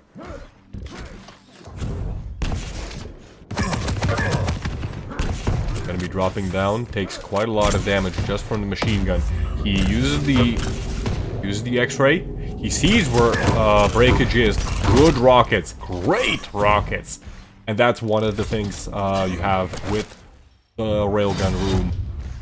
Once you go there, you have no escape options. You either fight and you win, or you fight and you die. That being said, Preya had no idea that Breakage was already setting up for the Mega, and that's gonna cost Preya another frag. He does get a really quick refrag off the spawn, but he is so very low on health, and time is not in his favor. He even sets himself on fire? He does survive it, but he's not healthy, not even in the slightest. He's gonna make the gamble to try and go for the Mega Health, but it just does not work out. And there, Breakage is gonna be able to hit the railgun shot off the spawn. That's gonna convert it into yet another frag. Gets the Mega Health. Heavy's coming up soon. Prey is kind of setting up for it, but Breakage still has the stack advantage, and on top of that, he has the frag advantage, and time is not Preya's friend right now. Breakage actually quite early to the Mega Health.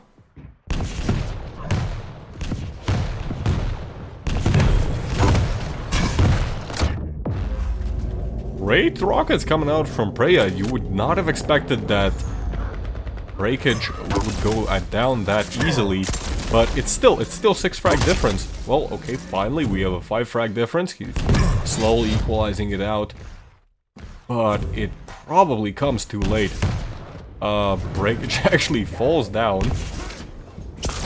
Doesn't hit the railgun either. He needed that. He desperately needed that. It's definitely possible to make, like, in a minute and a half, you can do 5 frags. You can do it, but everything has to go into your favor, and with just how much damage he took, with that missed railgun shot, it doesn't look like it's gonna happen. The heavy armor is also going over to Breakage. 45 seconds, 5 frag difference, and Prey is super low on health. Breakage does go down finally to Prey's rockets. 4 frags, 40 seconds. Vision is popped.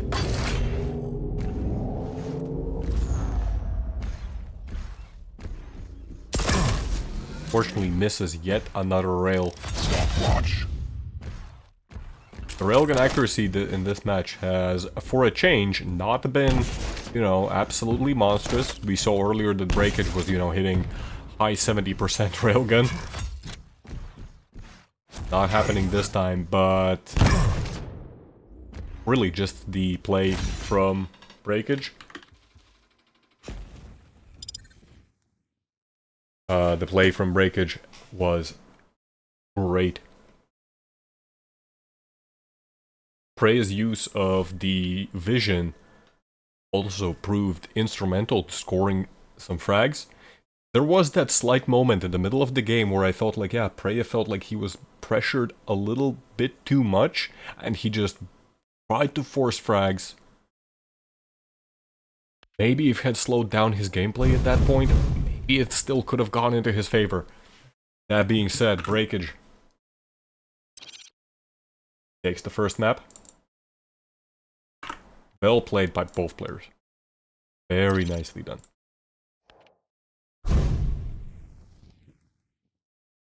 And we're going to be loading into map number 2.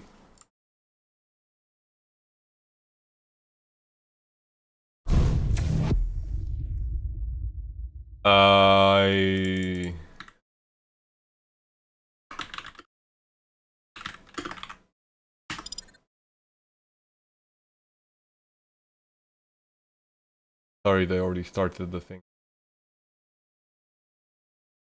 Sorry. Sorry, all Hickory and Tones.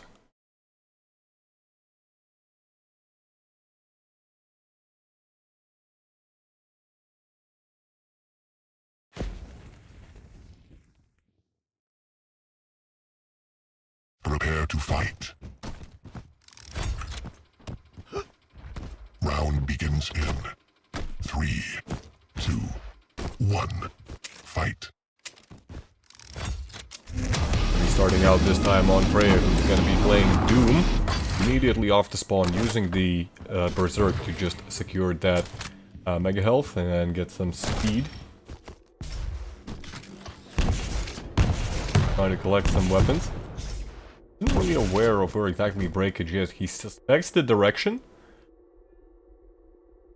Doesn't know his exact position. Both players taking it very slow, just gonna be waiting for the next rotation of the major items. Breakage has set up a little fortress of his over at the railgun.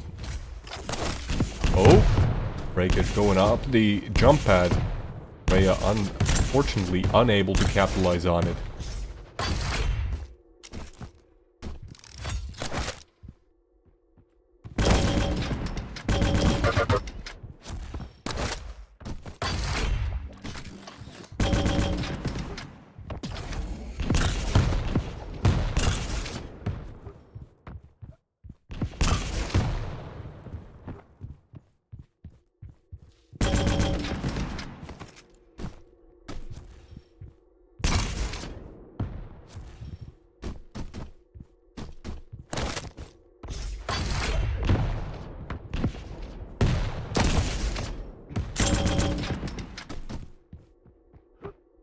We have a bit of a fight coming up in the middle.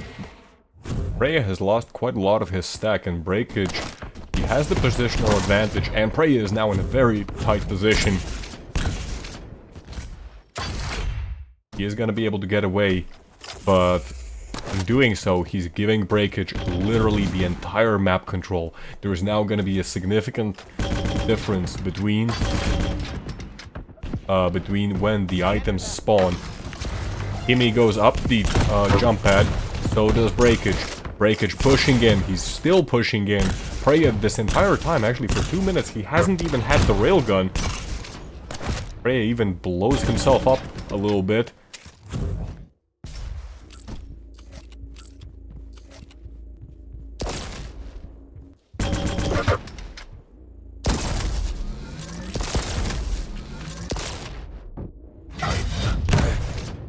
And there we go, the first frag goes over to Breakage.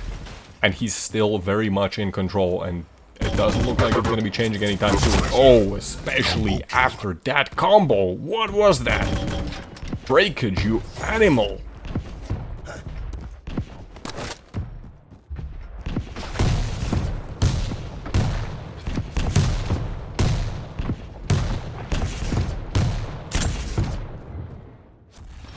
Both players exchanging rockets, but not enough. Freya just trying to push Breakage away with the rocket spam.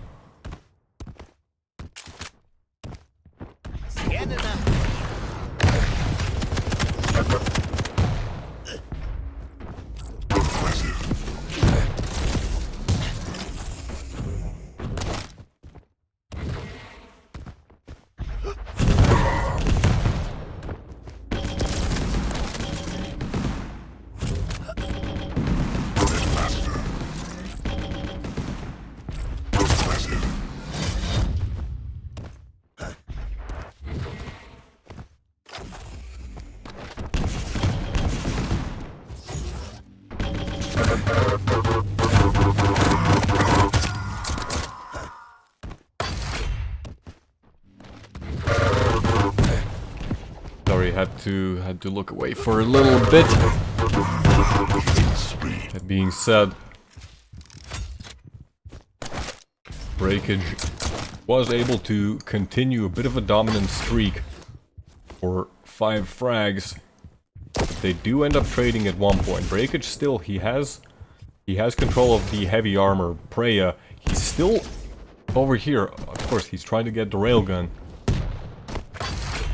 Attacks are approximately equal. Breakage once again, just showing more of what we have seen already previously. Great positioning.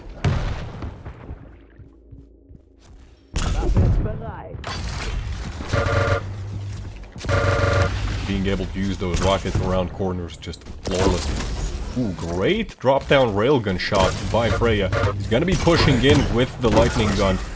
Almost kills Breakage. There we go. Great railgun connecting, finishing Breakage off. This is already getting looking pretty good for Freya. That being said, he does not have a whole lot of armor. Tries to go for one railgun shot, hits one of them, but he takes a lot of damage in the process, and he might go down to a machine gun if he's not careful. Breakage, yeah, was low, but he had the Mega spawning right behind him. In the process, Freya unfortunately forced to give up the heavy as well, and once again Breakage is completely back in control. That being said, if Freya keeps hitting these railguns, he can come back. Oh, unfortunate, just a little... Stayed in Breakage sight just for a little bit too long.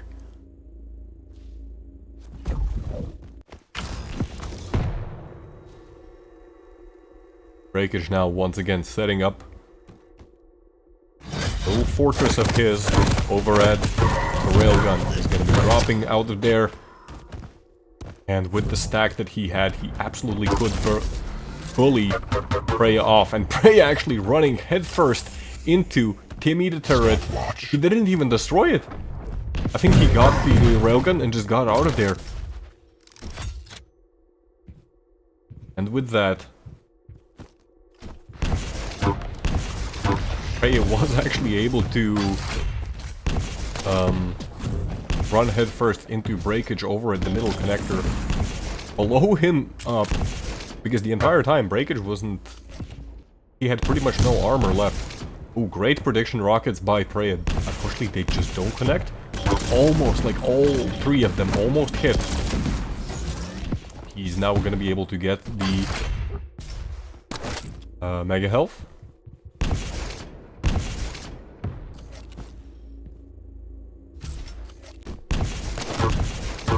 Freya doesn't seem to be aware exactly where Breakage is. He's looking around, but...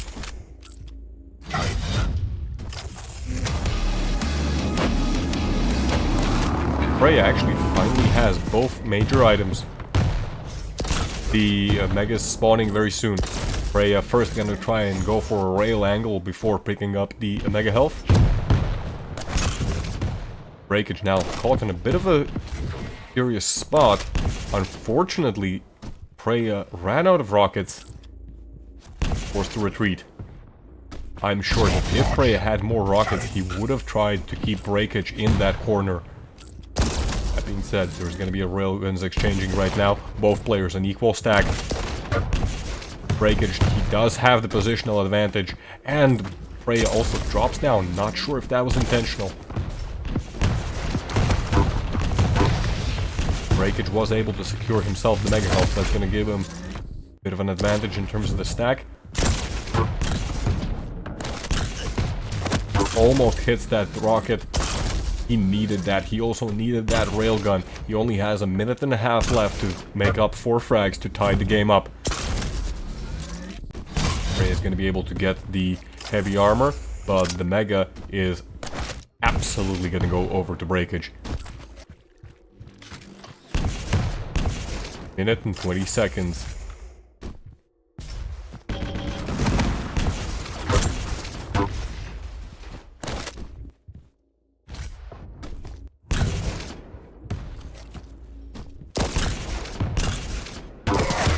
Great rockets, but Breakage's railgun is just not giving up. 1 minute warning. 1 minute warning, 4 frags. Freya does not have health. It's just... doesn't even seem to be aware of where exactly Breakage is. Blindly spamming around corners, hoping to just like maybe catch him. But with so little time, you can see the desperation that's starting to come out. 30 seconds, 3 frags. It's unlikely that this is gonna happen.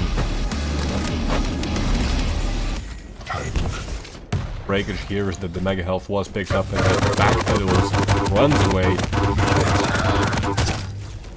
Breakage has the time. He can like do a slow spawn right now.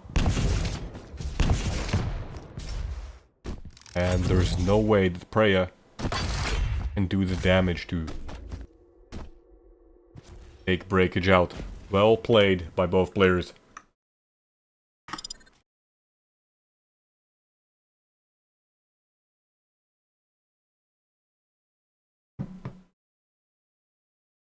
Breakage on only 54% railgun accuracy.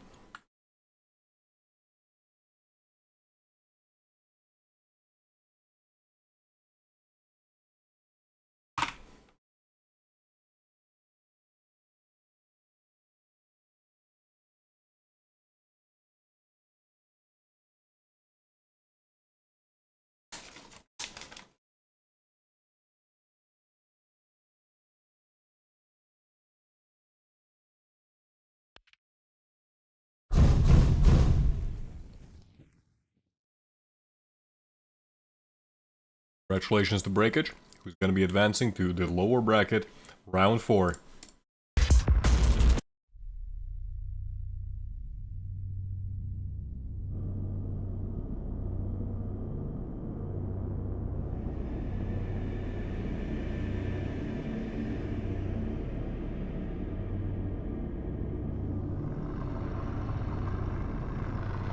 Davis actually, he lost one map against Festive. Festive,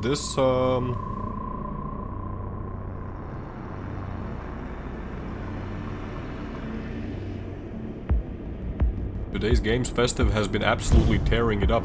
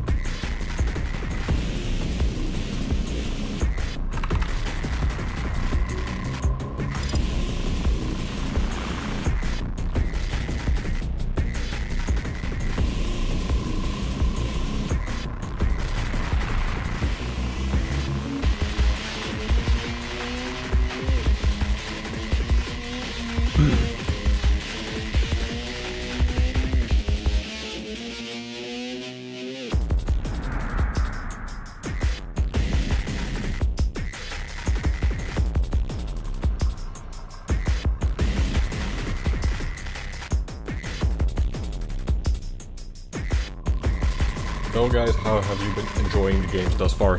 Right now I'm just waiting for the players to provide me with the spectator link for picks and bans.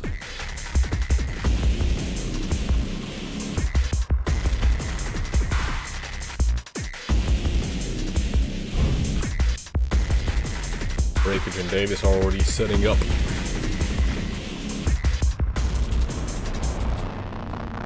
Yeah, I'm really happy that, like, I don't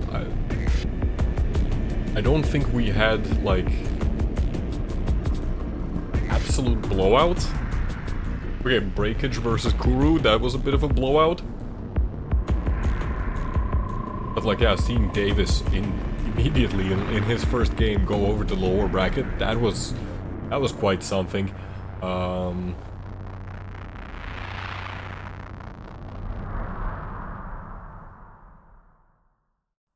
What? Okay. Okay. So yeah, Twitch versus Clive, 40-0. Okay. Apparently, yeah, there were some... Well, it's a little inescapable. Because, you know, you have like a lot of people from all kind of skill ratings, and... You know, like these kind of things, they happen also in the Stoties. Do we have it? link? We do have a link. Oh, the players already did it.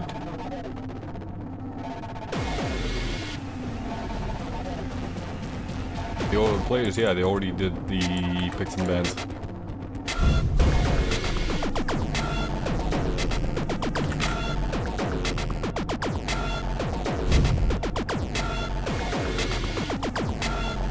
So the first map, that's gonna be Tower of Koth, Strog versus Visor. Ooh boy, that's fun.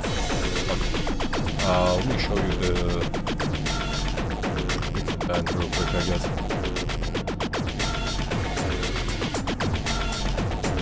Yeah, the first map, that's gonna be Tower of Koth, Strog versus Visor. That should be really fun. Avoken, Ranger versus Nyx. Quite standard picks, nothing out of the ordinary over there. And then, ooh, finally, we get Crucible. If it's gonna be a tiebreaker, we're gonna do it on Crucible, which is gonna be Davis playing Death Knight versus Breakage Scale Bearer. I have no idea what the meta is like on that map, so might be amazing, might not be amazing. Anyways, we are already loading in to Tower of Koth.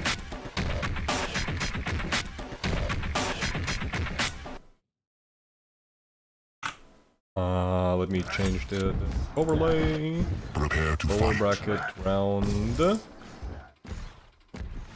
Round begins in 3, Lower bracket round 4. 1. Fight. Map number 1, starting out on 0 to 0. Gotta be starting out on Breakage, who has shown that he knows the map. He has shown a very good performance on the map overall. I do want to see how is he going to be able to utilize Visor's ability. Oh, actually gets caught off guard immediately after the X-ray ended. He's looking to set up a trap, gets a nice starting rocket, even denies the light armor, and goes for the heavy. Nicely done. Davis trying to get some tribal damage through the teleporter, doesn't really work. Breakage by the time the tribal was there, Breakage was already out.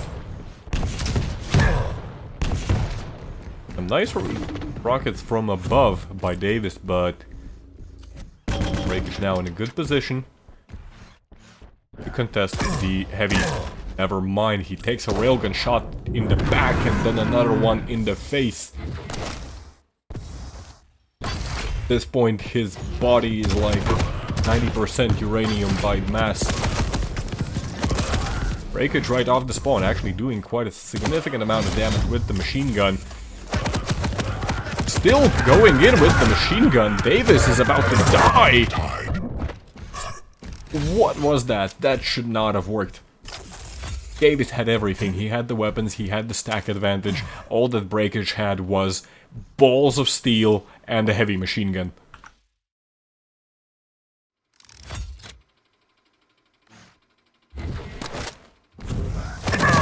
That being said, Breakage now picks up one health bubble and immediately just dies.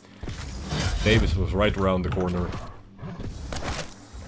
And now Davis, oh wow, that stack that Davis has amassed is immense. That's gonna be tough for Breakage to break. Yeah. The Meteor coming out doing quite a lot of damage. Breakage, he does get the mega health. Breakage also doing, once again, just immense damage with the machine gun.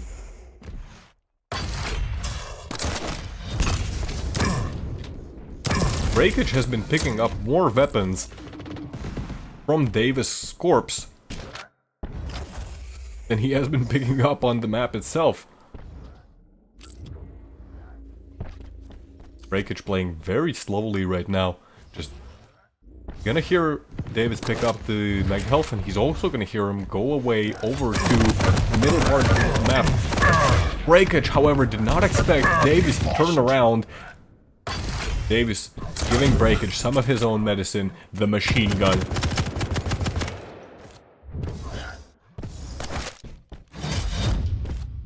Therapy through lead poisoning. Delivered at high velocity, no less.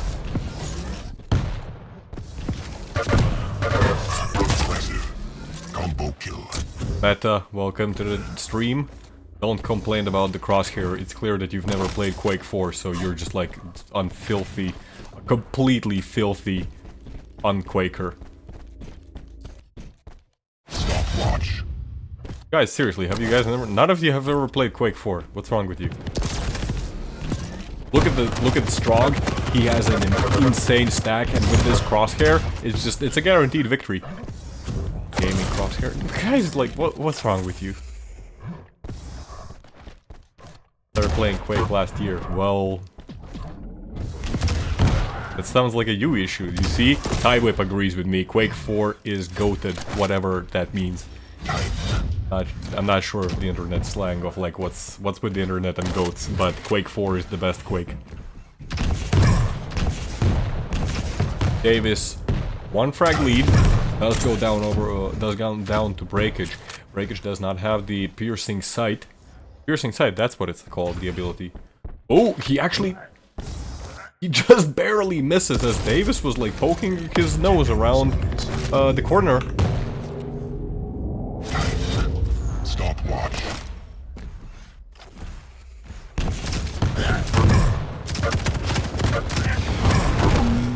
Great rockets just denying everything that Davis is throwing his way. One health! One health! Breakage almost blew himself up. Davis sees the rockets exploding right on the 50 health bubble. Gonna be going up the jump pad instead. Breakage hears that. Breakage is hunting. Railguns are gonna exchange. Davis. You can see that Davis also, he has played this map before. He's ready. Breakage at this point, he has every single weapon, but you know what he doesn't have? A whole lot of armor, and that might prove to be critical. Davis hasn't been hitting very hard, which is surprising.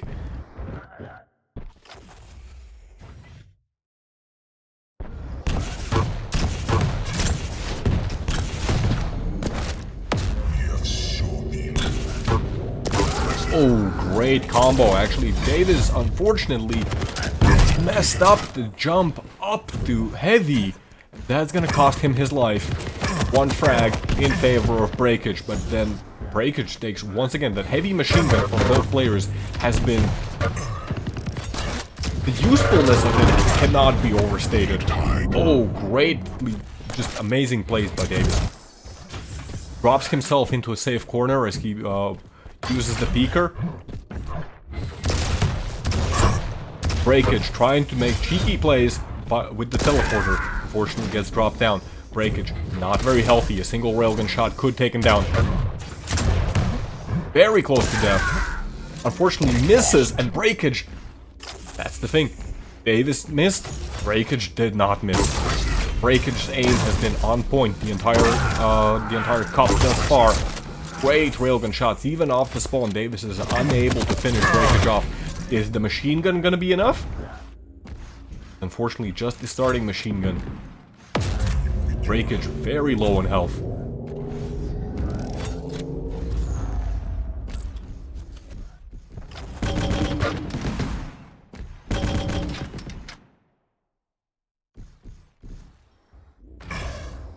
With a slow period.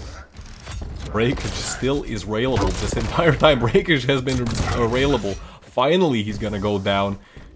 Davis, once again, he has a quite powerful stack. Stopwatch. Especially after that heavy armor pickup.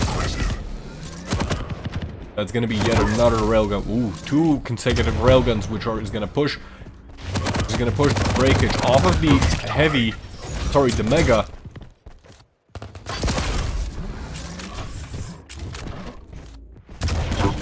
Ooh, what a turnaround. Great combo.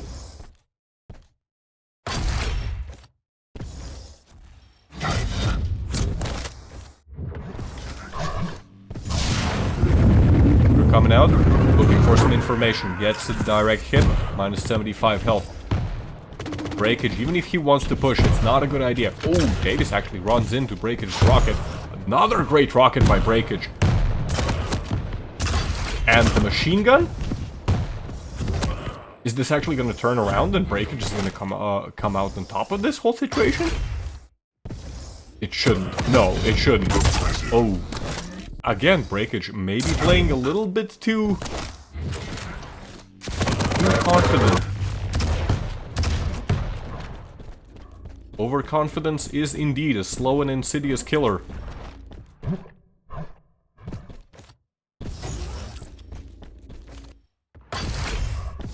And we can see that right now. If at one point Breakage had gained quite a good advantage and was able to control the map, he has thrown all of it away. Being said, he's still hitting shots. The damage that Breakage is doing is just insurmountable. 61% railgun versus Davis's 38. Once again, the railguns are just going vastly in favor of Breakage.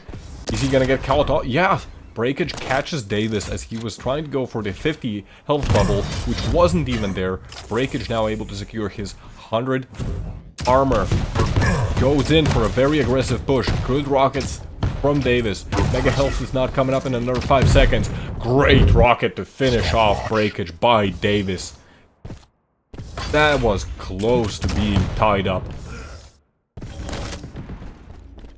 At this point, all that Davis has to do is he has to take it slow. With 10 seconds remaining, Breakage realizes, yeah, that he's not going to be able to come back. Calls the GG. Great match. Great match. Hello, Meta. Hello, Hale.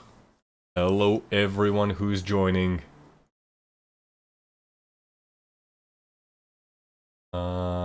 That was... So, we had Davis win the first map. Tower of Koth, I don't know, I love this map. It turns out it's also super fun to watch.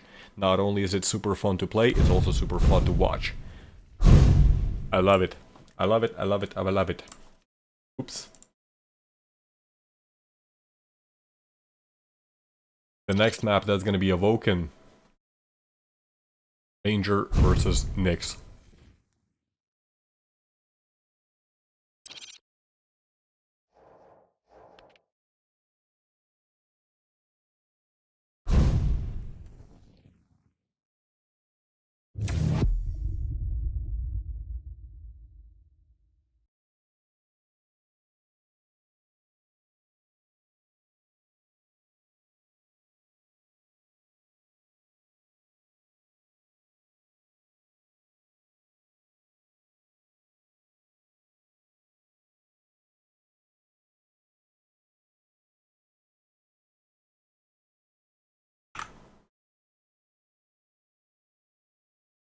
I really want to see this go to map number 3. I want to see them play Crucible. These guys have been doing a very good job. Prepare to fight. Both of them. You have joined the Strog. They have a Strog. Round begins in. Why I can't see this? 2, It's Kuru! 1. Thank you for the follow, Fight. Kuru. I'm not sure what's going on with the overlay. I'll try to fix it at a later point. Welcome to the Strog, Kuru. I'm gonna be starting out on Davis, who's playing Nyx.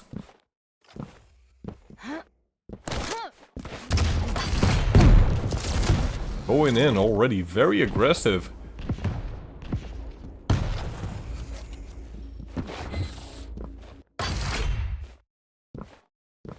Both major items are going to be up at the same time. None of them so far have been able to establish control. There might be a fight coming up. Rails exchange.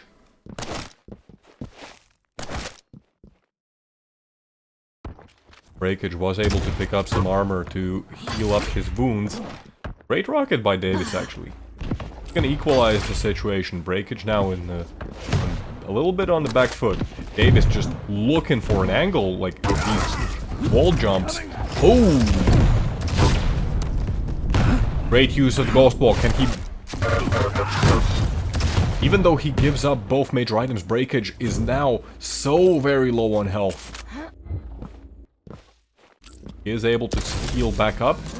Davis had a good angle. Misses it.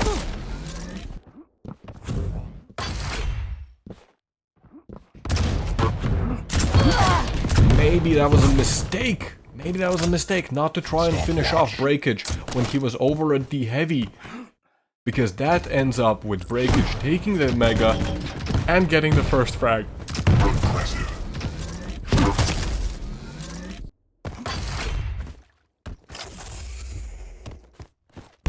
Breakage even able to convert into... Oh, what was that rocket?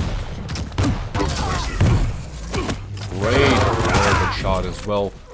Almost goes down to Davis's lightning gun. It's not gonna happen. What was that railgun shot? He just turned around and like instantly shot. Breakage. I have a feeling he's mad. He's mad about the fact that he lost Tower Cough. He's doing whatever it takes right now to win back his pride. Dave's gonna be going up the jump pad, but no, that may have been a mistake. That being said, it's a fadeaway railgun shot, and another one, Breakage. Why was Breakage standing around there? No!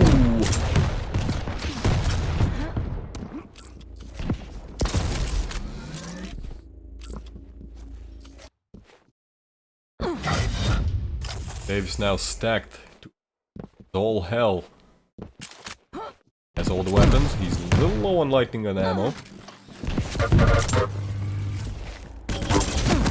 Well, again, hits just an immense railgun shot. Breakage goes flying thanks to the rocket jump and actually catches him off guard. Don't think Davis suspected that Breakage is going to be going through the teleporter.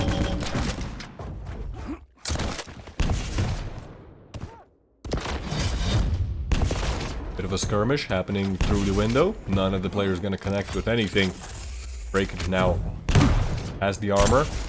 He has the weaponry. Mega's up. There's gonna be a fight coming up.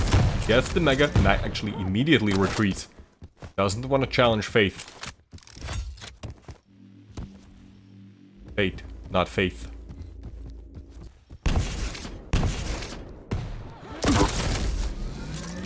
Railguns exchange. Davis able to pick up the heavy right from Breakage's nose. Davis, once again, like, you can see that he's using the double jump, not the double jump, but the wall jump ability so very well to try and find those tricky angles.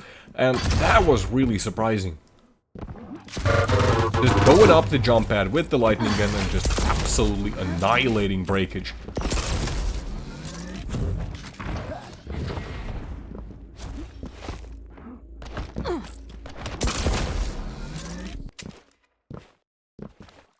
Oh, Davis.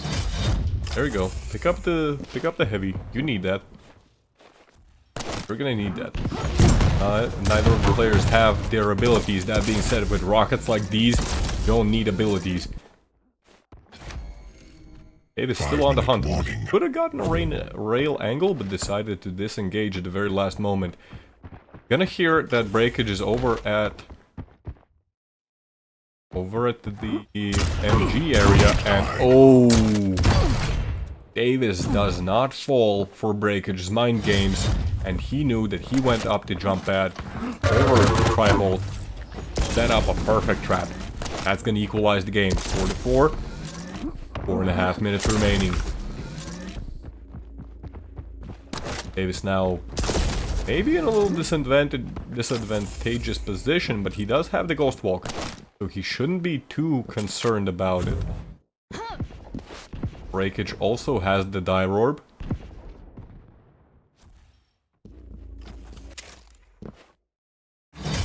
Right there in position to pick up the heavy. Breakage is not even going to contest that. Instead, he decided to go early for the Mega. Both players very stacked. Both players playing very carefully. Davis trying to set up a trap. Breakage actually hears Davis, but I think he misread. I think the initial rocket, he misread where exactly Davis is gonna be, and when he turned around, Davis was right in his face.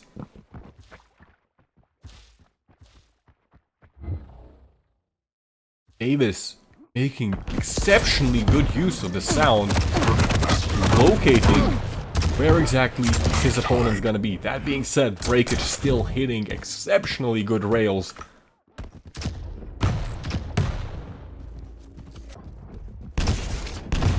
Rocket's gonna be coming out, neither player connects. Oh, that's gonna throw Davis up in the air. Breakage still, he hangs around and tries to find an angle. Davis does not push his luck. Both players exchange their rails. Still a tied game, 3 minutes remaining. Both players, once again, they have their abilities available. Coming right out the teleporter. Davis hits one rail. Breakage is gonna reply. And once again... Oh, actually they trade kills! The major items are coming up at the same time now. Davis trying to find an angle just to get some railgun damage. Hits one. But looks like he's gonna be giving up both major items. He did deny a part of the the mega health, but is that gonna be enough?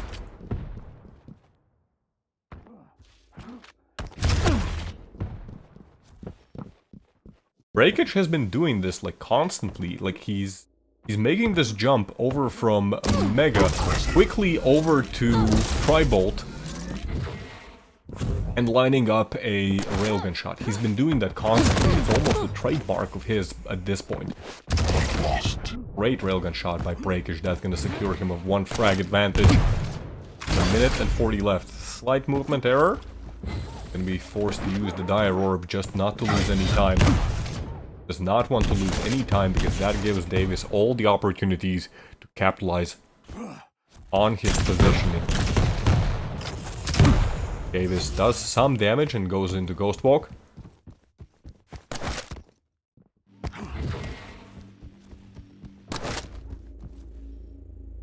Breakage now taking this very slow. Try and go for very defensive play at this point. Davis, he still has a minute. He doesn't have any of the major items. Mega's coming up very soon, but Breakage is in position. Davis, meanwhile, just running for his life, trying to find cheeky angles. He finds an angle, but ends up taking a rocket to his face. Actually coming out the Ghost Walk immediately, like, wow! That should not have worked! Davis, you madman! I don't think Breakage was suspecting that Davis is gonna even try that. But to be honest, what other choice did Davis have? He didn't have the time to go for another item rotation. He had to make play like that.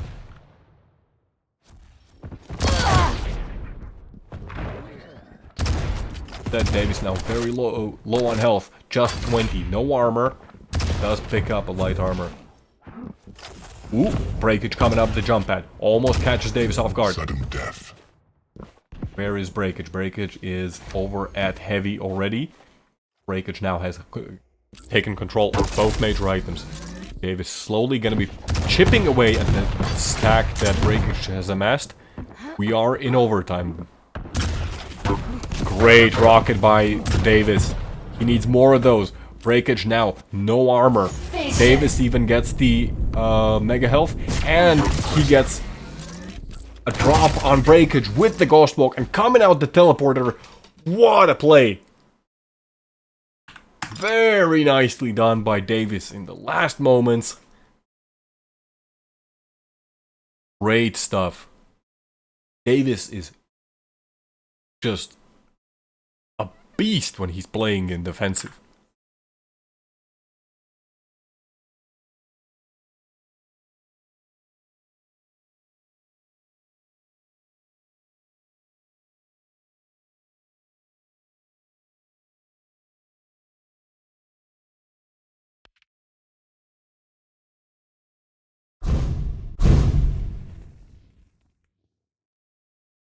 Yeah, that mega push, like I don't understand what happened.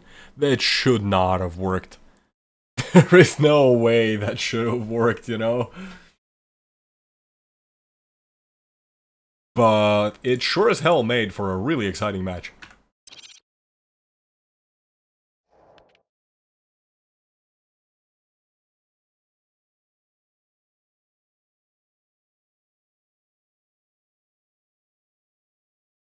Davis is going to be restarting his game. And then we are going to be going into...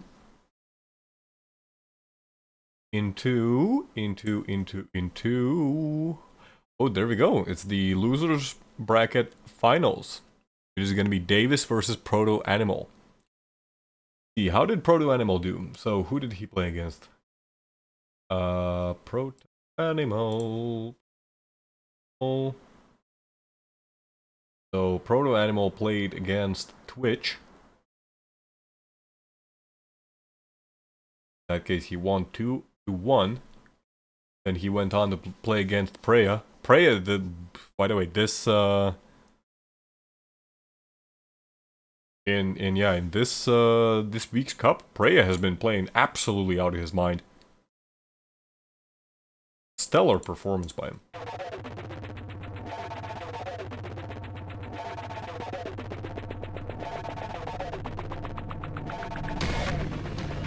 So yeah, Preya was able to take one map away from Proto Animal before being thrown into the lower bracket.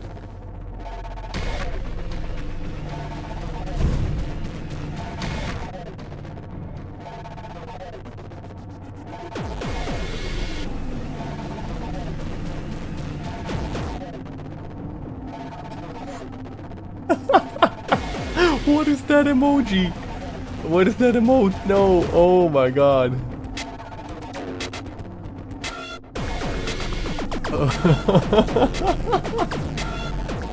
Oh, that's a good one. That's a good one. I like that one.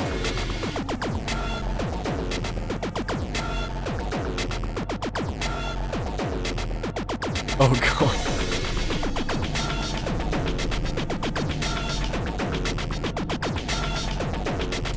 Yeah, Proto Animal was thrown into the lower bracket semi-finals by Carson.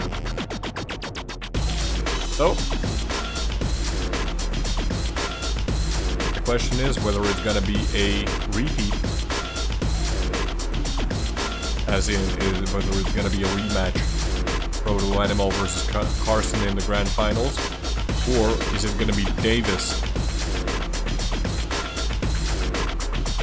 Davis already won, almost won, more accurately, almost won one of the Moonbeam Cups. That was the second one, which is kind of weird because now the second one is actually Moonbeam number 1. And Moonbeam, the first Moonbeam was actually Moonbeam number 0. So, oh my god, this is gonna be so confusing as we go later on in.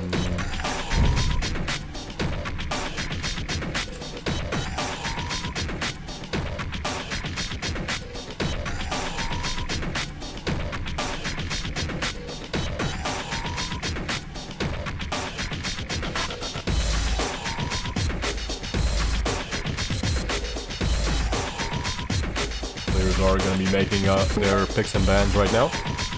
Proto Animal, first of all, banning Whale. Also, you know what? I need another beer. Be right back. Enjoy these groovy tunes in the meantime.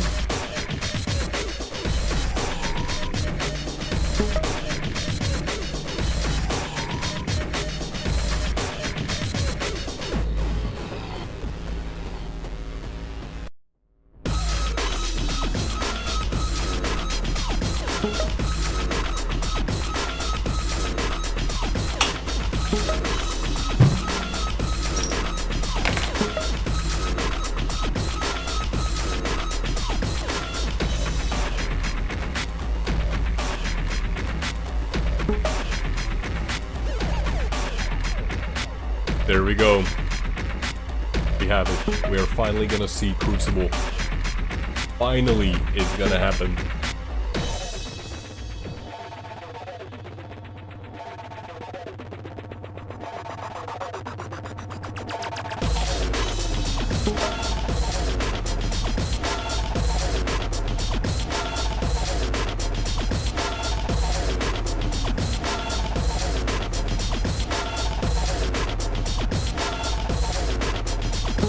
Let's see what champions are gonna play on Crucible. Proto Animal going for heal. Yeah, I can see Steel being good there.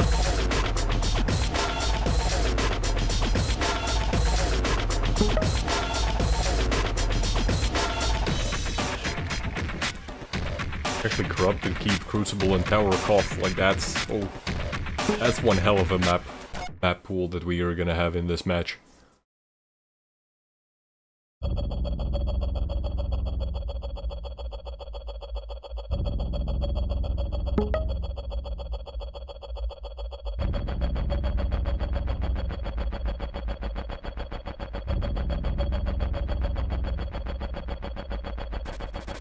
Tower of Koth. Dave is going for Anarchy versus Proto Animals Galena.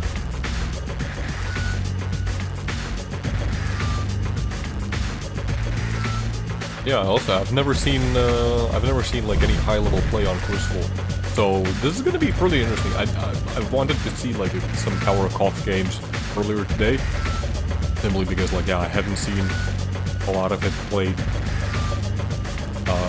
You know, at kind of a higher rank than what I am myself. But Koth, like I love it. I really love it. And the matches that we've got so far, like okay, the one, what was it? Oh god, which one was it? It was Breakage, I think, versus Preya?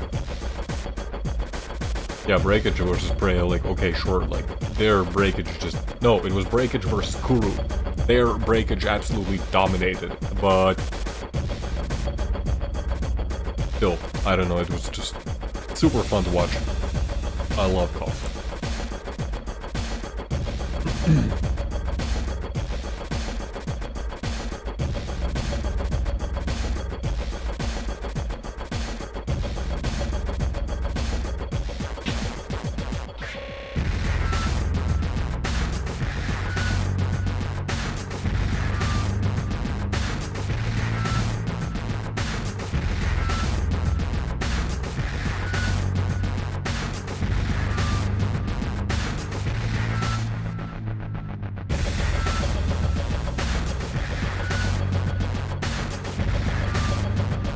Yeah. And I think the reason why... I think maybe, yeah, one of the reasons why I associate Tower of Koth with Quake 4 so much is I have a feeling like something about Monsoon. So for those who know Quake 4, Monsoon, there's like that one area where you can crouch slide under and you can get the railgun. And on Tower of Koth, you have kind of a similar area where you have to trap yourself if you want to get the railgun. And I don't know, I just love that concept, because the railgun is a very powerful weapon, so if you want to get it, you have to really commit to it. That being said, we are now loading into Corrupted Keep. This is... Of course this is wrong, because I didn't change it again.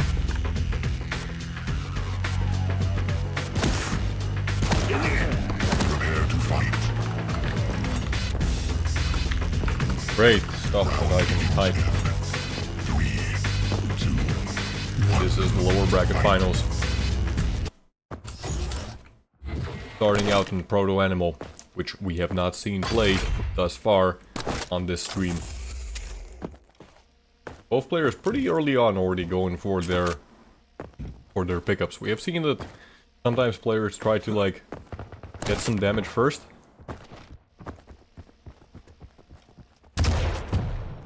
Not in this case. David's actually caught over at Banana. Completely. Oh, but great use of the Dire Orb. Gets some damage in. Additionally, just throws off Proto Animal's aim.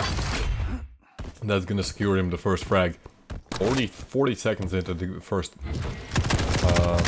yeah, 40 seconds in for the first map. Dave's now trying to rain some rockets, gets some extra damage. Proto Animal gonna disengage, but he's gonna come back.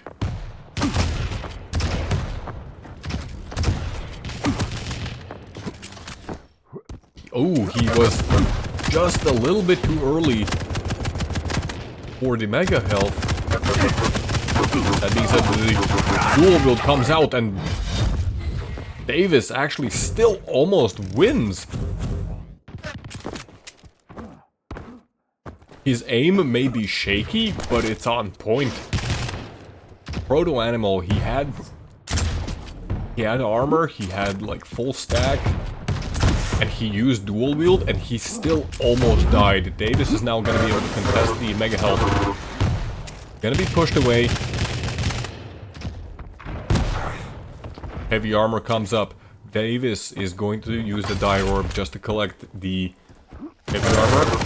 Ooh, Proto Animal catches Davis with the lightning gun. Both players so very close to death. Oh, and right off the spawn, Proto Animal suspects where exactly Davis was going for. Those were the 2 health bubbles that he so desperately needed. Shoots a rocket there and just annihilates Davis. Dual wield comes out. It's not going to be able to do a whole lot because he was pushed away due to the rockets. Davis secured the heavy armor. Both players exchanging some lead.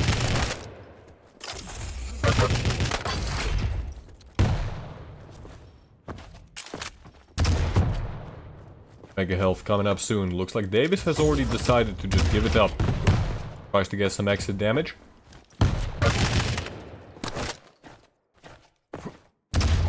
A lot of respect from both players.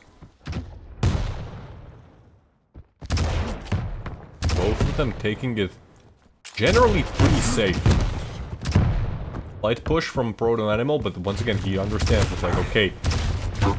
Oh. Good rocket. Yeah, once either player understands that, like, okay, this is not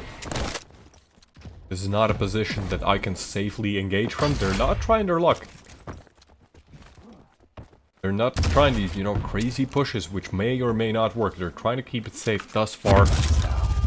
Time to die. Dual wield comes out in anticipation of where Davis might be coming from. Davis just stops completely.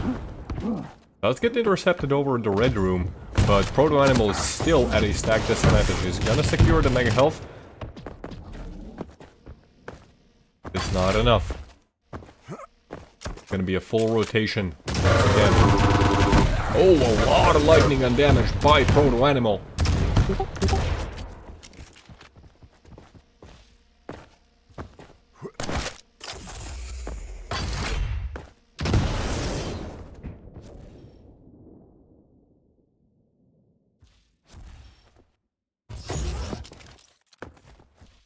Animal now stacking back up. Ooh, actually hits the pretty powerful rocket. Gonna cause Davis unable to contest the heavy. And now Proto Animal is looking very scary. He has the dual wield. Davis does not have a dire orb, and Proto Animal has a complete stack advantage. He's going in, but he's being pushed around by the rockets, and Proto Animal's stack is just gone. As quickly as he gained it, he lost it. Oh, but the direct rocket is gonna push Davis off. He's gonna be finished off with the heavy machine gun. 5 minutes in, we are 2 to 3. Davis think he actually could, like, if he has a good dire orb, he could still kill Proto Animal, which is the scary part. And Davis, we have seen it, like, he sometimes go for these crazy plays. Drops down, gets some rockets. There we go, the dire orb comes out, and it's gonna be a frag. Davis goes down, goes almost down in the process. So far, he has equalized the score. Almost dies as he was coming out of the teleporter. He's very close to death every single time.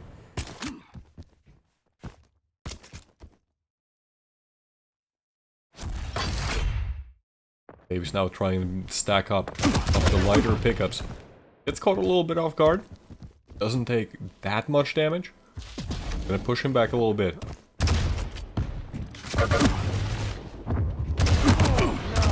Dual wield popped. Oh, great use of the dual wield. Just absolutely annihilates Davis. Davis was able to deny the heavy armor, but now Davis does not really have any weapons. That said, all he needs is the super nail gun and the dire orb, and that's gonna be yet again the score tied up. Proto Animal gets a spawn that he can get the mega health, but both players have used their abilities. Davis trying to just push in, force his way in. It's not gonna pay off. Proto Animal's aim is superior in that situation. What is going on? These guys are making more frags right off the spawn. Like, with way more confidence than they are when they actually have full control. The story of this map so far has been, you gain control, you die, and then you get a frag off the spawn. Davis, so very close to dying, and there we go, the shotgun finishes off. Davis actually used the dire orb, and it did pretty much nothing. So far, like, Davis's use of the dire orb has been very, very good, but that one case, finally, it failed him. Proto Animal used a dual push that secured him a 2 frag advantage for once. Davis almost going down as he's getting shot by the machine gun in the back. Proto Animal still gonna be on the hunt.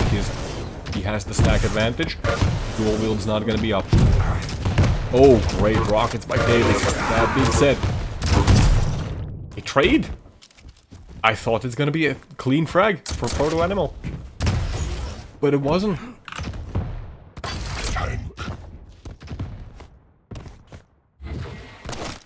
Exactly what we expect to see from Corrupted Keep.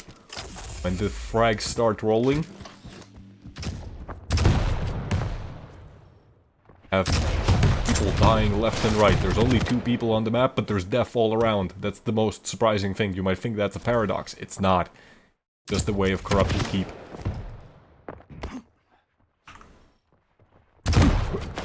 Davis.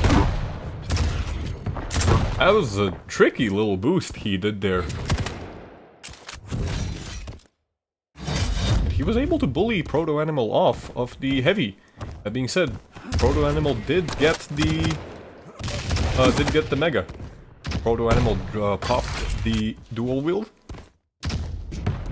There, Davis off. All that Proto Animal has to do for now is just survive for a minute. 1 minute warning. Davis is going in. He has the dire orb as well. There we go. That's 1 frag. Oh, and the spawn. Very unfortunate. Davis not going to try his luck. Goes for an aggressive rocket jump. Catches Proto Animal off guard, but the nail gun damage is insane. Davis does still stay alive. You know what I said about that Proto Animal has to stay alive just for 1 minute? Well, he failed. 20 seconds before overtime, and we are tied. Both players are going to have their abilities up pretty soon. Davis is looking very scary. He has the ability, and he got both major items. He has all the weapons. Well, okay, not all the weapons, but all the most important weapons. Dual wield's gonna be popped defensively, but Davis still at a stack advantage.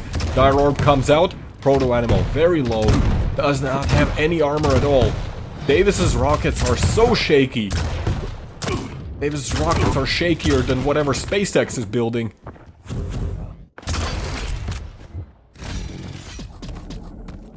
And he's actually forced to give up the mega, and this might be the frag. This might be the frag that goes over to Proto Animal. Davis is still very, very, very low. If there was a railgun, he would have already been dead. How is Davis still alive? How did he get away? Proto Animal, he was able to stack back up. Now gonna get the mega as well, but he's a little confused as to where exactly Davis is. Just great defensive play by him thus far. Minute in, the overtime. Oh no, Davis once again caught off guard. All of his armor has been eliminated. Has no overheal.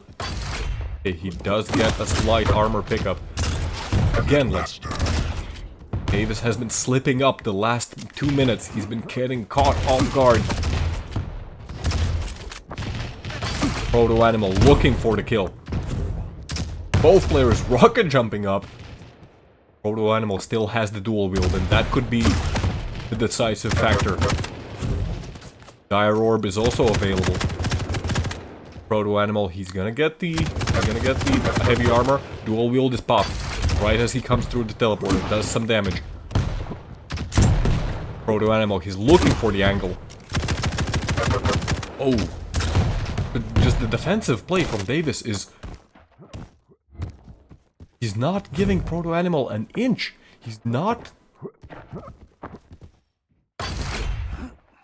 exposing him any more than he needs to.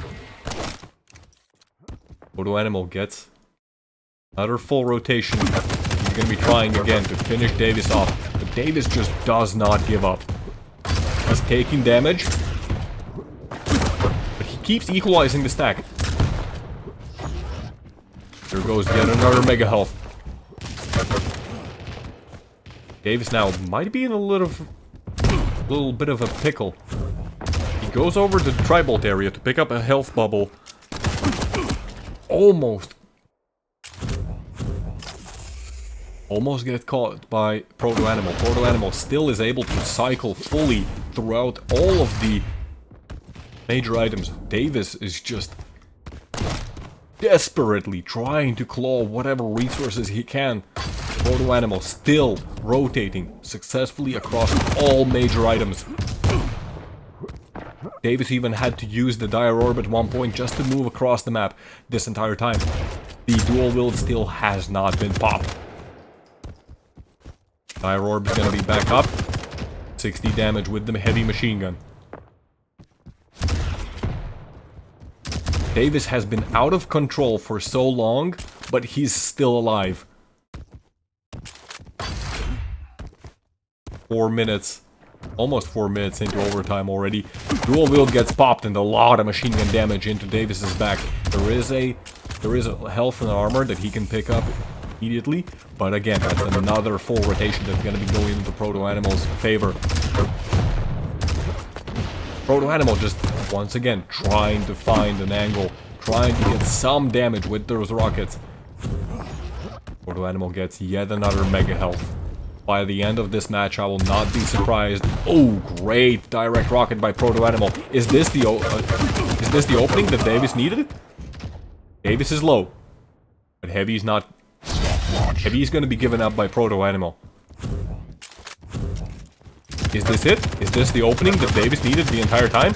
The machine gun damage is good. Proto Animal almost gets hit by a rocket. This next mega could be decisive, and there we go. Popped up in the air and hits an amazing mid-air rocket. Wow. Wow. 21 mega healths by Proto Animal. 30 light armors by Davis. Whew, what a match.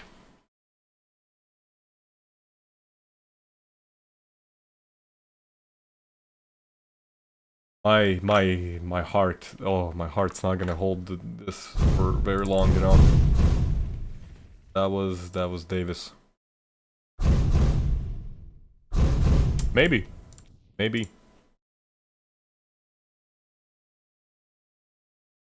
Oh boy. All of the matches are gonna be going like this. I don't think I'm gonna be going all... no, I don't think I'm gonna survive the grand finals.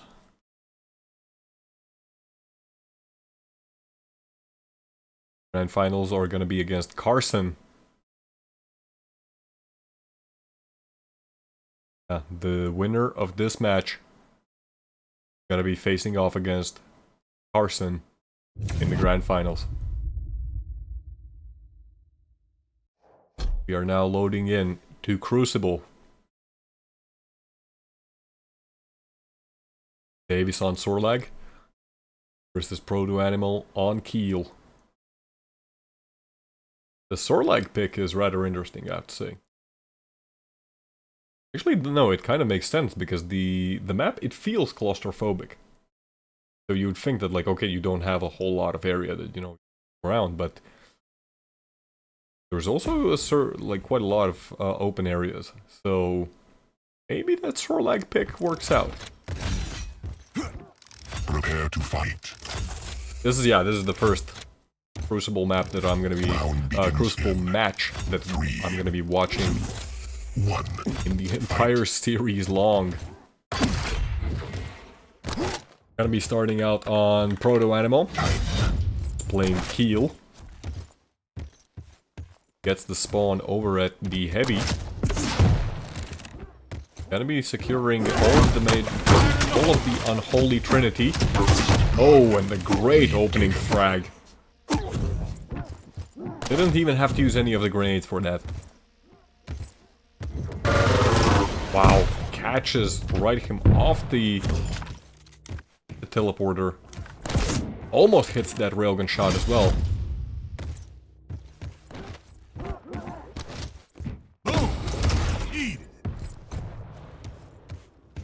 Oh no! He did not see that Davis fell on top of his face. I do wonder actually what field of view is he playing at. Talking about field of view. Both players actually not noticing that their opponent is like right on top of them. Lead taken. Davis actually pushes Proto Animal out of the map.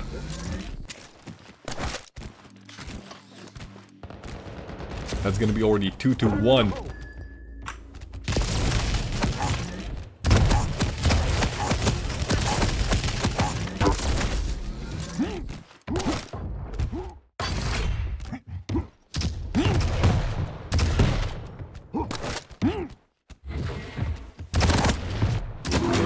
Trying to do some damage from the high ground, almost gets floated and destroyed. As he tries to contest that heavy armor, Proto Animal pretty much gets away unscathed.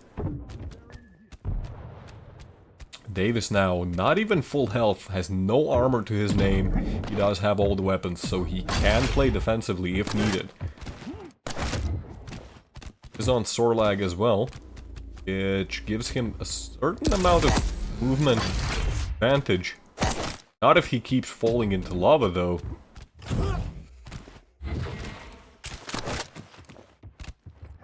Look at the stack on Proto Animal. That is some scary stuff. Gonna be coming up the jump pad. Gets hit by one rail. Davis just playing defensively very well. Rotating that one light armor. Making the best use of it's one rail. Throws up.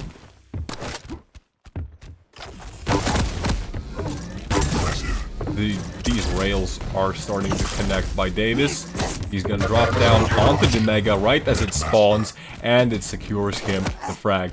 None of the grenades really do anything. Proto Animal right off the spawn gets pushed into the lava as he's trying to go for the railgun. And there we go, just like that, we are already 4-1, 3-15. May have been slow at one point, but that's what we've seen. Like Davis, even when he's out of control, he can recover. He has proven that he is exceptionally good at that. Proto Animal goes actually down to the acid. That's going to be very favorable for Davis, because now he's going to be able to contest the Mega flicking around and hits the kill shot, secures the Mega, and is even able to get the heavy armor on top of that as well.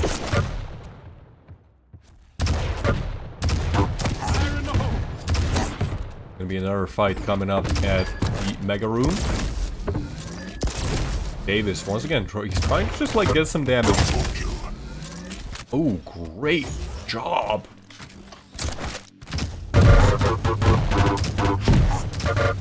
does get pushed around quite a lot. He's getting pushed around all over the place as he's trying to secure the heavy, but he just does not care. Oh, nice defensive rocket by Proto Animal. Good read on Davis' position. That being said, he's gonna need way more than that if he wants to come back from this. He has to make 6 frags just to equalize the situation. Davis right now just playing defensively out of his mind. Drops down onto the heavy, might go down. Gets a fadeaway rail again. And this is gonna once again stop all of Proto Animal's push. There we go. He heard Proto Animal coming from that corridor. Flicks the railgun. And just destroys him.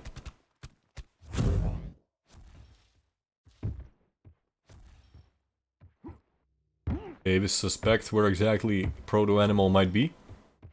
They're gonna be contesting the heavy armor. Davis gets railed once. Has Davis ever even had a overheal? At any point in the last 3 minutes? Because even though he's been controlling the major items, he's been running around with like 20 health the entire time. Throws up. Blocks the path. Thankfully the vials are right next to him. Oh, actually does get floated in the air by the lightning gun.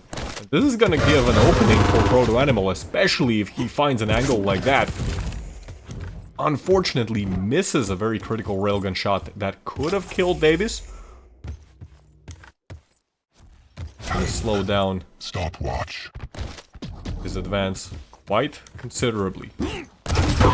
Great read by Proto Animal. Davis still very low. There we go. Flick. Railgun shot. Gonna secure him, get another frag. 5 frag difference. 4.5 minutes. Sorry, 3.5 minutes remaining. I come bearing gifts. Davis almost gets hit in the face with that grenade. So far, the grenades haven't actually done a whole lot. All that Davis has had to do is just like move around a little bit and he has evaded all the damage. Doesn't even seem to be all that inconvenienced by it.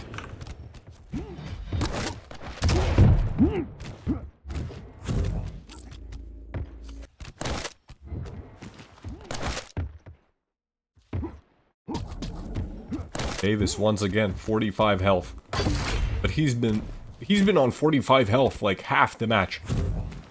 I don't think he cares. I don't think he even notices that he's low on health. Just like that, he's back to the full health. Heavy's gonna be coming up. Proto Animal takes a railgun shot and picks up the heavy. Just water these railgun shots from the high ground. Proto Animal about to die to the tri-bolt, and there we go. That's exactly what happens. The Mega's not coming up for another 3 seconds. That's fine. Proto Animal's not even going over to Mega.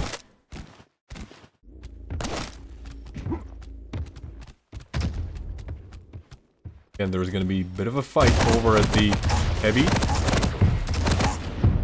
Once again, Davis almost gets floated again. Narrowly escapes that situation.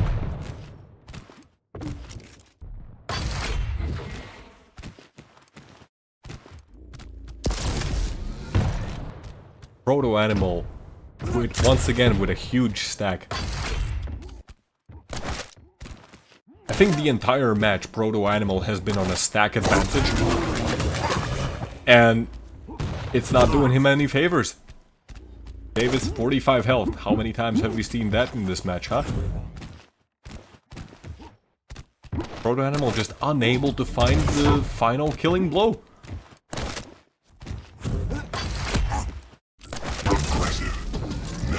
Meanwhile, Davis just like doing drive-bys with the railgun. 1 minute warning. 1 minute warning. 7 frags. Yeah, this is not a situation that Proto can come back from. Pretty much sealed at this point.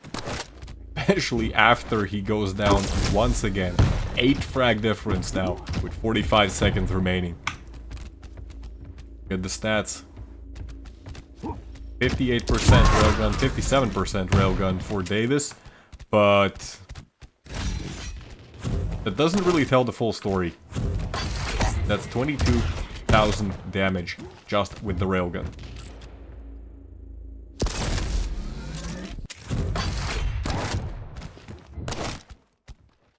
All of the damage advantage that Davis has comes only from the railgun.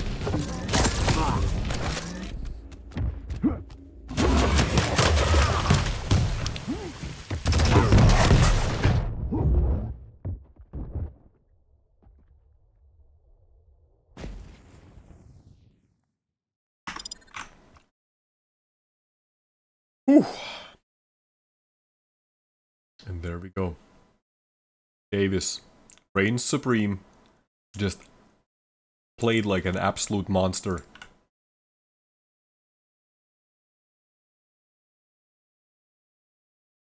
Oh yeah, I forgot. I have to do one very, very important thing. The most important thing.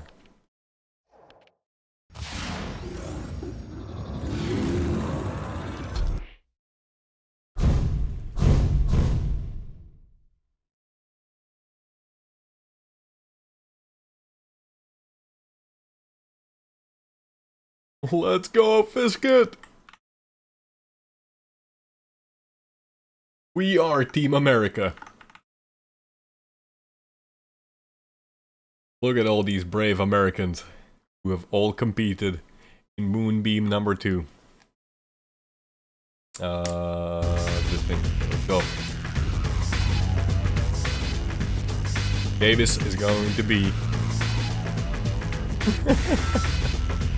citizenship already worked? Actually, that's true. I'm European, so I don't think I even need a visa if I want to visit the United States, because I can just get NETA.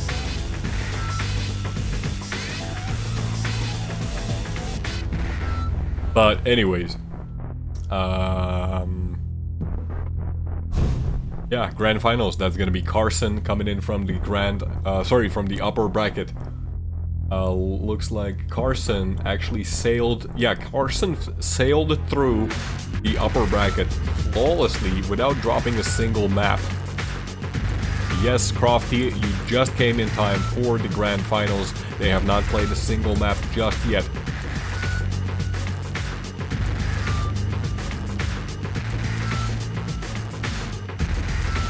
Hell yeah, keep that dino dancing. Oh man, I love that. I love that emote. It's actually amazing.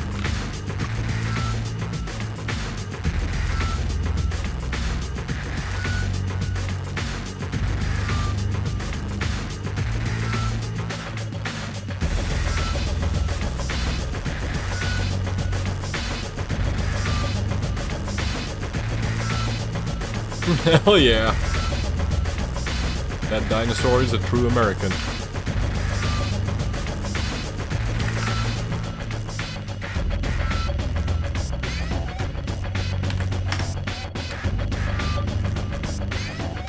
Players are doing their picks and bans right now. Carson coming in from the upper bracket has of course one map advantage. He's gonna mark the map that he has already technically won as Tower of Koth. Very unfortunate. Very, very unfortunate. Then again, Davis has shown that he absolutely knows how to play Tower of Koth.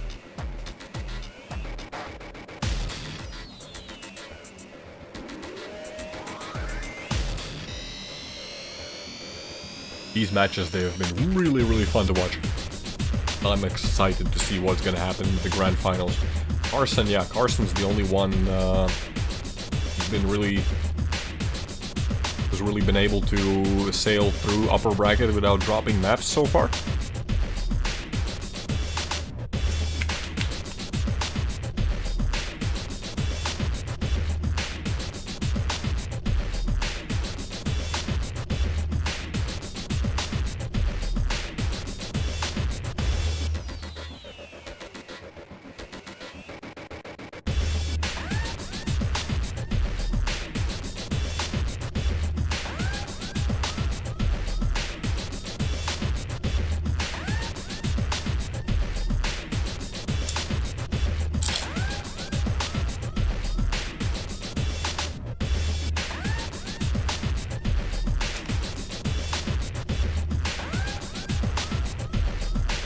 Dave is taking his sweet time.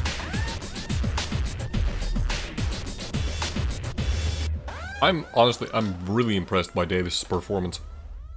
Even though he fell into the lower bracket. Because it's not what I expected him to do. I did not expect him to play so defensively, but he just did so well. Especially on Crucible. Like that entire time. Like on Corrupted Keep as well, like that entire overtime. That was amazing.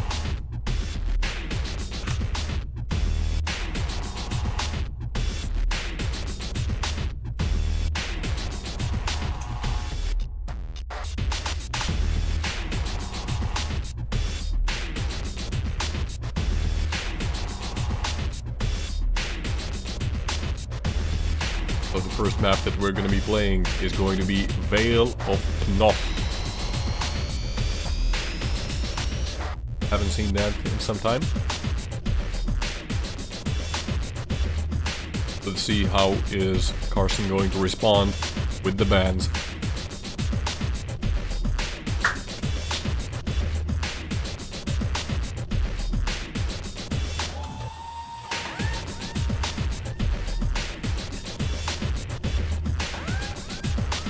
Carson just straight up banning all of the interesting maps.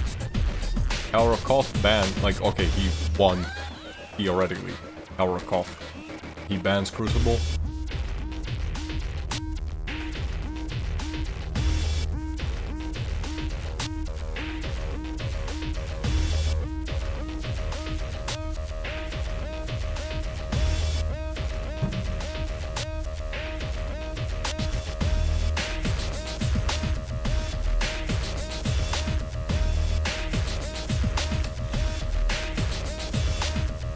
Second map that we're going to be playing is Corrupted Keep.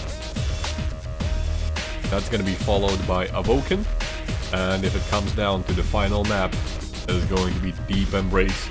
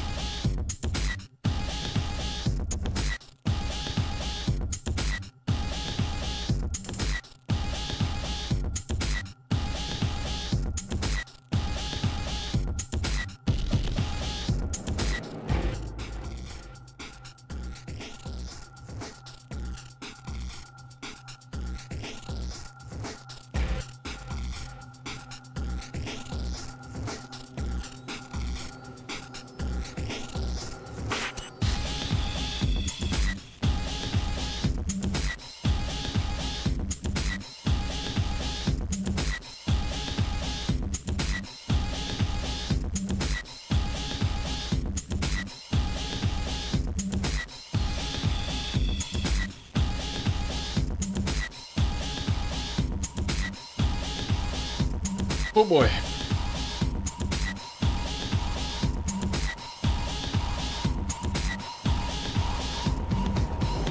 Wait, wasn't Karsten actually... let me pull up the... Oh, I can't really do that. I'm gonna mess everything up if I do that. How do I do this? How do I do this? How do I do this? Yeah, Oh, maybe I can do this. Loud. Gonna be too late, probably.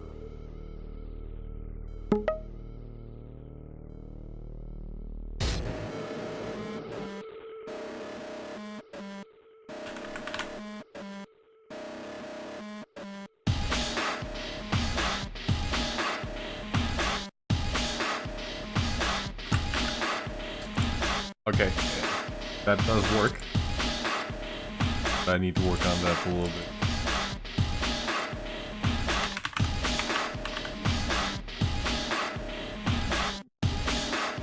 Why is it...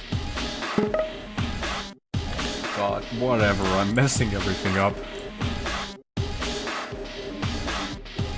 But yeah, what I was going to ask, wasn't like Carson the one who finished number 3 in the previous Moonbeam Cup?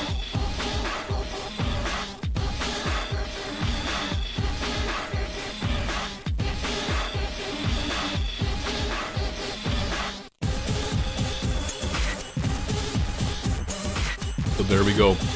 We're going to have the previous cups, place number 1 and place number 2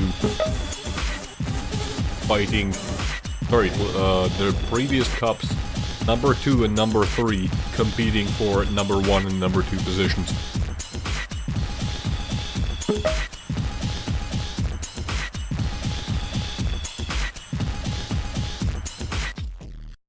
That would be pretty cool, Tyler.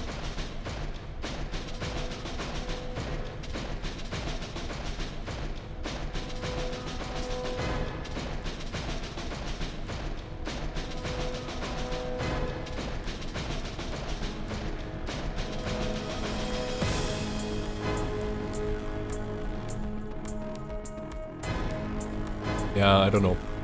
Maybe like... Maybe, yeah, maybe you could just, I don't know, like... Have,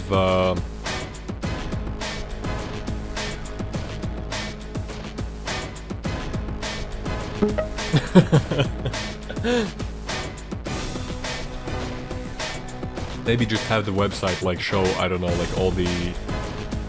Not, like, official, you know, like, I don't know, am I an official caster for Moonbeam? I don't know, but, you know, all the ones that we are kind of, like, recognizing. So that's, like, Church of Quake, I guess, me, Meeker, if he's streaming.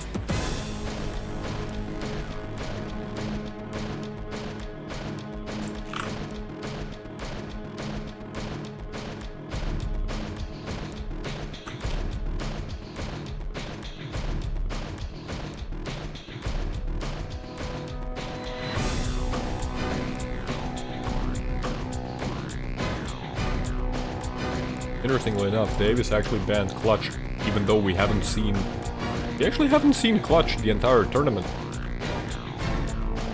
Which is weird. That's so weird. Actually, no, we saw Clutch earlier, at the very, very start, I think. But yeah, other than that, we haven't seen a whole lot of Clutch. Which is surprising.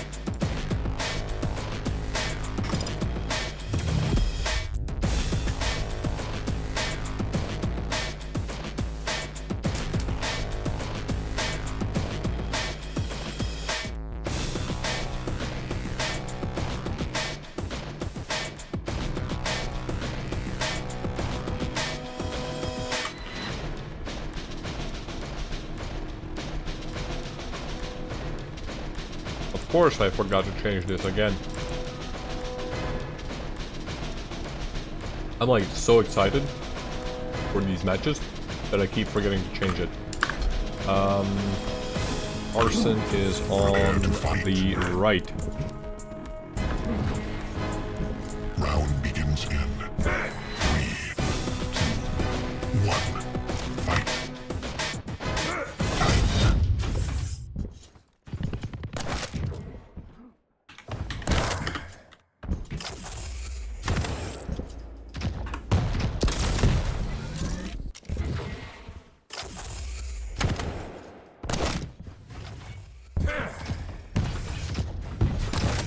There we go. Starting off on Carson, coming in from the upper bracket. He has had a lot of time to rest, that he was waiting for the guys in the lower bracket to duke it out.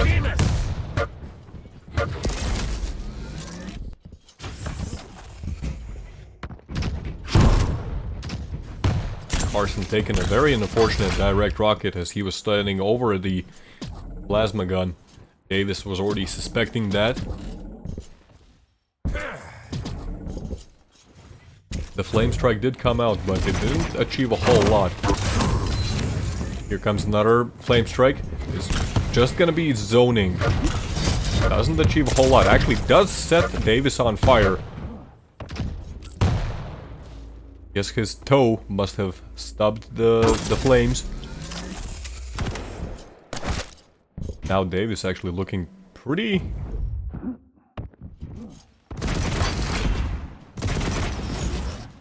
wounded. Carson is going to be able to get the mega health off of that. Heavy spawning in 3 seconds. As he makes his way over there, Davis, he is already setting up on the high ground. Gets a nice prediction rocket.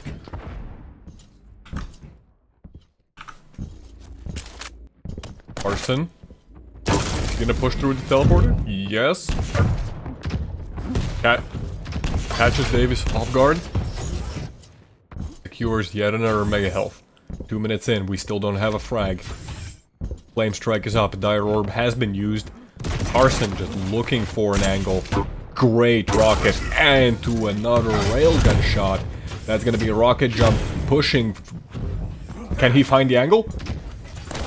Davis opts to go for the teleporter. But he's still so very low.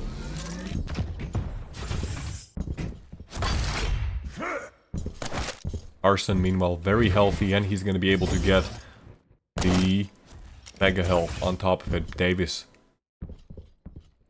just now picks up a light armor. Carson gets both major items.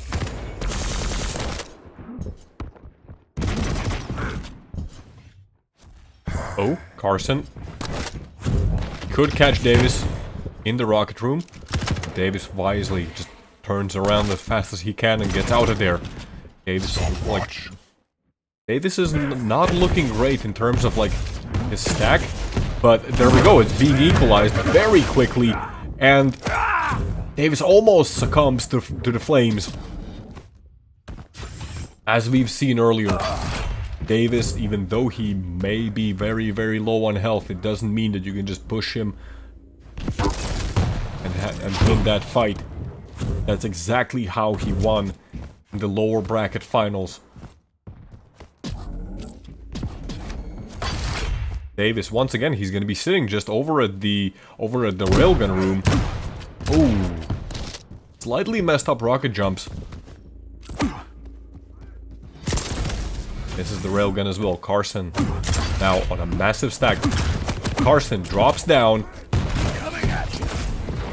Davis gonna be using the Dire Orb just to get away from Carson. Carson's flame strike is gonna be coming up in 5 seconds. Davis still somehow just living off just the small pickups. Carson, even though he got killed, he's the one still controlling all of the majors. And there we go, Davis goes back to the railgun room. Davis has decided that the railgun room, that's his room. Is Davis finally gonna be able to secure a major item? Nope, he sees Carson, turns around, runs away, shoots the railgun, hits it of course, because that's Davis.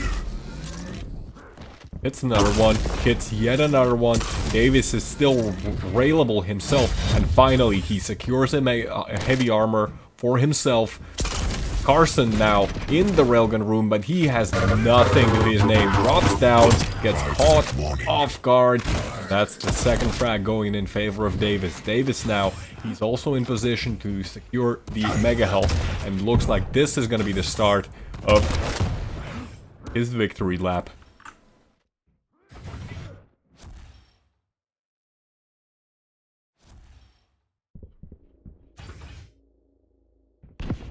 Davis hears that Carson's like right around the corner. Heard that railgun. Just the idle sound.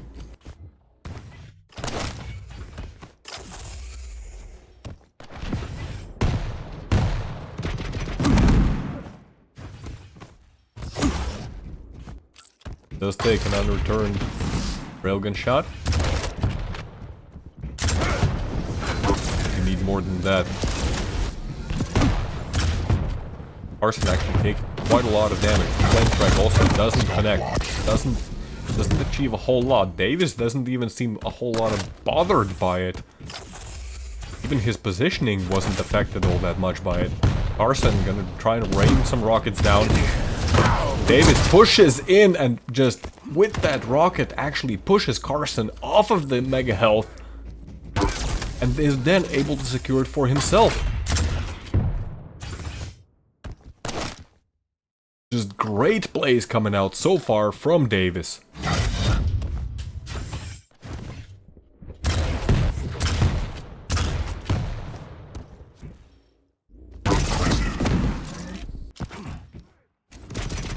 Now the situation is not looking good for Carson at all. When Carson was in control, he still couldn't get Davis.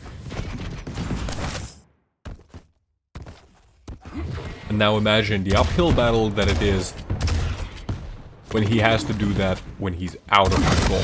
Both major items going over to Davis. He's gonna be dropping down.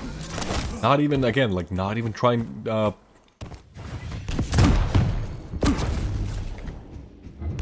even pushing in recklessly, just backs off, gets whatever he can, picks up the mega, ooh, gets pushed through the teleporter. Carson, very confused. Understandably so, the rocket almost kills him, but finally Carson's able to get a frag. This 2.5 minutes left. It took 7.5 minutes for Carson to get a single frag while controlling the entire map for about approximately 5 of those minutes.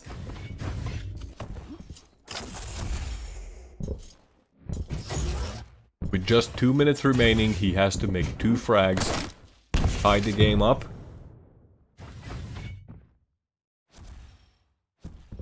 Probably would rather finish this match, finish this map earlier than later.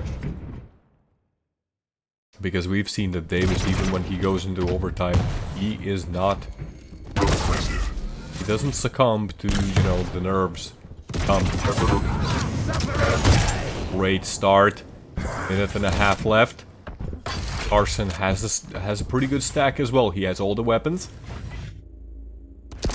Oh, misses that railgun, which is very unfortunate. That being said, Davis does go up the jump pad to get some cheeky rail damage. Doesn't work out for him. Another good railgun shot by Carson. Can Carson do this? Can he equalize the score? Good tribal damage. Davis very close to death, just 50 health. Carson's gonna be able to stack back up. But this is not the first time that Davis has been just chilling over at the railgun room. 45 seconds. Carson has to make something work. Hits one rail, good start. Misses another one. Flame strike is available, but then again, so is the dire orb. The dire orb make or break this situation. 30 seconds. This is gonna be the last mega health that Carson's gonna get. It's another railgun shot. Rocket jumps up. Is this it? 15 seconds.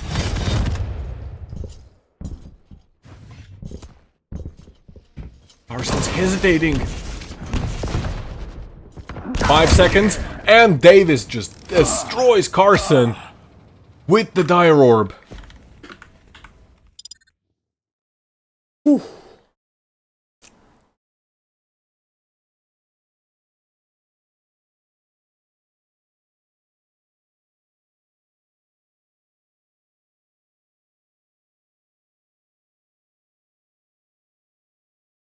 Extremely well played by Davis. I don't know what's going on, but Davis's defensive play, this entire series, it has just been amazing.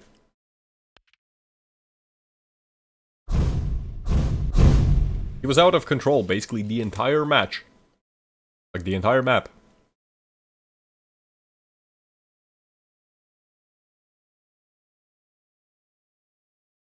Yeah. Yeah, Fisket. That's the first one.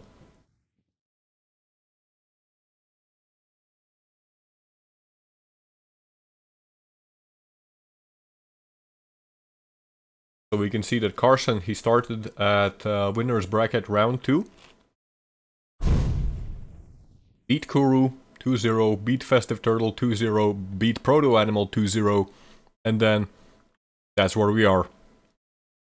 Ironically enough, Davis actually lost 0-2 against Preya. I'm not sure how exactly that happened, but according to Jack, Davis just got... Yeah, Davis has just been... yeah, like in that first match, he got absolutely trounced, somehow.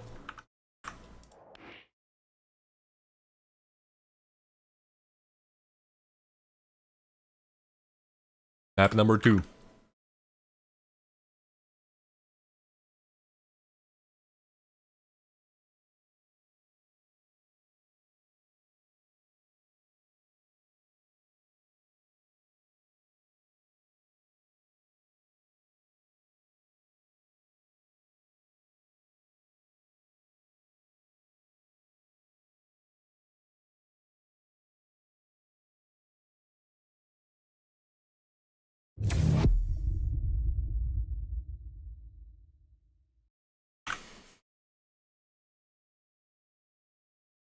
Yeah, I'll definitely agree, Jack. But I don't know, Davis has just been, like, as soon as he entrenched himself over at the, what's it called? The railgun room, right?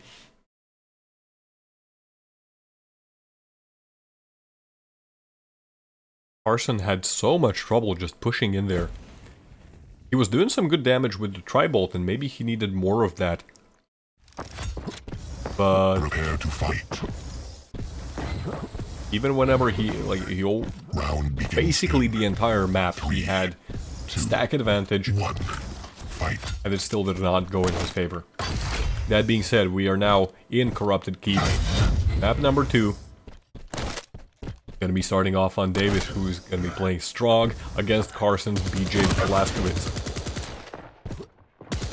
Early damage coming out. Carson actually dropping down. Top of Davis. Eager coming out. No damage done. Gonna get denied.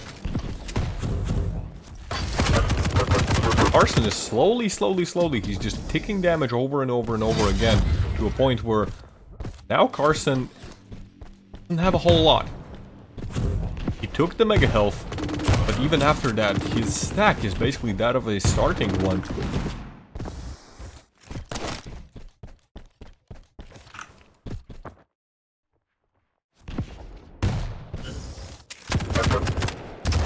Again, some nice damage coming out from Davis with the machine gun. Oh, the rocket sends BJ flying.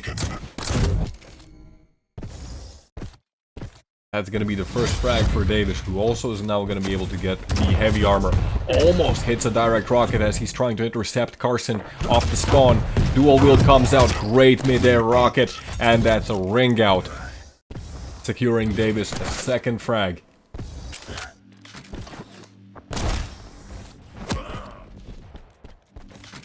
Carson doing some defensive damage with the plasma gun. Davis just not very concerned about it. Going to give up the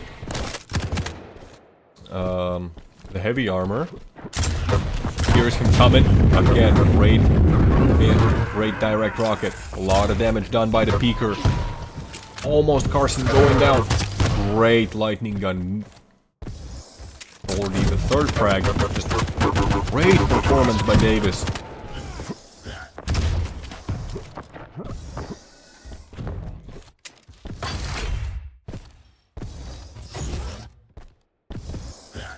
Both players going to be trading the major items yet again. They're spawning at literally the same time.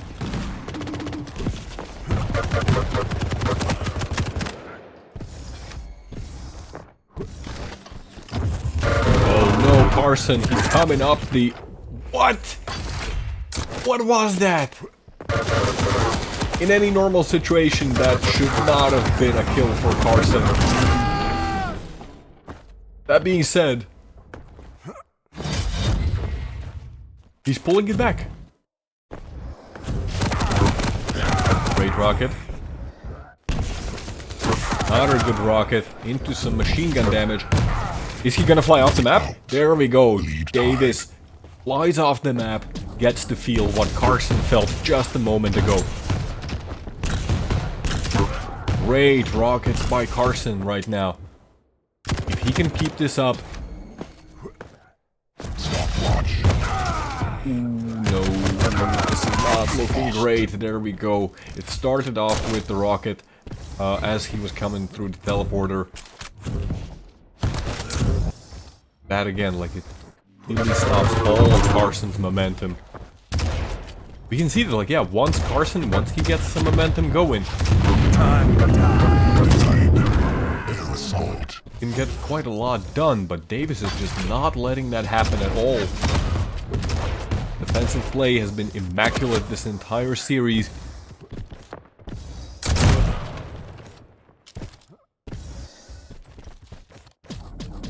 Carson's quite stacked. Dual wield was used, it didn't achieve a whole lot. Beaker is available. Davis with no armor whatsoever. Gonna go ahead and pick up the light armor. All of his armor is gonna get deleted by the plasma gun.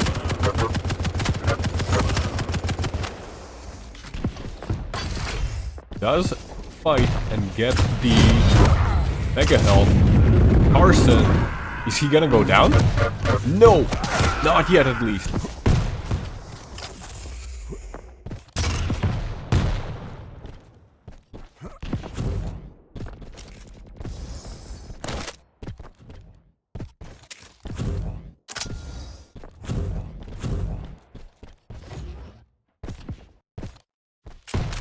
Davis, still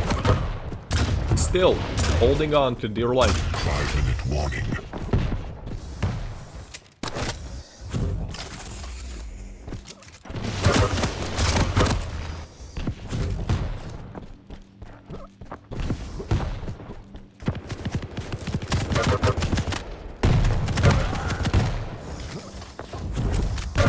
Davis right now finally caught in a bad position. Carson's gonna be able to get him with the rockets, but not before doing a considerable amount of damage. All of his armor was once again deleted. Beaker comes out. A little unfortunate. Beaker does not connect on the suicide charge. And now Davis caught in a peculiar position. Comes out, the dual MGs. That's very American. There we go.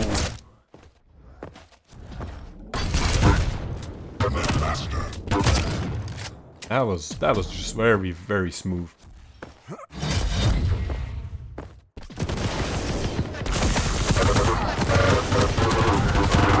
Nice combo. Plasma gun into the lightning gun. Davis doesn't even go for the plasma gun. He understands that if he tries to pick up any weapons from that position, he's gonna die pretty much immediately. Gets floated a little bit in the air. Carson now finally he has been able to establish a pretty significant lead. The heavy armor is up. Gonna be going over to Carson as well.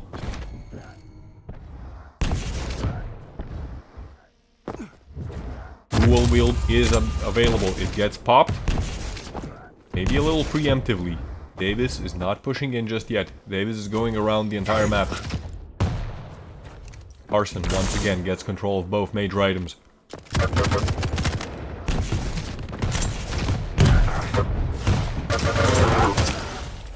Stopwatch. Tank.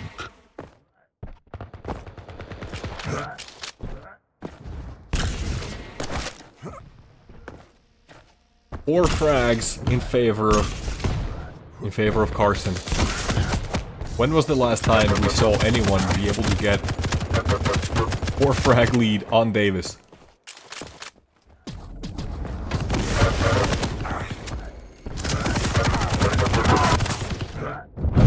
Carson does go down. 2 minutes, 15 seconds. Both players have their abilities ready. Carson has the heavy machine gun. He trapped Davis right now. The lightning gun's good. The lightning gun is very good. He didn't even have to pop the dual wield for that. Now we're gonna get the mega as well. Dual wield still not popped. Coming through the teleporter with absolutely balls of steel. What can be more American than the fact that he has 2 guns and he has no shirt?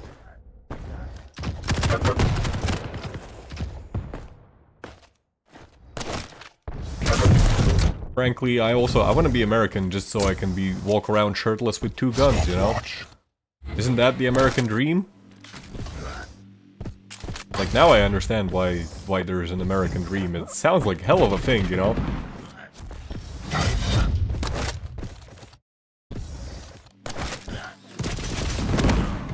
Davis now on the back foot.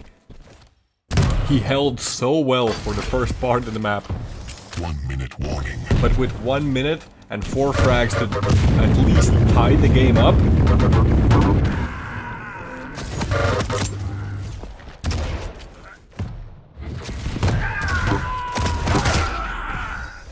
Davis is not gonna give up that easily. He's still gonna be hitting insane rockets, but his health isn't great. Carson was right there around the corner, almost gets hit in the face. Balls now.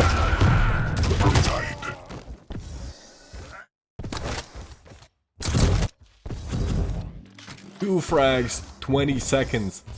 Can Davis actually do it? I don't think he has the time.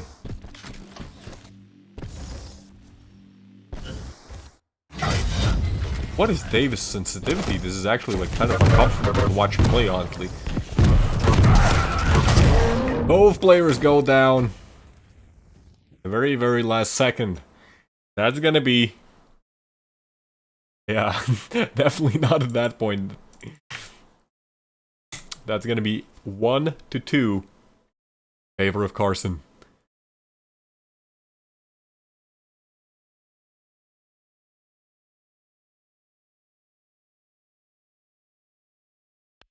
You can see that, like, yeah, Davis was once again, he was doing the same thing again. He was ready to take the game, like, super slow. Tire Carson out. Just play the long game. And then, like, once Carson got rolling, he kept on rolling. Steamrolled. Great games. Great games.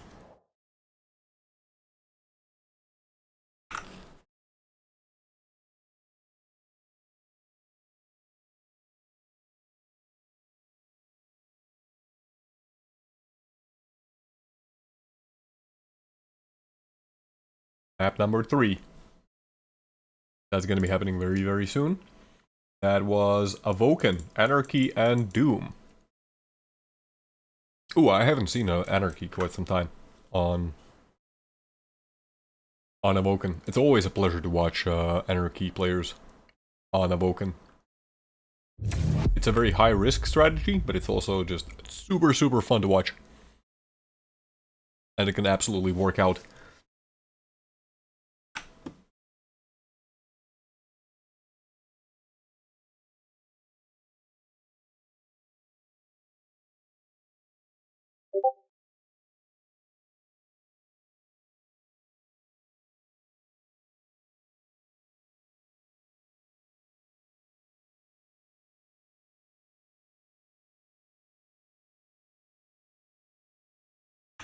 Let me test one thing.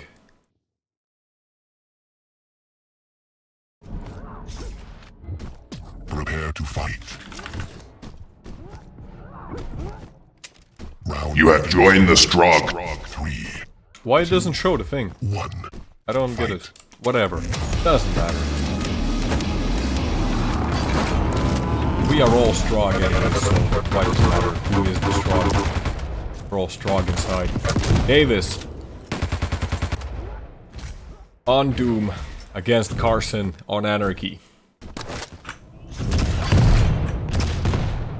Both players left without any armor to their name in the very first few seconds of the match. Great defensive rockets by Davis as Carson's trying to find a little small angle there. Ooh, gets floated up in the air a little bit. Carson does not push. He knew that the rocket was coming. What Davis didn't know is that he's gonna get destroyed by Tri-Bolt coming up. Davis very low. Davis almost gets killed by the splash damage. Davis once again almost killed by the splash damage.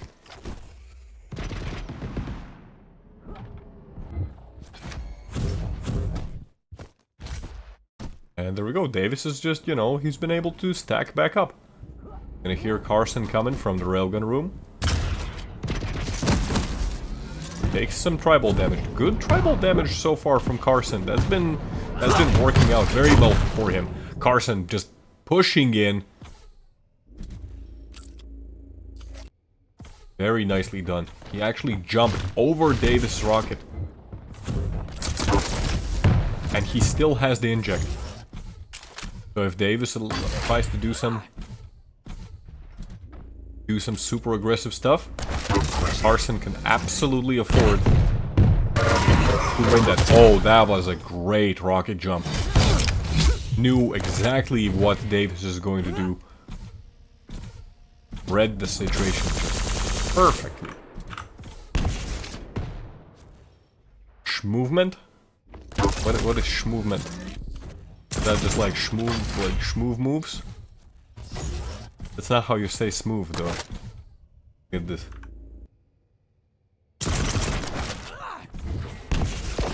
What is schmooving? What? Master. Okay, he's schmooving. I get it. Calm down. You know who's not schmooving? Davis. He's limping for his life at this point. And, oh, that was great. Even like that rocket jump off the wall, just to get some speed so he can chase Davis faster. That was so good. I now get what you're saying, like with schmooving, whatever that means. I still don't get it, but I get it.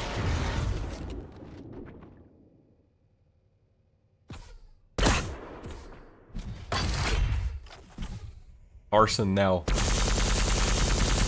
frags in the lead. Has given up the heavy armor. So the bag of health is right behind them, however. Both players disengage from the middle. Oh, but Davis is on the chase. Carson looking for an angle through the teleporter. Stopwatch. Not gonna find it. Davis was all over the Tri-Bolt area. Carson now with a crazy stack, and he still has the inject. In 4 minutes, he has only used 2 injects.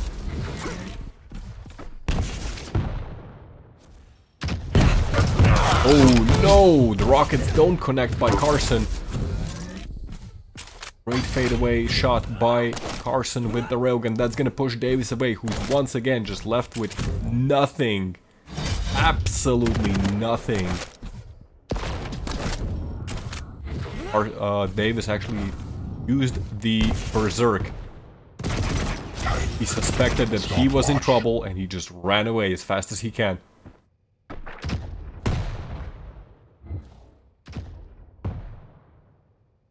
Davis's defensive play is starting to just crumble under the pressure of Anarchy. Almost gets annihilated by that railgun slug. That shot in his feet. Davis once again, like this entire time, Davis has been running on fumes. Great railgun shot, like even though Carson took a massive amount of damage. 5-minute warning. Thanks to the light armor that was available right there, and thanks to the inject that Carson has been saving so much. He has been able to recover, and this allows him to do plays like this. What was that flick shot? And there we go, another railgun shot off the spawn. This is not looking good for Davis at all. Oh, Davis actually, he picks up the mega health. But it's not enough. The lightning gun damage by Carson is immense.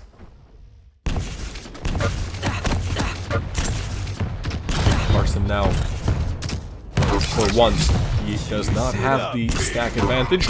Never mind. Davis's feet get just blown up. 6 frags in Carson's favor, 6 minutes in. Great lineup by Carson, just barely missed that shot. For once, Carson, very low on health. Great rockets by Carson, what is going on? Judging by how the first 2 maps went, and Davis is just gonna call GG?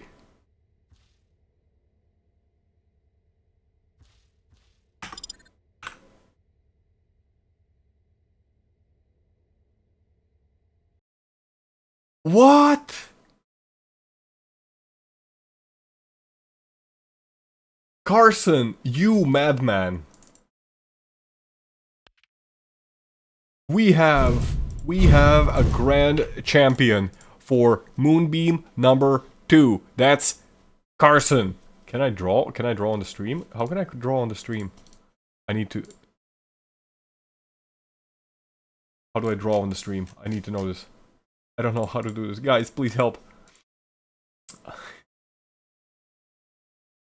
Yeah, don't use a marker. That's not a good idea. This monitor was kind of expensive. Not really, but it was expensive for me. Oh. Actually, there might be a post-game interview. Maybe. I don't know. Let me see with the Quake Champions guys. Sorry, Quake Champions. The Church of Quake guys. If there's gonna be a post-game interview.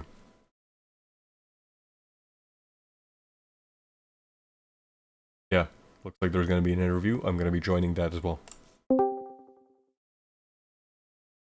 Hey guys. Hey, Leadhead, how's it going? Oh, I watched all the games and I was super excited. I want to see. Hell yeah, I want to see what Carson has to say. too. He had just excellent control of that map unawoken. Yeah. No, the entire series, like, it was just bonkers. I did not expect that Davis is gonna drop into lower bracket at the very start. That was an upset. I think he said he wasn't feeling well today, so he Yeah. could just, yeah. But so much good games. Just insane stuff. Absolutely. And Welcome, we have Carson. We have Carson in the room. How do you feel? Pretty good. That was a really fun time. I enjoyed that. Hey, Carson, could you turn your mic up a little bit?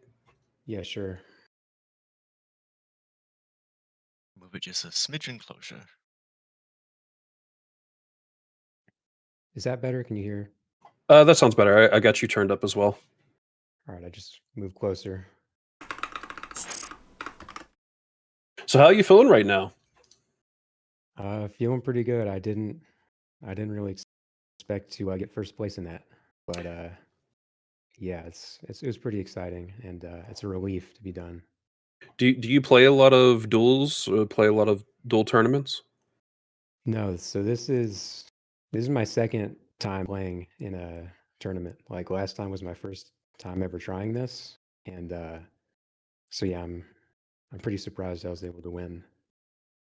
Because yeah, I do have some like nerves going on, but because I'm not used to it. But yeah, it was pretty fun, Okay. and I'm liking it so far. What games have you competed in before? I guess some of us just aren't really familiar with you. I haven't competed in any games. I mean, I play games. Um, this is Quake is like the first game I've ever actually tried to, play competitively somewhat in. It's a great game to play competitively. There's such a high skill Yeah. ceiling too. And I I mean, your map control on a variety of the maps, you had the timings down, control of the Mega and Heavy. Thank you. Yeah, yeah. I love Quake. To be honest, like it's to me, it's like the perfect game. It's just a shame it's so dead right now. But I'm glad you guys are doing the tournaments because I was waiting for a while for like a good NA Cup to come around or something, and so this is pretty nice. Well, huge shout out to Jacuz and Tyler for helping put this on. I'm glad I could help them organize it. Yeah, it's great. Thank you to them. Are you gonna maybe go to QuakeCon next year? Possibly because I was thinking about going this year, but some stuff came up. I had a trip that was planned for that whole weekend, so I couldn't do it. But I wanted to, and yeah, maybe. How did you feel like it was going to be you and Davis at the end, or were there any other people that you were kind of worried about going into this? I mean, I don't know everybody. Everybody's like level and whatnot completely, but I do know that Davis is pretty strong, and he was the one I was definitely like the most worried about, especially because he was like seeded number one, right? I mean, that speaks for itself. But I was surprised that he lost in the first round. I was expecting it would basically he would go straight to the grand final, and I'd be the one in the lower bracket. But yeah, it worked out pretty well for me, and he played pretty well as well. So shout out to him as well. I got a couple questions here from chat. When did you start playing Quake, and did you start playing with Quake Champions? My first Quake was Quake Live. I got that in like 2017, and I didn't get that much into it at the time. But then about a year later, I was playing Quake Champions with my friends. They introduced me to it. I didn't really know about it. It was free at the time, so I tried it out, and that's when I started. It was like July or something, 2018. There was like a free, like summer free period, and so I tried it, Okay, and I kept playing it ever since. so you've been around the block a few times, then, as far as Quake Champions goes. Yeah, I've been pretty much. There's been times here and there where I kind of stopped playing it, but ever since I got into it, I've it's always been my favorite game. So it's what I play the most. It's just something about it just keeps you locked in. Yeah, it's very, very intensive, I guess. There's nothing like it. And just one more question from chat: Did you play Counter Strike or anything like that beforehand? Any other kind of competitive games? Yeah, I play Counter-Strike currently. I not like competitively, I played ranked or I play Premier like CS2, but I'm not like actually trying to compete in it. I just play with my friends, and I have a lot of hours in it. Yeah. Okay. Leadhead Tones, do you guys have any questions for him? Not really. I just want to congratulate you really on the victory. That was exceptional. That was exceptional performance by you. I think we all can agree that Davis is maybe the favorite here, given that he won over at the QuakeCon LAN, if I'm not mistaken. Right, Hickory? He got second, yeah, and he got second place last week. Yeah, and he got second place against Dramis, which, like, that's still a great achievement. So, win against a player of that caliber, that's definitely quite an achievement. Actually, Tyler. No, Tyler, I'm gonna ask that. Tyler from my chat is asking you, are you proud to be American? Yeah. I like the country where I was born. It's a running joke here because I think I'm the only non-American in the entire tournament. Hey, wait a minute, what? I think so. I'm the only one who's like participating in the in the casting and stuff like No, that. yeah, I think you probably are. And shout Actually, out to no. you for staying Pre- up and whatnot. Actually, Preya Yeah. is another one, but still. Yeah, praise South American. That is true. Well, Carson, will we see you next week or any subsequent weeks? Yeah. I plan on continuing to do these. These are a lot of fun. So yeah. I mean, so far no one has won twice, so you could be the first. That's a lot of pressure. Yeah, I mean, I'm gonna keep trying my best, and we'll see what happens. Well, thank you so much, Carson, and congratulations. Does anyone else have any more questions for him? No other questions, but yeah, no, congratulations, Carson. You did fantastic. It was a joy to watch and co-cast with Hickory, and thank you, Leadhead, as well, for casting and streaming. Problems, guys. All right. Thank you guys. Thank you guys so much. We'll see you again next week. All right. Bye, guys. Thanks Bye. for joining us. Thank you. Any final words, guys? We'll see. We'll be on next week at 4 p.m. East. It seems for Moon Cup 3. So that's like, Yes. what, 2 hours later? 2 hours later than when we started today. Okay, so that's like, oh god, that's 11 p.m. for me.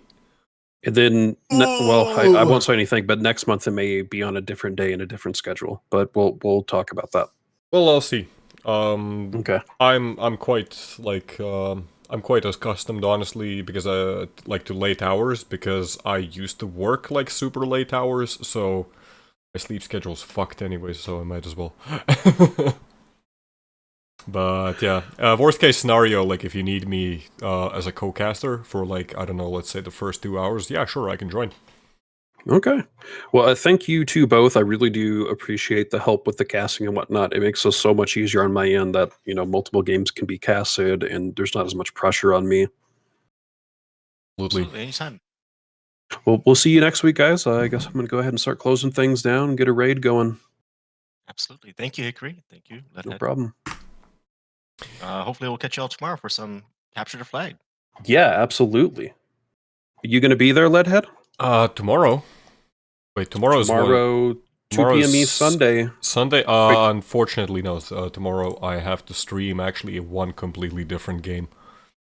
Oh, okay. What are you streaming? It's kind of a long story. There's basically a game. right. It's a game from 2001 called Blade of Darkness. It's a game that basically forced me to learn programming in Python, which is a programming language, just because like it's like I have so much nostalgia for it that I started modding it.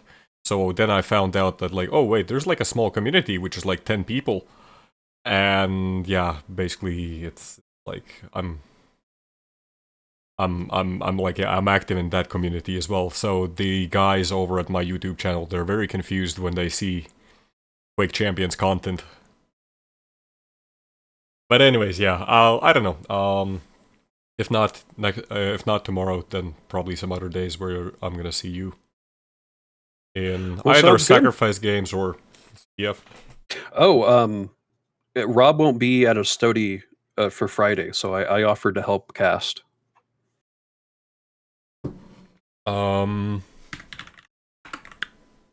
Wait, Rob won't be.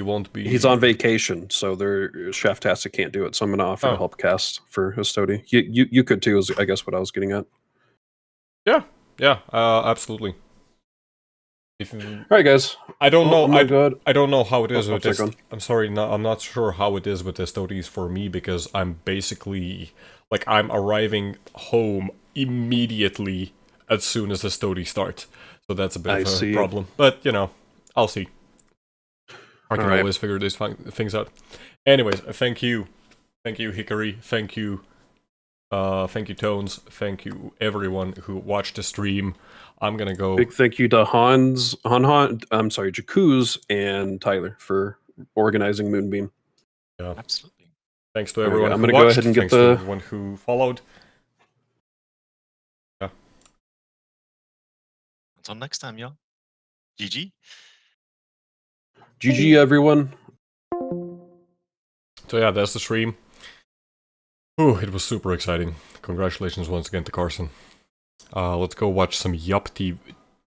Yeah, let's go watch some Yoop